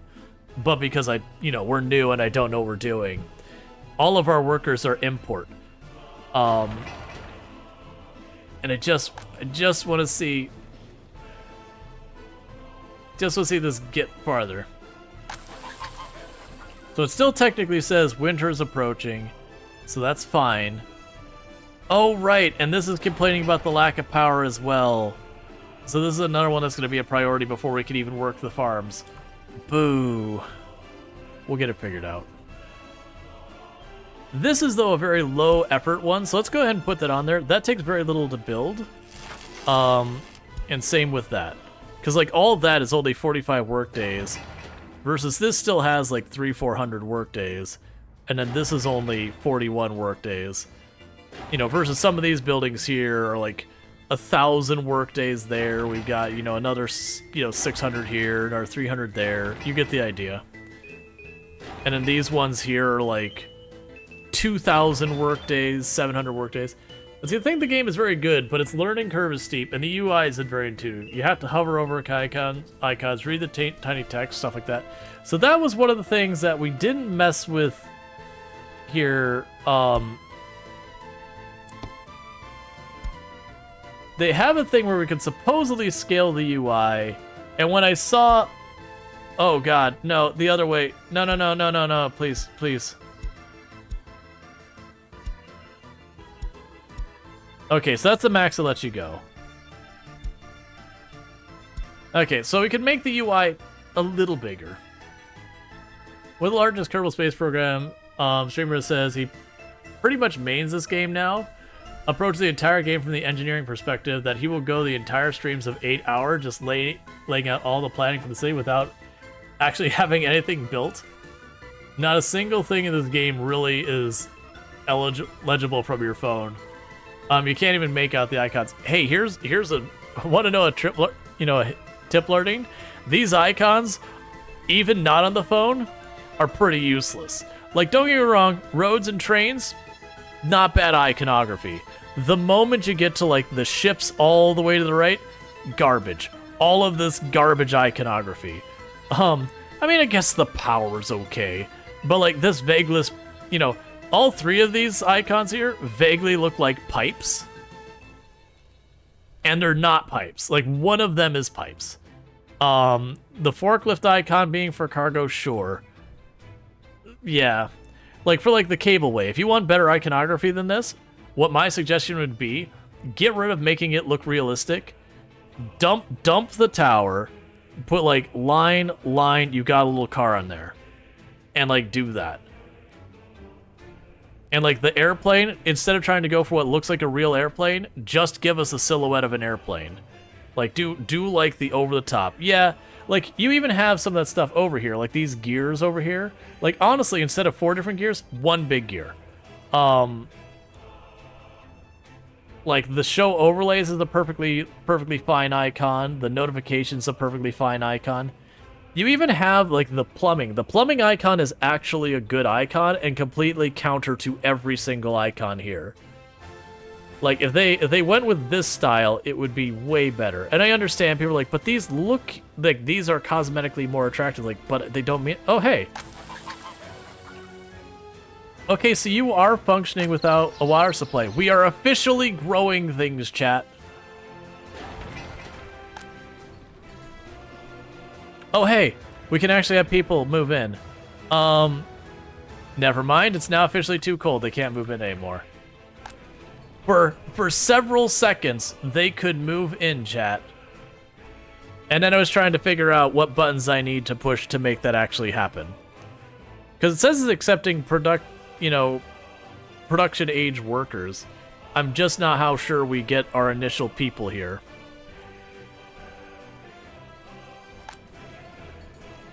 Because we're saying we're allowing all age groups, we're allowing citizens to move into this building. These are all, for the most part, okay, we can invite immigrants.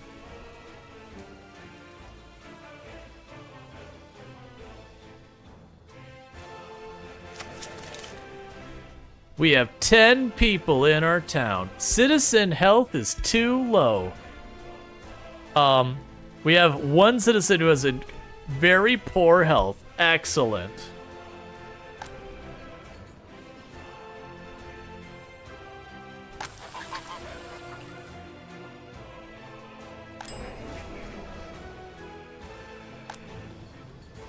Four workers can't work because of low education level. 1 child cannot go to school because all schools are inaccessible. 1 worker can't work because all kindergartens are inaccessible, not functioning, or full. Excellent. Excellent. So let's go ahead and we're going to go ahead and take some experts. And then it does appear that we will have need of a kindergarten if we're going to do anything whatsoever. That's here.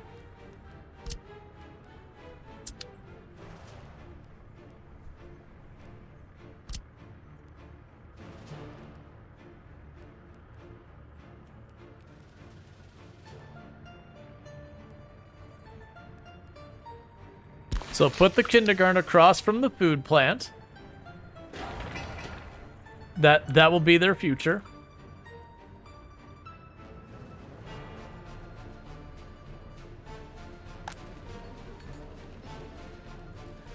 All right.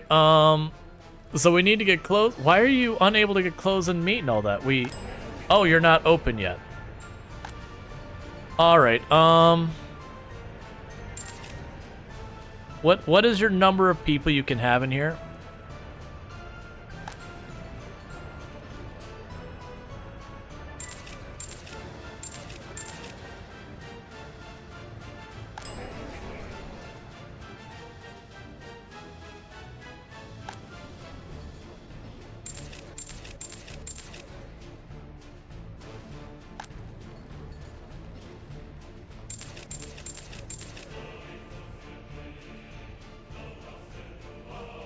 Alright, so we got a bunch of workers here, but a lot of them can't actually do anything yet. We'll leave the other two open. But the idea is we now have employees here, and we can shop. So a lot of these are going to start filling in. So one citizen is unable to visit a church. That's too bad, because we're not, we physically can't build a church. And one of them wants to visit a hospital, and one of them is unable to enjoy culture. Okay, so we need to go and get some of these things that they want here. Where were these? We have fences. We don't care about that. Oh, it's under the residential. So sport.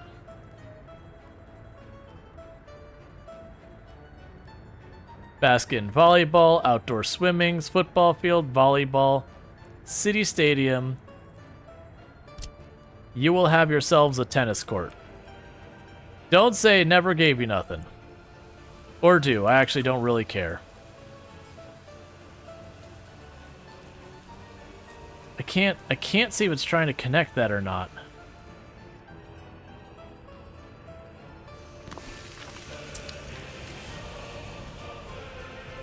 YL experts? Oh, I missed that there's a separate button for this. Okay, and we'll leave one building empty. That's fine. That's the reason I was confused. Is like, wait, do I only get the choice of like experts immigrant? I just missed that there was a separate thing because the UI is terrible. And I stand by that the UI is terrible.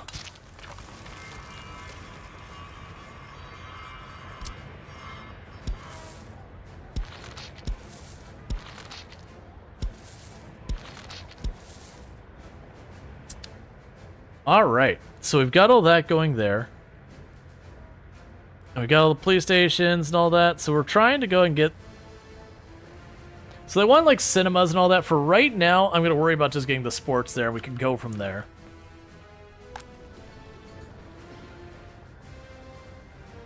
Yeah, so the kindergarten is going to have to happen soon. The kindergarten is going to also be high priority because half the people can't go to work because their kids... you know, can't do stuff.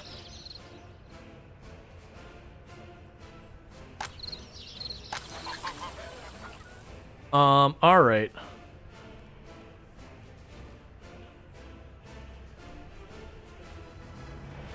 So we can probably go to our distribution center. Let's add you onto our distribution. And you will get... liquid fertilizer.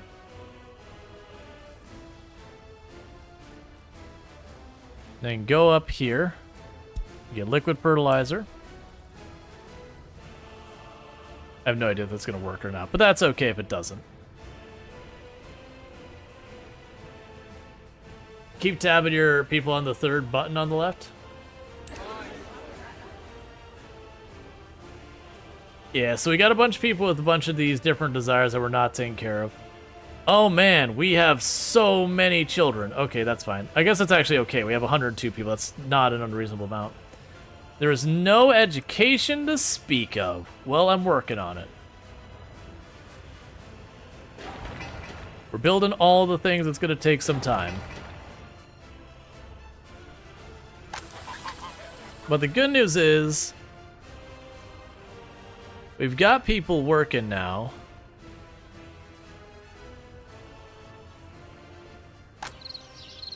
So hopefully I'll be able to actually sell some goods and all that sort of stuff. We'll probably end up needing to do lots more farming. I could definitely see playing this off stream as just something to kill time.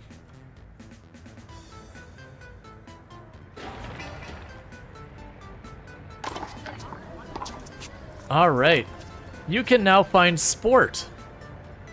That's what our entire culture is going to be here, is just sport.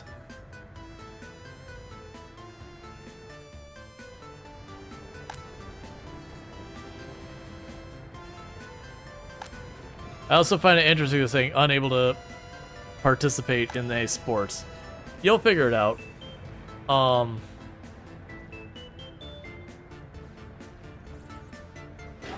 Yeah, so we need to get the kindergarten going. And I'm assuming that if we look at these state schools,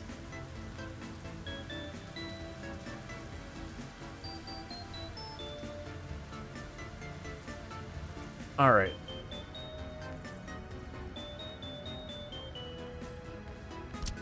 So we've got a little school here.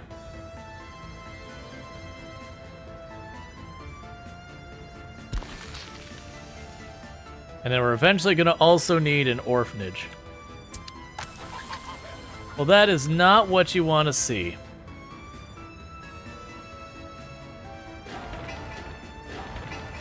Well, it's nice been knowing you, farm.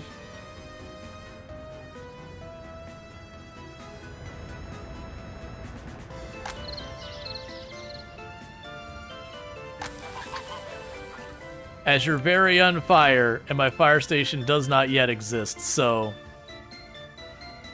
that's not helpful. Oh, good. The heat pump is almost done.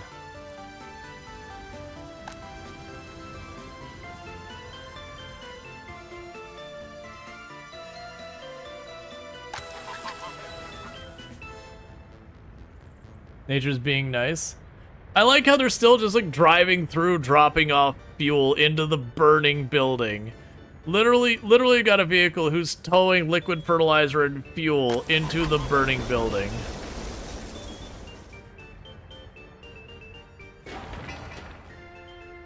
Okay, so it will just literally reconstruct to where it collapsed.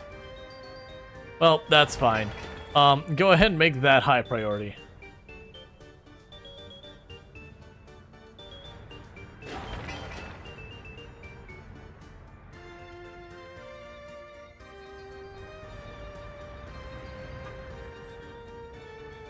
Yeah, and now all the tractors like, what do we do?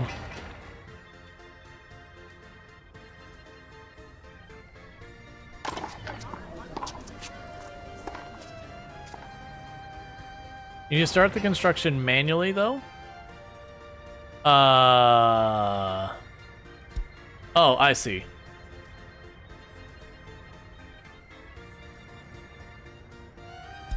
Interesting that I have to manually start that, but okay.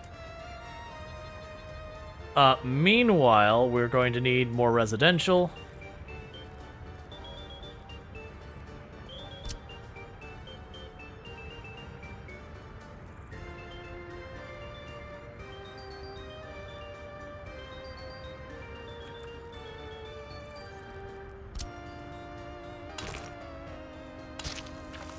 All right.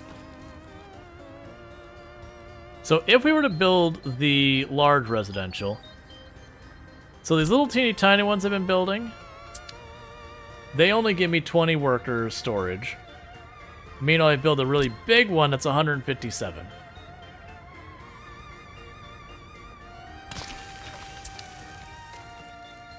And that'll take forever to build. All right.